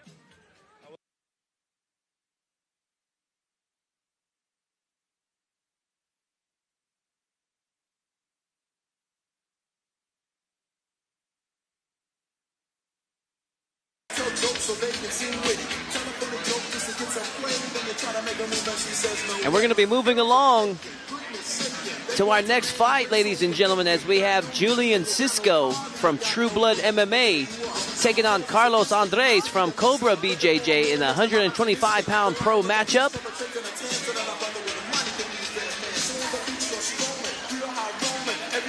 Yeah, you're wonderful. You're wonderful ring girls over here at RFC. Got some free stuff from our friends at Guardian Inspection Resources. Not me. I'm talking about our ring girls. You want to put the over here? She keeps throwing this stuff, right? There she is. I'm not the show here. Yo, make some noise, Lake Charles.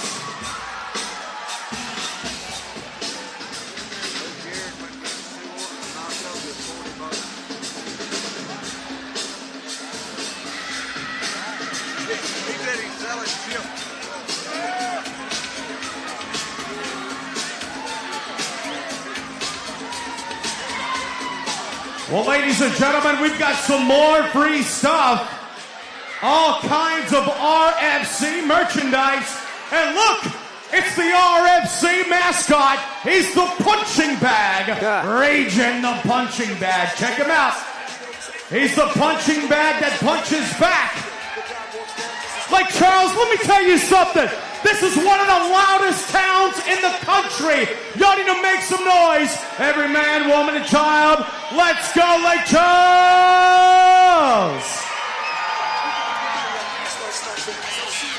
Oh, yeah. Let's go.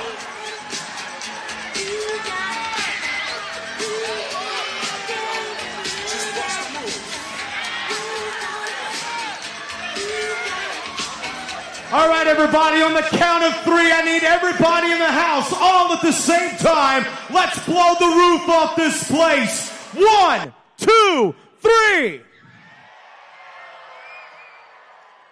I don't know, Lake Charles. We've done events in Lafayette in the past. They were pretty loud. You think you could do a little bit better? Let's try this one more time. 1, 2, 3. And that's how you do it.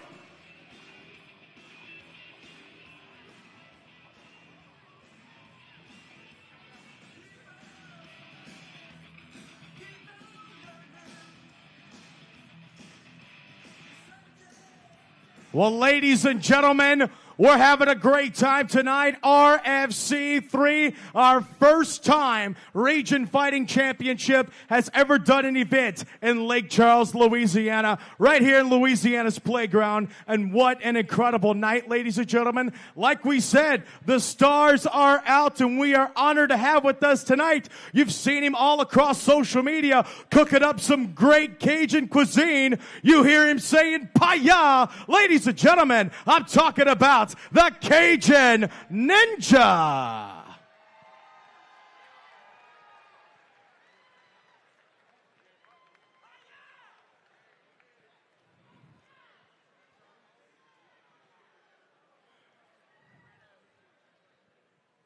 Ladies and gentlemen, the action continues here at RFC 3 live on YouTube, on the RFC YouTube channel, and as well as Clear Life Media. Ladies and gentlemen, your next bout will be 3 5-minute rounds of professional flyweight mixed martial arts action presented to you by our friends at Advantage Plumbing. Introducing first, fighting out of the blue corner, he is Carlos Andres.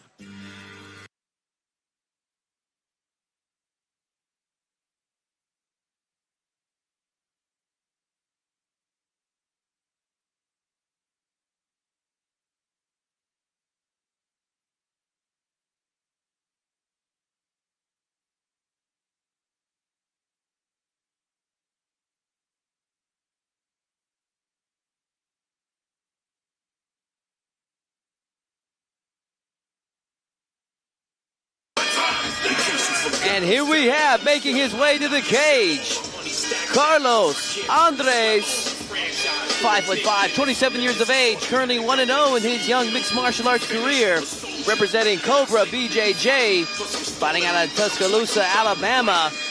And I am a fan already if he's choosing to come out to John Cena. It's going to be one of the last times that I hear that song in an arena, because that man has got 5 appearances left. Just wrestled Brock Lesnar here tonight.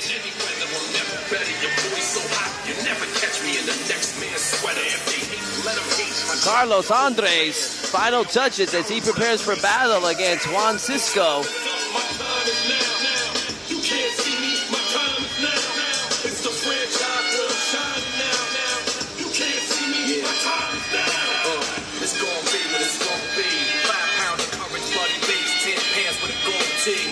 This a war dance, a victory step. A boss stance is a gift to you, assistance my rep.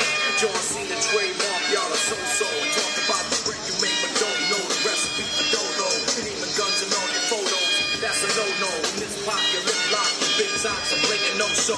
See what happens when the ice age melts. You see monetary status is not what matters, but it helps. Provocateur timepiece by Betty, if any, the same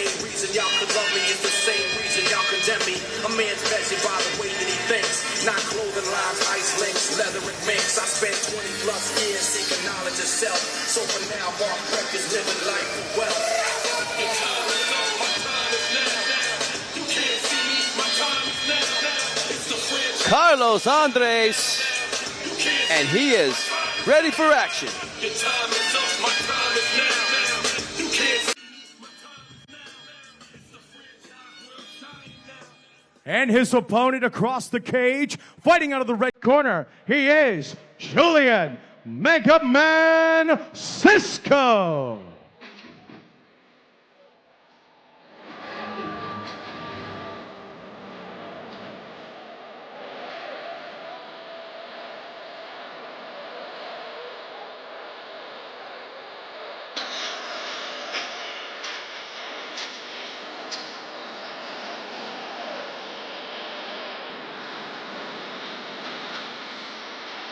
True bloodline zone.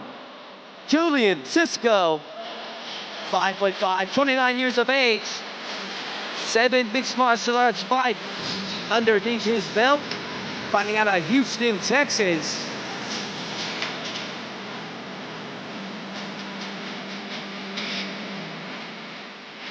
Works at a fish and chip shop by day, is a fighter at night.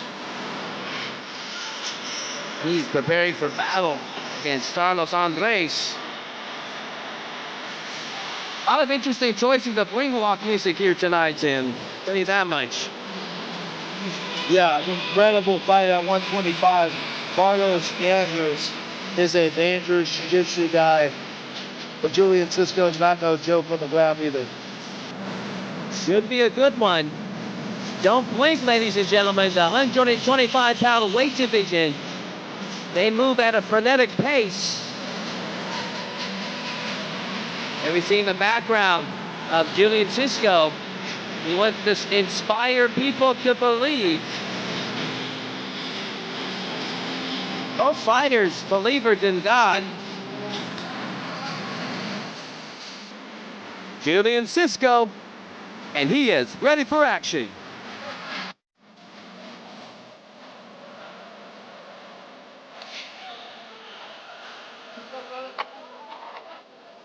Ladies and gentlemen, this bout will be 3 5-minute rounds of professional flyweight mixed martial arts action presented to you by our friends at Advantage Plumbing.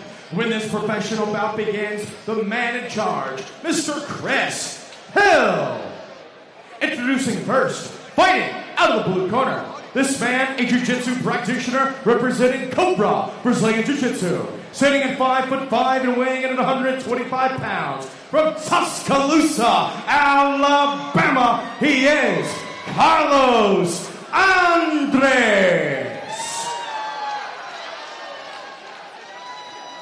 And his opponent across the cage and fighting out of the red corner. This man, a jiu-jitsu practitioner representing True Bloodline MMA. Standing at 5'5" and weighing in at 129 pounds. From Houston, Texas, he is Julian Mega Man Cisco.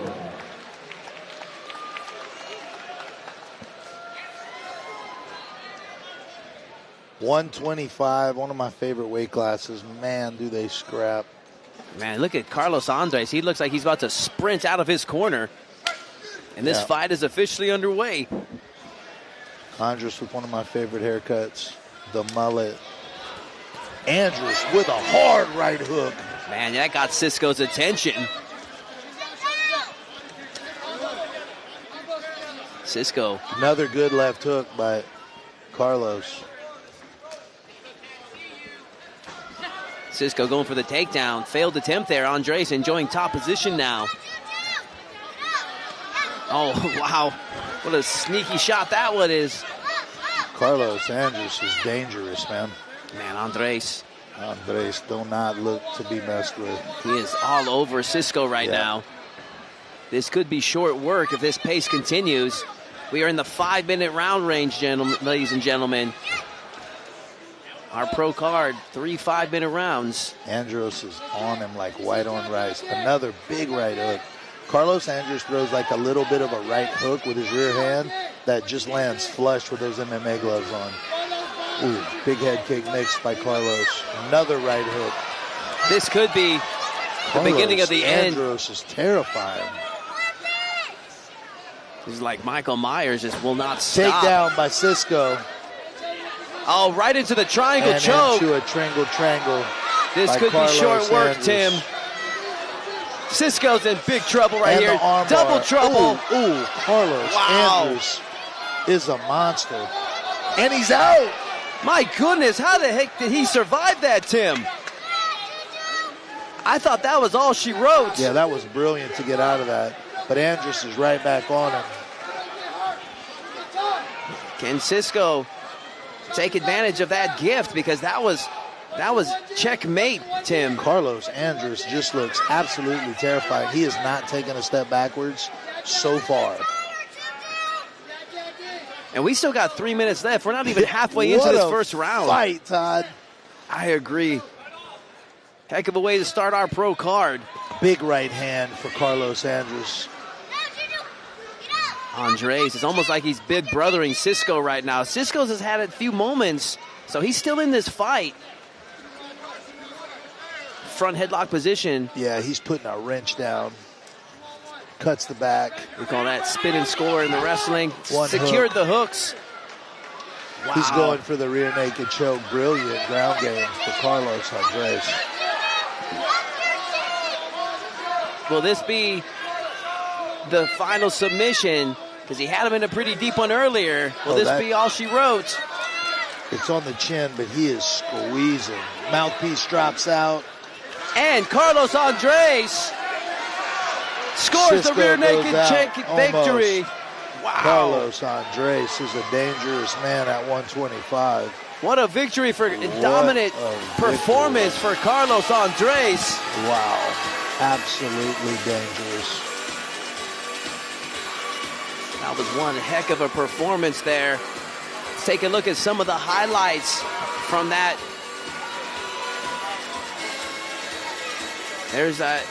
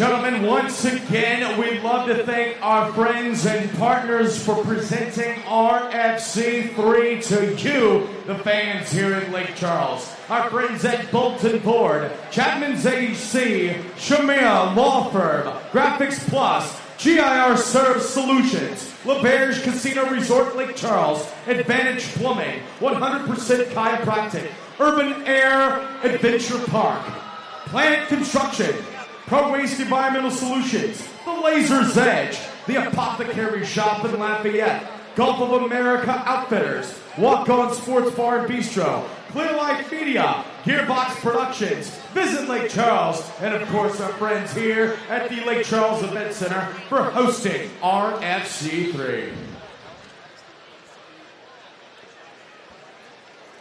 Up next, ladies and gentlemen, Lake Charles, Louisiana, it will be your co-main event of RFC 3.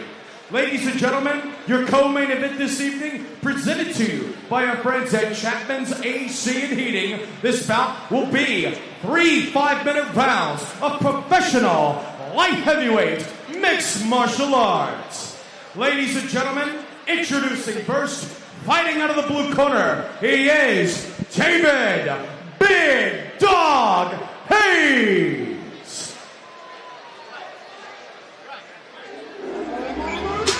Let's go do a trap. I don't know what how.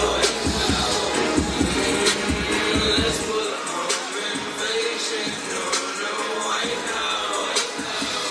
Well, about 3 in the morning, we pop up on that lawn and we run it what I want and turn it down to the corner. I said, let's go set up shop inside the White House. Well, ladies and gentlemen, let's take the rewind back on this one. This bout will be 3 5-minute rounds of professional flyweight action. This bout presented to you by our friends at GIR Solutions. Ladies and gentlemen, introducing first, fighting out of the blue corner, he is Scary Terry Wiggins. Yeah, we finna set it off in this motherfucker. You hear me? I'm finna put you trash on the dust. I'm tired of all you y'all knowing me right now, for real.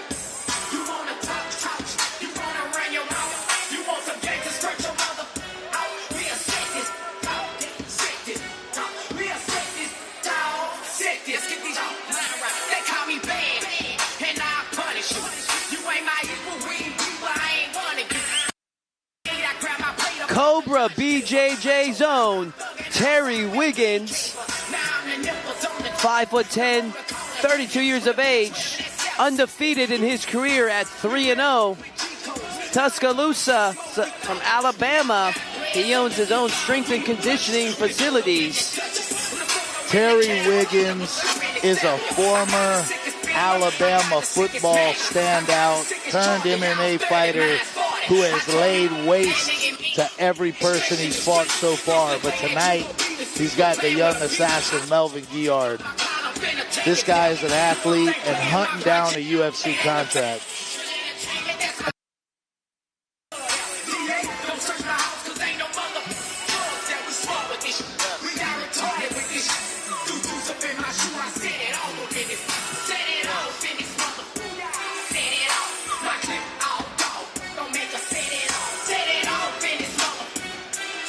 Final touches for Terry Wiggins. This should be an explosive matchup, Tim, especially with the football background you say of Wiggins. Plus, Melvin Guillard is a very fun fighter to watch, known in his career for his knockout power and explosiveness. But at 42 years of age, you got to wonder how much juice is left in the tank. Does he have what it takes to get past the young, athletic Terry Wiggins? Terry Wiggins has knocked out every single person he's fought, and we know Melvin Guillard's coming in to do the same thing. I know this is Melvin Guillard's last fight. He does not want to go out on an L, but Scary Terry Wiggins ain't taking no for an answer tonight. This is going to be a barn burner. That is an appropriate nickname, as Terry Wiggins is shredded, lean, mean, and ready to fight. he is ready for action.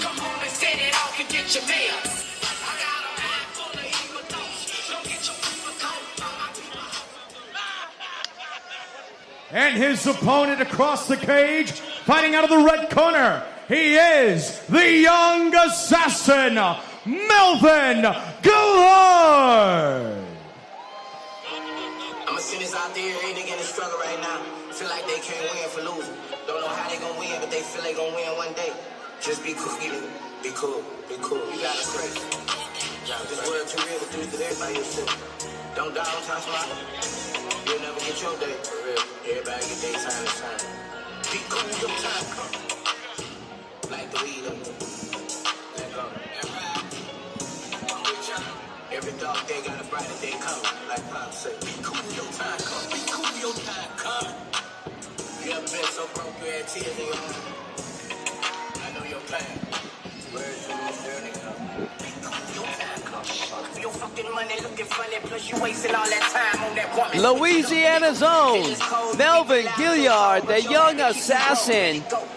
His long, storied career currently sits at the record of 32-24, but also a combined record of 188 victories in his long, storied career.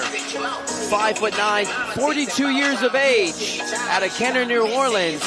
He feels he was born to fight.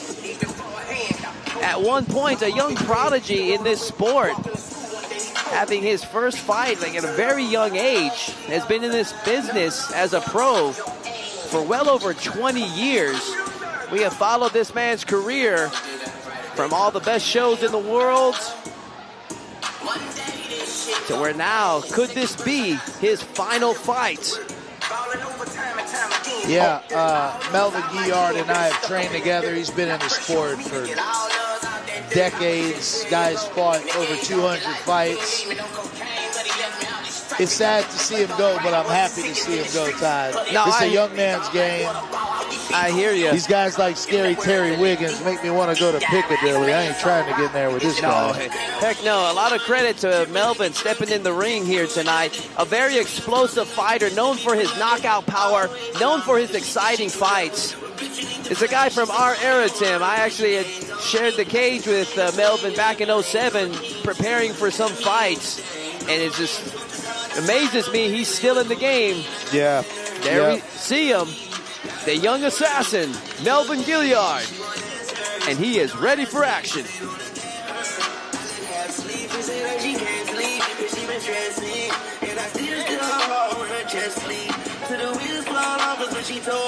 This could be the fight of the night.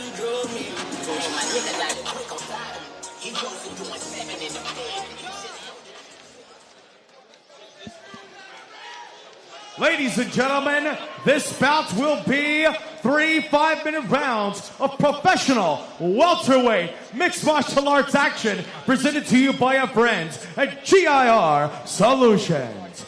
Ladies and gentlemen, when this bout begins, the man in charge, Mr. Basil Bam Bam Maju.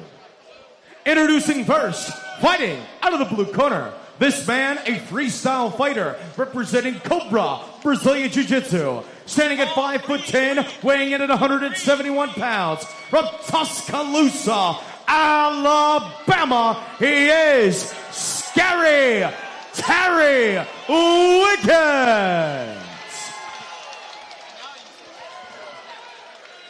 His opponent across the cage and fighting out of the red corner, this man, a mixed martial artist representing Ronin MMA, sitting at 5'9", weighing in at 170 pounds. From Kenner, Louisiana, he is the young assassin, Melvin Guillard.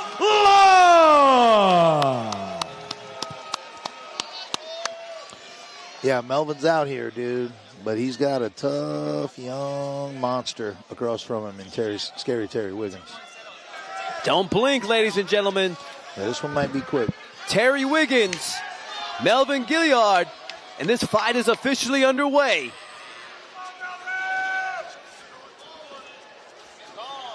And surprisingly, Wiggins goes for the single leg takedown. Gilliard trying to catch him with a flying knee at the same time. Ooh, Melvin with some big elbows early. He ain't coming in here to lose. Ooh, Wiggins gets caught with a Wiggins knee in trouble. Early. Melvin Gilliard knocks out Terry Wiggins. Melvin Gilliard. Early in the first round in his retirement fight. Incredible. Holy crap. Melvin Gilliard hands Terry Wiggins his first ever defeat. Melvin Gilliard hands Terry Wiggins the defeat. Unbelievable. You can't Quick replace knockout. experience, Tim. Can't replace it. Incredible final performance from Melvin Gilliard. Knocking out a young demon in Terry Wiggins. My goodness. We're going to hear from Melvin Gilliard right after we make this one official. Congratulations to you, Melvin. Congratulations on a long, illustrious career. We've seen this man all over the world, from the UFC to Bellator to World Series of Fighting. This guy has earned his spot, especially in Louisiana fight history. Let's make this one official. Ladies and gentlemen, referee Basil Manju calling a stoppage to the action. 24 seconds. Round number 1. Declaring your winner by TKO.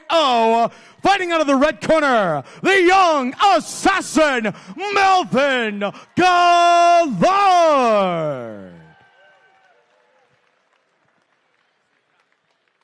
Melvin.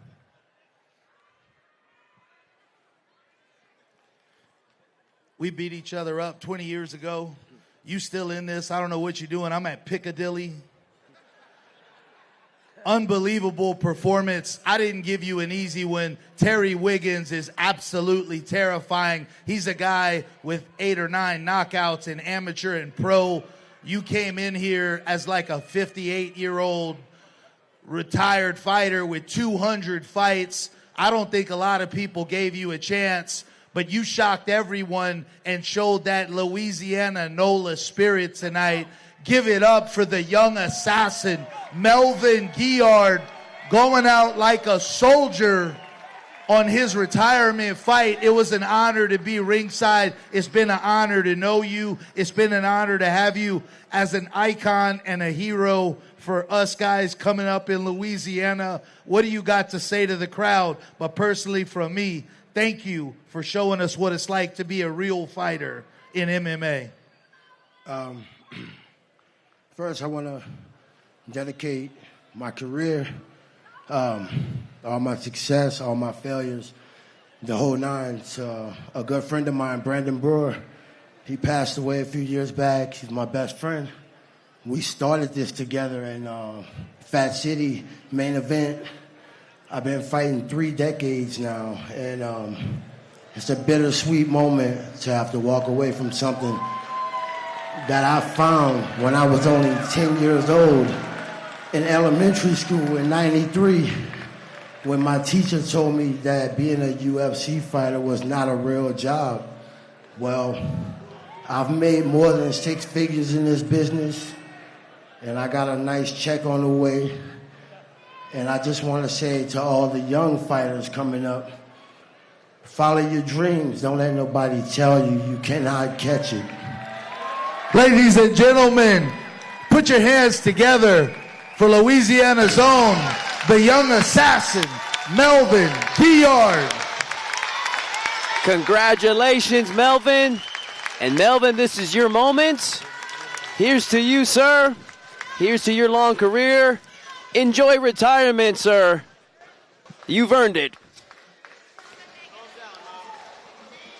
Don't go anywhere, ladies and gentlemen. We're going to take a quick commercial break.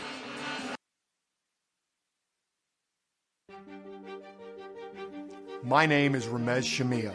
I'm the owner of Shamia Law.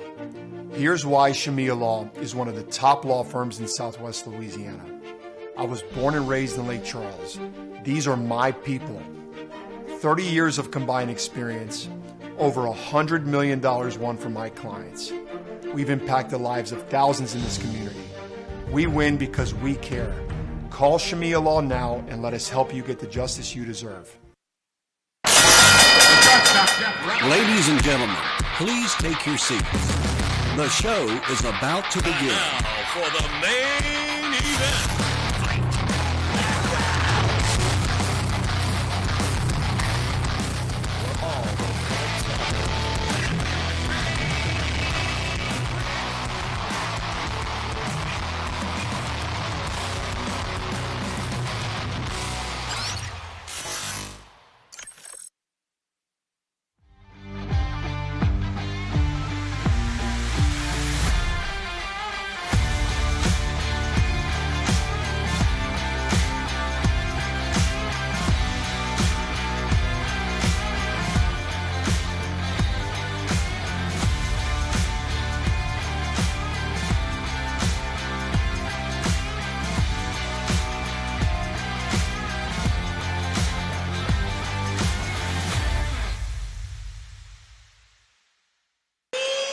And that leads us to two, our co-main events and main events, as we have Jason Sladen taking on David Hayes in what should be one heck of a matchup.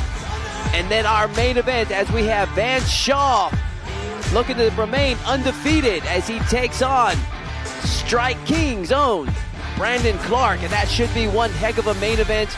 And it has been a great night of fights here tonight at Ragin Fighting Championships. We just saw one of Louisiana's best fighters call it a career in Melvin Gilliard. And we gave that man his due in his final performance.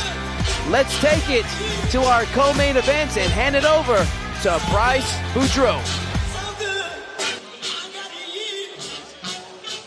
Ladies and gentlemen, tonight's co-main event of RFC 3 presented to you by our friends at Chapman's AC and Heating. You know when you see the camo trucks, it's our friends at Chapman's, keeping you cool in the summer and warm in the winter. Our friends at Chapman's AC and Heating. Ladies and gentlemen, tonight's co-main event of the evening will be 3 5-minute rounds of professional light heavyweight mixed martial arts action. Introducing first, fighting out of the blue corner, he is David Big Dog Hayes.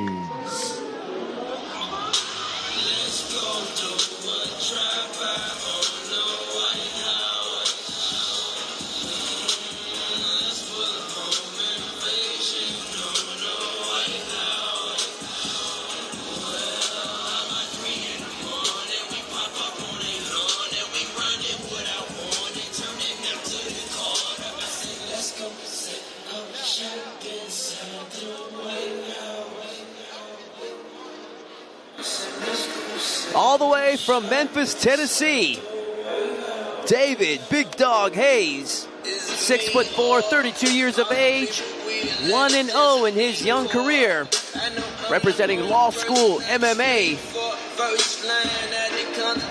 has been training for the last 6 years, and he is a trim 205-pounder. He is quite the sight to see at all 6'4" pounds of him. And quite the height disparity in this fight, Tim, as David Hayes at 6'4" will have a 7-inch height advantage over Jason Sladen. This will be interesting. Almost like a David and Goliath matchup. Even though both fighters will be the same weight. It's going to be an interesting story to see if Sladen can overcome the height difference and the height disadvantage that's going to be enjoyed by Big Dog David Hayes.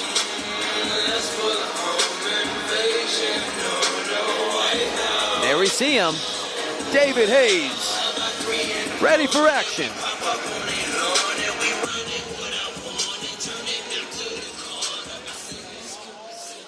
And his opponent across the cage, fighting out of the red corner, he is Jason Street Shark Sladen.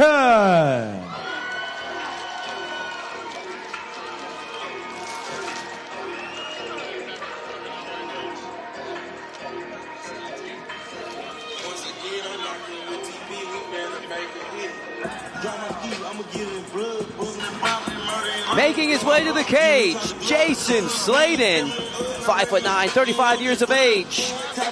Currently 1-2 in his career, representing Performance Evolution and Three Brothers Jiu-Jitsu, fighting out of Lake Charles, Louisiana.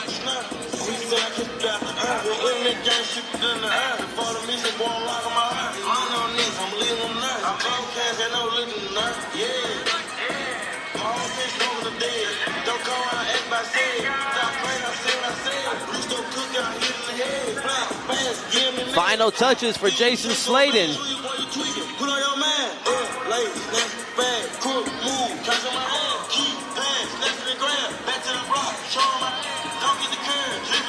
Want to thank everyone at home watching live on YouTube, clearlifemedia.com, where you will see this action. Don't forget to mark your calendars for the next Ragin Fighting Championship, December 5th, right here in Louisiana. And don't forget where you can see it, clearlifemedia.com. Jason Sladen, ready for action.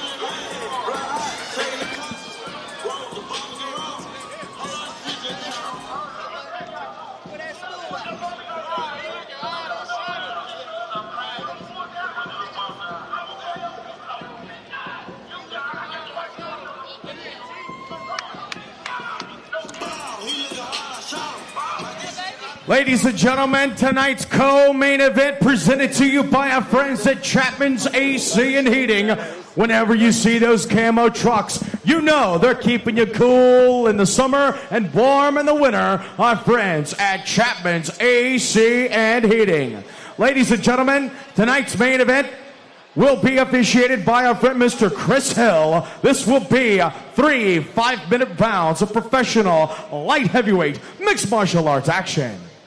Ladies and gentlemen, introducing first, fighting out of the blue corner. This man, a freestyle fighter representing Law School MMA. Standing at 6'1.5", weighing in at 185 pounds. From Memphis, Tennessee, he is David Big Dog Hayes.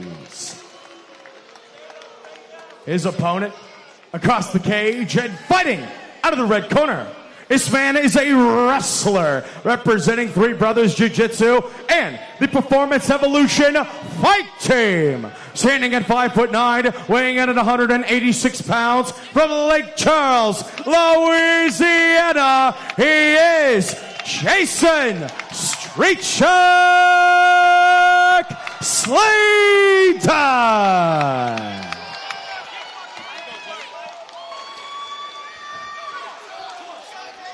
Jason Sladen, David Hayes. Look how Hayes is wingspan over the cage like that. It's an impressive sight. He is a big guy for 185. All these guys from Long and they are shredded. Yeah, they've had a heck of a performance here tonight. Ooh. Big right hand there from Hayes. 2 big right hands. A lot of reach for David Hayes. It's going to be tough for Sladen to get inside. Yeah, he's going to have to make it into an ugly fight to work his way inside. And he does the right thing, scores the takedown. I've seen Sladen do this against Chris Crosby, who is a jiu-jitsu black belt, and beat the crap out of him for full three rounds. So he's got it in him. I think David Hayes is going to make it tough, though. Can Hayes make his way back up to his feet? He's got that Kimura lock, so Sladen needs to be careful. Hayes staying persistent with that lock. Jason Sladen, this is his hobby. He's also an emergency room nurse in his professional life. Some people make quilts. Some people get in cage fights. Yeah, some people play golf. Right. I go to Piccadilly.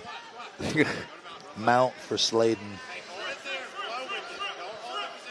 Not a good spot for Hayes. Good grappling skills for Sladen, though. As Sladen, this is what I wish I saw more from some of the fights earlier. When the guy's getting in good position, just to, open up with some punches. Yeah. Get some damage in.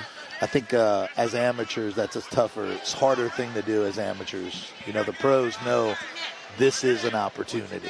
Man, Hayes there with that long reach has just wrapped that arm all the way around. Anaconda. That's that advantage, but he gave it up. Sladen with another good takedown, Todd. Man, Sladen's been persistent with his grappling here. Has his head curly stuck. I don't think it's too deep, though. Especially he was able to transition to more of like a half guard, but he's on the side now to relieve that pressure. Just 3 or 4 months ago, I watched Jason Sladen do 3 hard rounds with collegiate standout wrestler Eric Scallion. Now, Eric Scallion won, but it was a close decision. So Sladen's got the gas in the tank, that's for sure. See Hayes now. Man, he's really got that, really was reaching there for that attempt, but Sladen was able to slip his head out. Double underhooks, though, for David. David Hayes can use these double underhooks to elevate, but he lets it go. Sladen stays one leg up and he's working to pass that guard, or at least stay in a position he could land heavy punches and elbows. David Hayes doing a good job controlling that wrist with the far arm and minimizing the damage.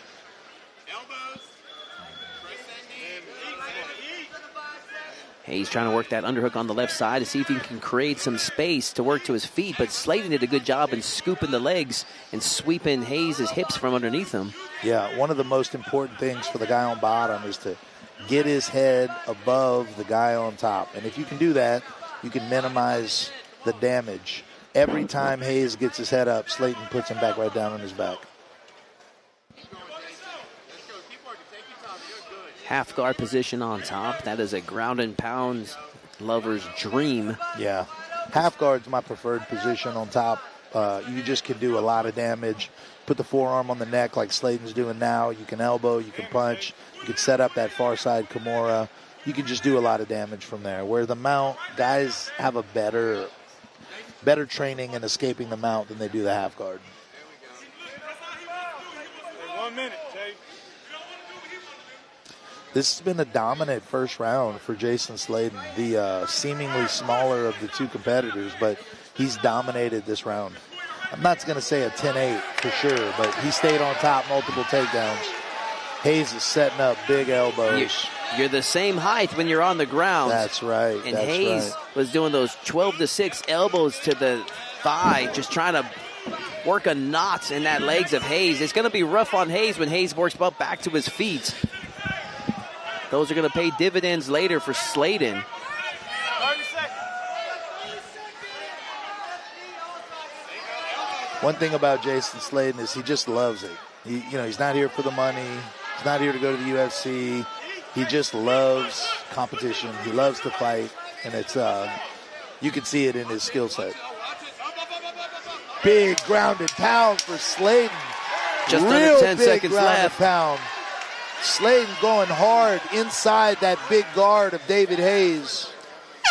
Sladen doing a good job in leaving a final impression on putting an exclamation point on the first round. Clear first round for Sladen. And Hayes with a little bit of a limp after those elbows. Slow to get up for David Hayes and really, really looks tired. Working hard underneath Jason Sladen. Sladen broken the will of Hayes already. Just the body language and just you can feel the energy going on right now. There's some highlights from round one as we see Sladen scooping the takedown from Hayes.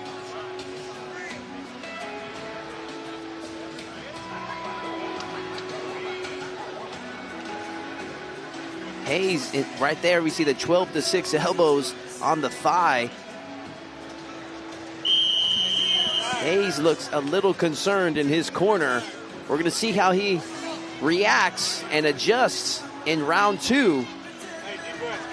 Can he stop the takedown of Sladen? We shall see how this story unfolds.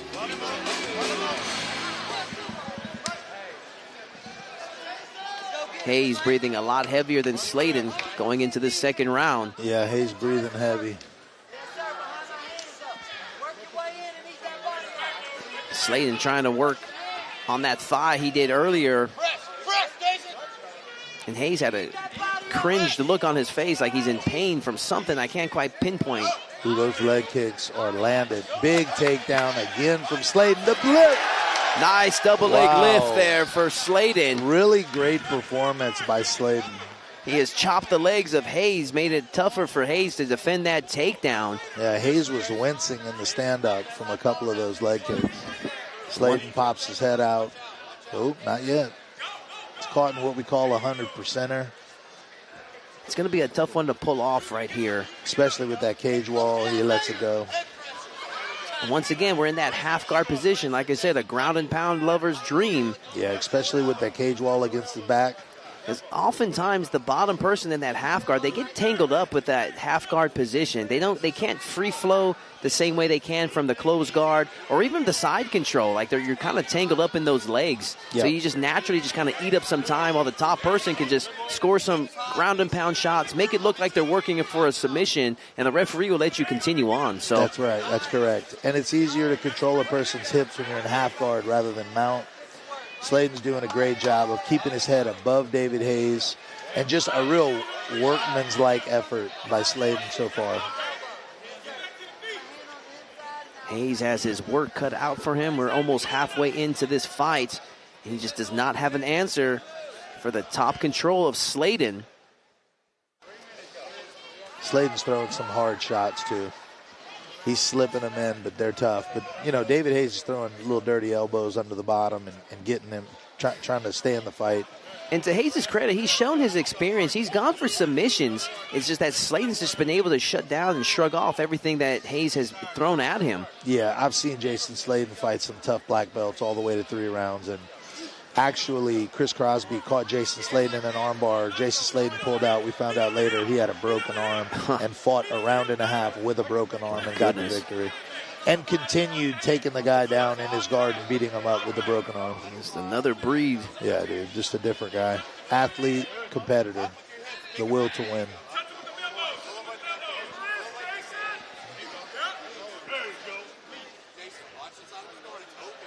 The referee has been very generous in giving Sladen a lot of time to work from this top position. Yeah, I really like that. The Louisiana refs are really great about letting a fight be the fight and not stepping in and changing the fight because people prefer stand-up.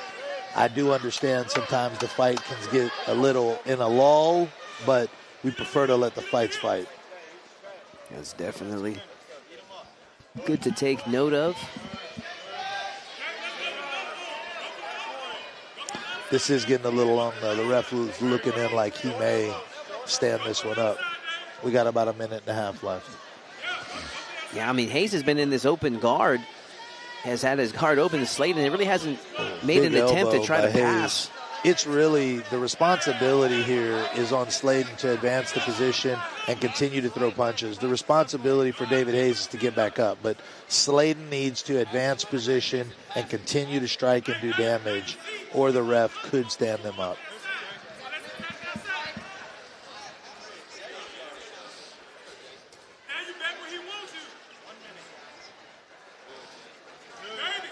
One minute left in this second round.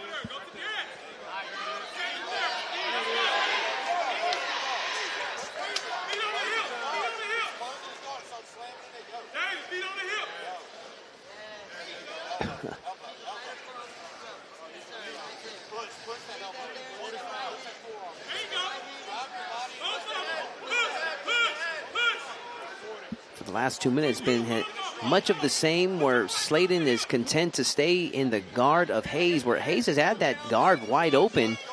I haven't seen much advancement from Sladen other than a little bit of short, choppy punches here and there. We have 20 seconds left.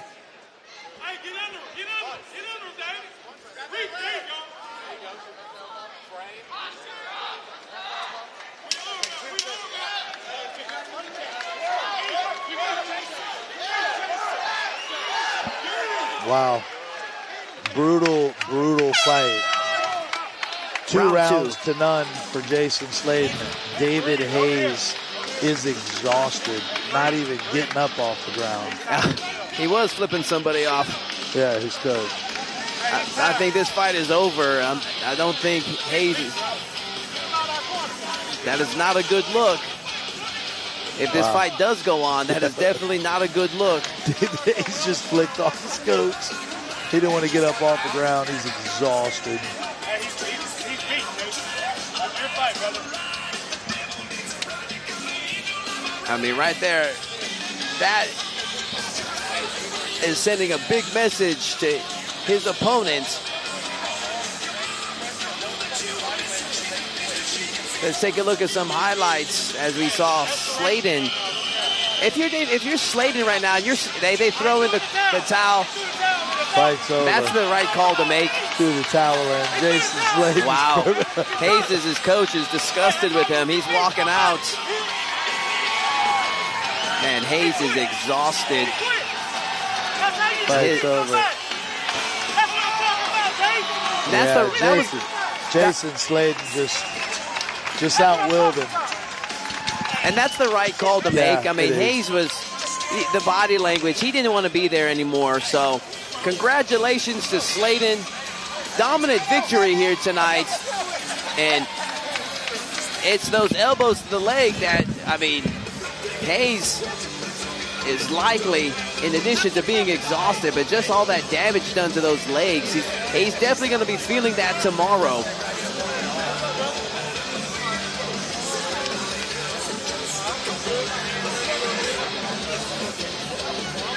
Slayton elated from that victory, fooling around with his coaches, shooting for the takedown, and that leaves us to our main event. We're going to make this one official. Let's hand it over to Bryce Boudreaux. Ladies and gentlemen, official Chris Hill calling a stoppage to the action at the end of round number 2, declaring your winner by TKO. Fighting out of the red corner, Jason Street Shark Slayton. Jason, I never give you easy opponents. Yeah, and I didn't today. David Hayes is a big, strong guy, but man, you kind of outwilled him. Excellent performance. You're known to throwing a lot of strikes, but today, brilliant grappling, brilliant ground and pound, brilliant takedowns. You looked incredible tonight. What do you attribute this development to? I'll say it's nice to finally fight while not being injured. There's that. I was looking to get the takedown. I'm a wrestler, grappler. If I'm on the feet for long, you know I don't want to be there. I got to get to the ground. That's just me. Well, if you get hurt too bad, I know a really incredible ER nurse that can help you out. It's you. Congratulations, ladies and gentlemen. Give it up for the Street Shark, Jason Slayton. So the victor goes the spoils. Congratulations, Jason Slater, earning his second victory here tonight.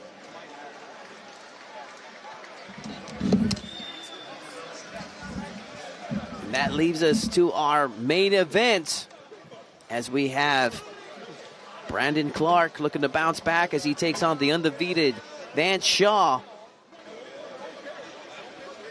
We want to thank our sponsors here from ClearLifeMedia.com. It's been a great night of fights here in Lake Charles, Louisiana. Ragin Fighting Championship. It's been quite the honor here. I am Todd Moore, calling the action with the legendary Tim Crater, one of my old school training partners.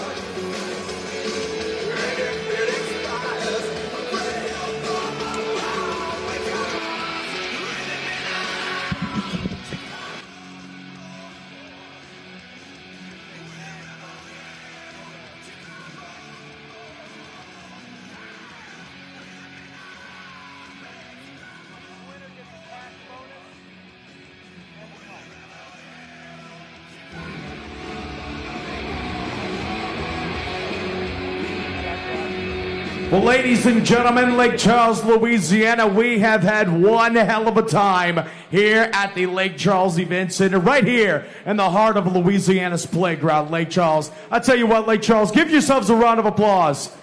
Incredible job tonight. You guys have been extremely loud. You guys have pushed these fighters to the limit and made them continue fighting. Great job, Lake Charles. Best fans in the world.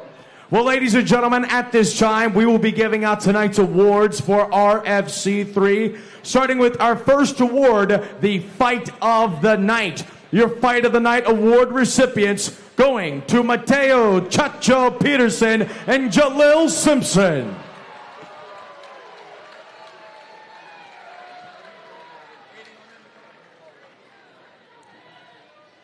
Again, your Fight of the Night and all of your award recipients going home with a placard as well as a cash bonus. We take care of our fighters here at RFC. Up next, your Knockout of the Night going to the man himself, Mr. Melvin Gillard. Your final award of the night going to the Submission of the Night. Your Submission of the Night award recipient going to Elijah, the Sledgehammer Holt. Once again, fans, we take care of the fighters here at RFC. Cash bonuses given out as well as plaques.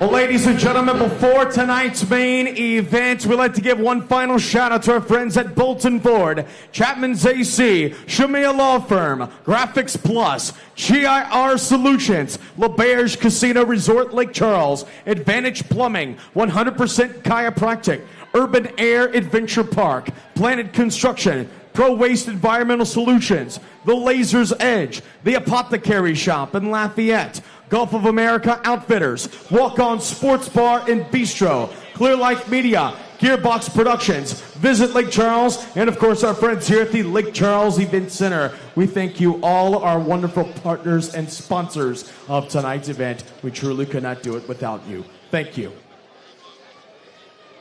We're going right into the main event. Ask her. We're going to the main event.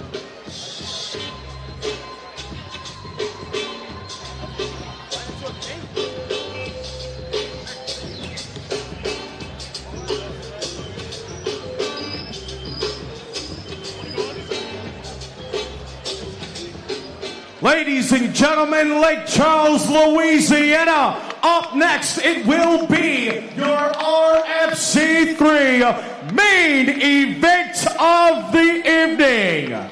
Presented to you by our friends at Bolton Ford. Bolton Ford, the #1 trusted Ford dealership in Southwest Louisiana.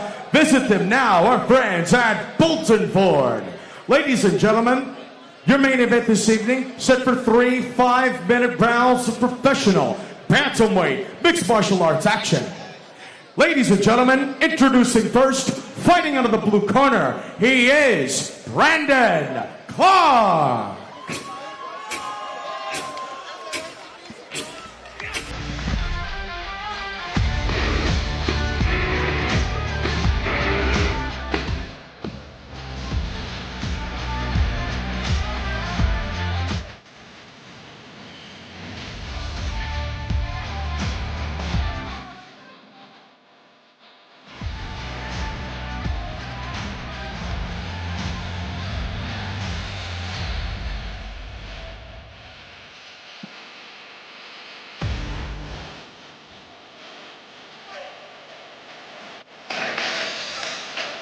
Our main event, Brandon Clark, 5'8", 33 years of age, from Killeen, Texas, representing Strike Kings, has been training for many years.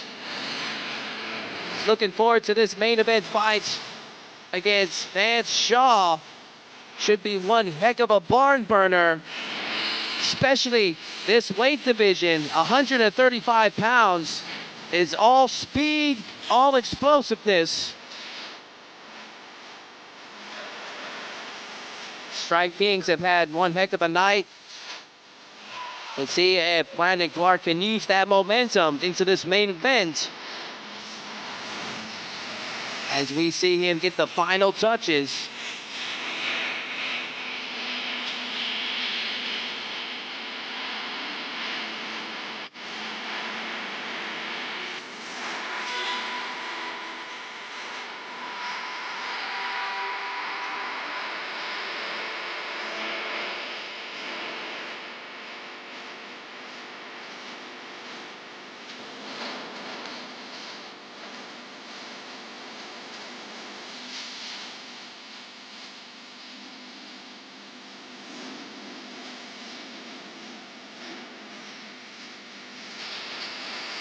Brandon Clark, ready for action.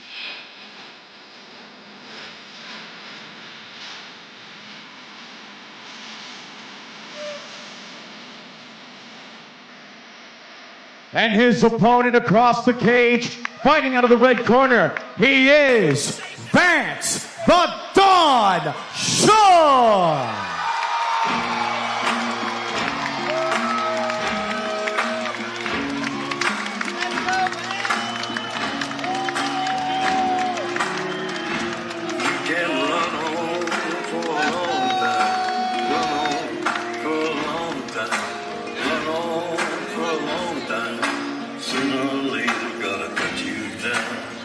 Vance Shaw, a brilliant submission artist. Go tell that long-tongued liar. Go and tell that midnight rider. Tell the rambler, the gambler, the... He's got a tough fight tonight versus Brandon Clark, a striking specialist. Vance Shaw, 5'7", 25 years of age, 2-0 in his young career, representing Head Kicks MMA and Kingsway BJJ. Oh, nice. I respect this man. He's a big cat dad guy. As with myself, 6 cats at home. He called my name and my heart stood still. Looking for, he's a complete mixed martial artist, looking for both either the TKO or the submission, so he can take it wherever he wants. A lot of confidence going into this fight. Vance Shaw, ready for action.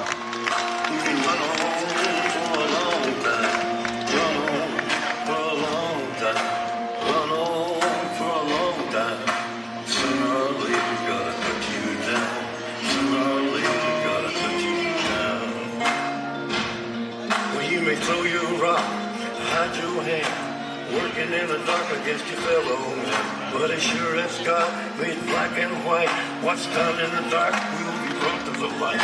You can run on for a long time, run on for a long time, run on. Ladies and gentlemen, tonight's main event of RFC 3, presented to you by our friends at Bolton Ford. Ladies and gentlemen, the #1 Ford dealership here in Southwest Louisiana. You want a Ford? The most trusted name for Fords. It's Bolton Ford. Ladies and gentlemen, tonight's main event will be 3 5-minute rounds of professional bantamweight mixed martial arts action. And when this bout begins, the man in charge, Mr. Basil Bam Bam Maju.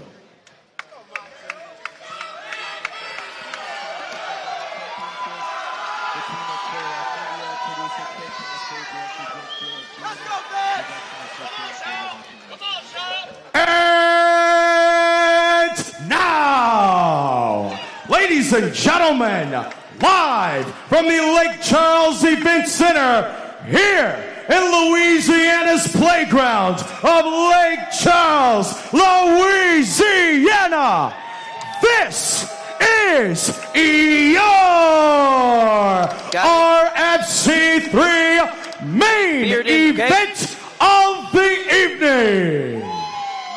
Got it. Introducing first, fighting out of the blue corner, this man a freestyle fighter representing Strike Kings, standing at 5'8", weighing in at 134 pounds, from Killeen, Texas. He is Brandon Clark.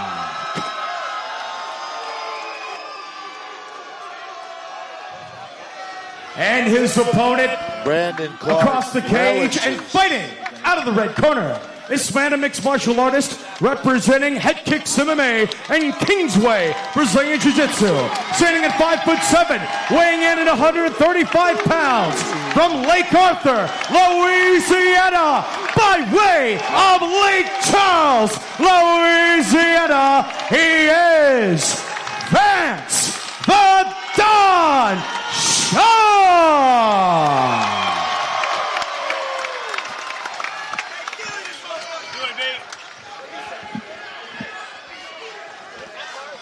gentlemen, this is the main event of the evening. You've already received your instructions. Obey my commands at all times and protect yourself at all times. Touch them up. Let's go to work. Oh. Yeah, this is another gonna be a real fight, guys. Brandon Clark, the striker. Vance Shaw, the grappler. And the moment of truth has arrived. Our main event is officially on. Both guys in a feeling out process early. Shaw versus Clark.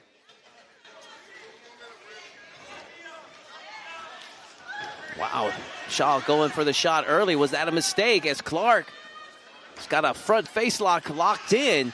Maybe chained it into a jumping guillotine. Shaw works out of it, transitioning to the single leg. Big takedown for Vance, but Clark's right back up on his feet. Yeah, they are scrambling like crazy right now, Big Tim. elbows by Brandon. Yeah, those elbows proved effective in Melvin Gilliard's fight. Definitely. Softened up Wiggins. Yielded a 24-second knockout.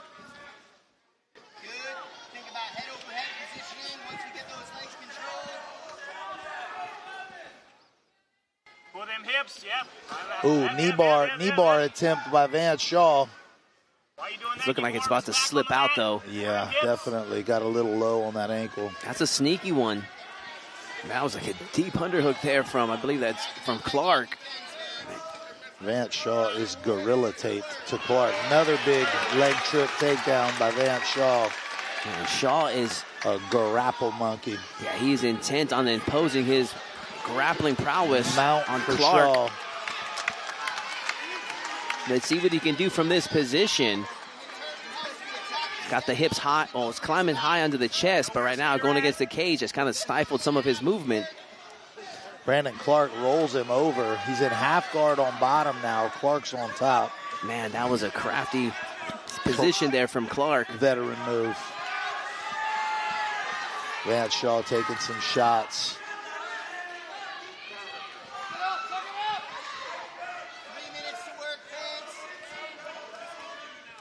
Very appropriate main event. These two are showing a lot of grappling skill right now. Some shots from Clark. Big elbow by Brandon Clark. And wow. a knee under the armpit. I've never seen that before, Tim. That was awesome. Is Shaw in trouble? Oh, flying knee there from Clark. Oh, big overhand right landed for Vance Shaw. Backs up Brandon Clark. And Shaw is going for it, man. They are throwing down here. Dead. Looked like maybe Shaw played possum for a second in there. My goodness. It's one hell of a fight so far. We still got plenty more to come. Once again, another Shaw. takedown from Shaw.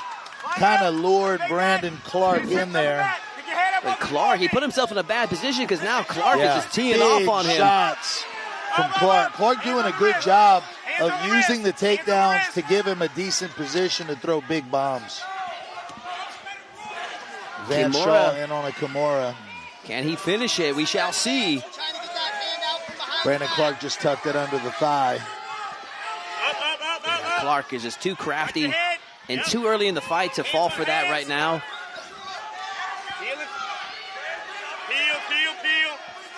Body lock position now. Let's see what Clark's going to do with it. Big knee from Clark. Head up, head up, heel, turn. Good scramble there from Shaw to change positions. Let's see if he's going to go for the takedown again. Shaw sucks up another takedown. And Shaw needed that to recover from that first that lost takedown that he did. That Clark was able to take advantage of that position. Deep breath by Brandon Clark there. Yeah, they're expending a lot of energy right now, but these guys are in great shape. Hey, you got to touch him up right here. I want him bloodied at the end of this round. 1 minute left. It's been an action-packed 4 minutes so far. Good up kick there from Clark. He's trying to use that space to work his way back to his feet. This is where Shaw's good. He's really good with the guillotine attacks, anacondas, dart chokes. Brandon Clark gets out. Shaw shoots again, locks his hands. And a big lift.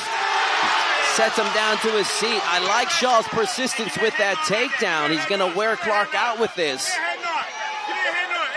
126. Transitioning to mount. Let's see what he does with it. He needs to score some points. And he is teeing off, and that opened up the back. Does he have enough time to finish, Tim? Nah, I don't think so.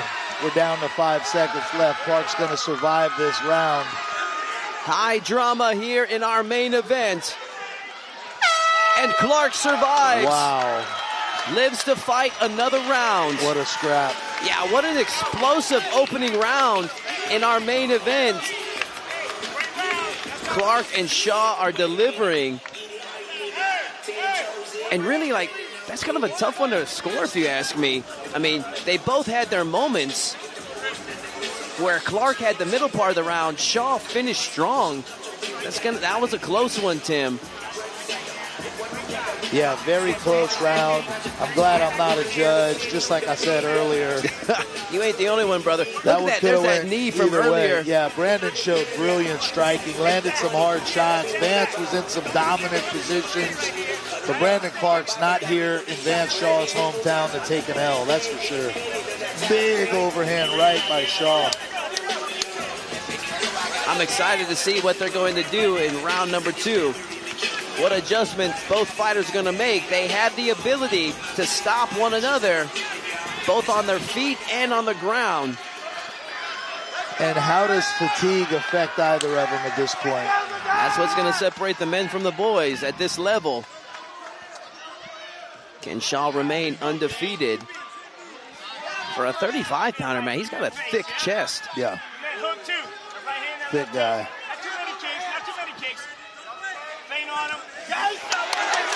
Was that a mistake from Clark, exposing his back on this? That spinning stuff sometimes puts you in a bad position, and Shaw, grapple monster with the takedown. Great risk comes great reward, but also can cost you big time. And right now, Clark is paying for that decision. Yeah, I'd advise Shaw to stay in the half guard and soften him up from here. Yeah, I'm with you. Take your time, catch your breath. Use some elbows. Be dominant. Right now, he's looking to advance his position. See if he's opening up some opportunities to work for some ground and pound. There he's trying to work those elbows. Brandon Clark's no quit on bottom. Shaw now starting to throw some elbows on top, trying to soften him up.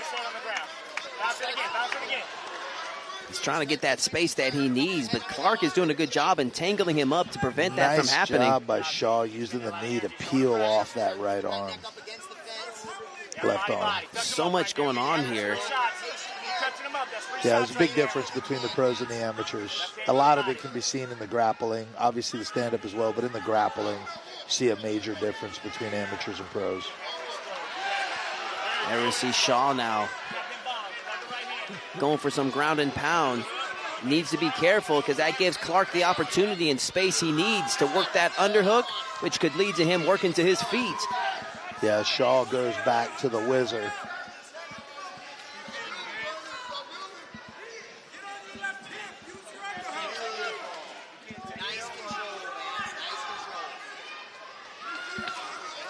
And right now, Clark was working his way up, and now he's flat on his back. Shaw was able to kind of shut down his escape attempt. Clark still has that underhook with the right arm, but he's also pinned against the cage too, so it's difficult for him to get the hip positioning he needs to escape. Right, whenever Clark uses that underhook, Vance just switches it to a twist, whizzer, kind of shuts him down. Definitely a difference in grappling control here. Vance Shaw's kind of on the offense with grappling control. Brandon Clark's just looking for an escape, but no quit in him for sure.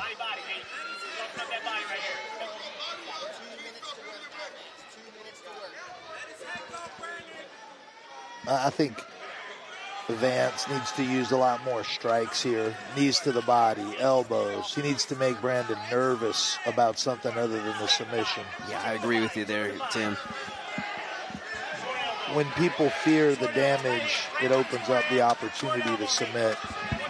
He's a young fighter. He'll learn those things as he goes, but you can't submit everybody. Some people you have to beat to victory.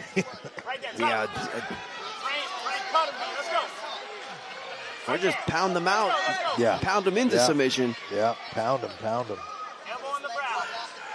Here we have about 1:15 left.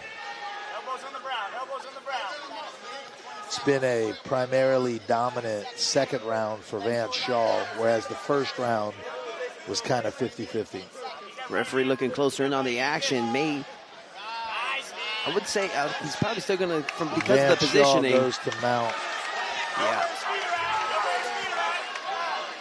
Clark smothering Shaw's space. Shaw now looking for his opening. Needs to be careful because Clark's about to slip out. But as I say that, he secures the figure four. Beautiful figure four from the back for Vance Shaw. He's got a little bit more time now, but still, he's got to hustle to finish it, though. He's working on that patented rear naked face crush, that mandible crush. The Danaher team is famous for that rear naked face crush. Will Clark survive again? Shaw needs to get that hand it's free. Under the chin. It is under the chin. Clark's in trouble, and it's a submission Shaw for Vance wins Shaw. the main event with the rear naked choke. Nuts. Wow. What a fight. What a performance from Shaw. Totally dominant and strategic. He waited for his opportunity. He got it right at the last second, Tim. Absolutely. Great show. It was an honor to call the fight with you tonight, Todd. Great to see you again. Oh, my goodness. Hey, I just want to let you know Ragin FC would love to have you back anytime you're ready, brother. Definitely, brother. I loved it, man. It's good to see you again.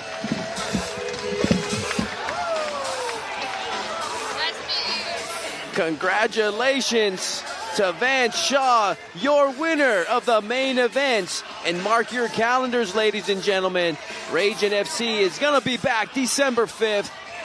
I look forward to calling those matches, especially with my old friend Tim Crater. Let's take a look at the highlight. And there is the rear naked choke submission for Shaw. And his corner goes crazy, and rightfully so, as that earns him to 3-0. Let's make this official and hand this one to Bryce Boudreau. Ladies and gentlemen, referee Basil Maju calling a stoppage of the action at 4 minutes and 52 seconds of round number 2, declaring a winner by submission via rear naked choke, fighting out of the red corner, Vance the Don Shaw.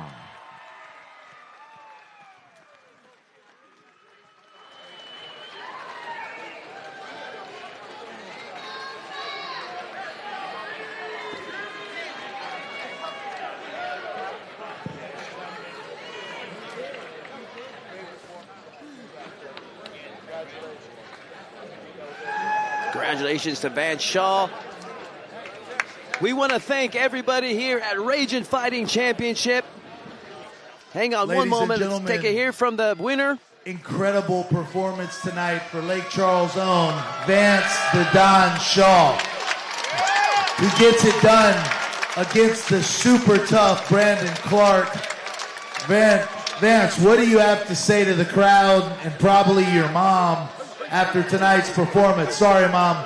Hey, yo, Mom, I'm sorry for giving you a heart attack like that. Gee, I know she was wigging in the crowd. I'm going to keep stacking them up. They're probably going to get harder. She'll probably get madder. So what do we got to look forward to for Vance Shaw in the next couple years? You're 4-0 now. You are one of the brightest pro MMA stars in South Louisiana. What's next? I'm going to take the rest of this year, let my body recover. I went 3-0 this year, 3 pro fights, and come back. And you know I'm only fighting for Ragin FC. Ain't no other organization. Well, they're not going to be easy, but we look forward to it. Ladies and gentlemen, Lake Charles, give it up for Vance Shaw. Hey, everybody. Thank y'all so much for coming out. Lake Charles is my hometown, but last week, a really great American was shot and murdered in cold blood. So I want to say rest in peace, Charlie Kirk. I want to say prayers to his wife and his 2 daughters. And I want to tell all the wicked left-wing nut jobs that celebrated his death that they could come and get it from Americans like me anytime they want. There's about 100 million of us, and we ain't scared of none of y'all. Praise God. Lake Charles from Ragin FC, thank y'all for coming out tonight. We appreciate it. We'll be back. We love you guys. What a night of fights. Thank you to my old friend Tim Crater and Ragin Fighting Championship from Clear Life Media Productions.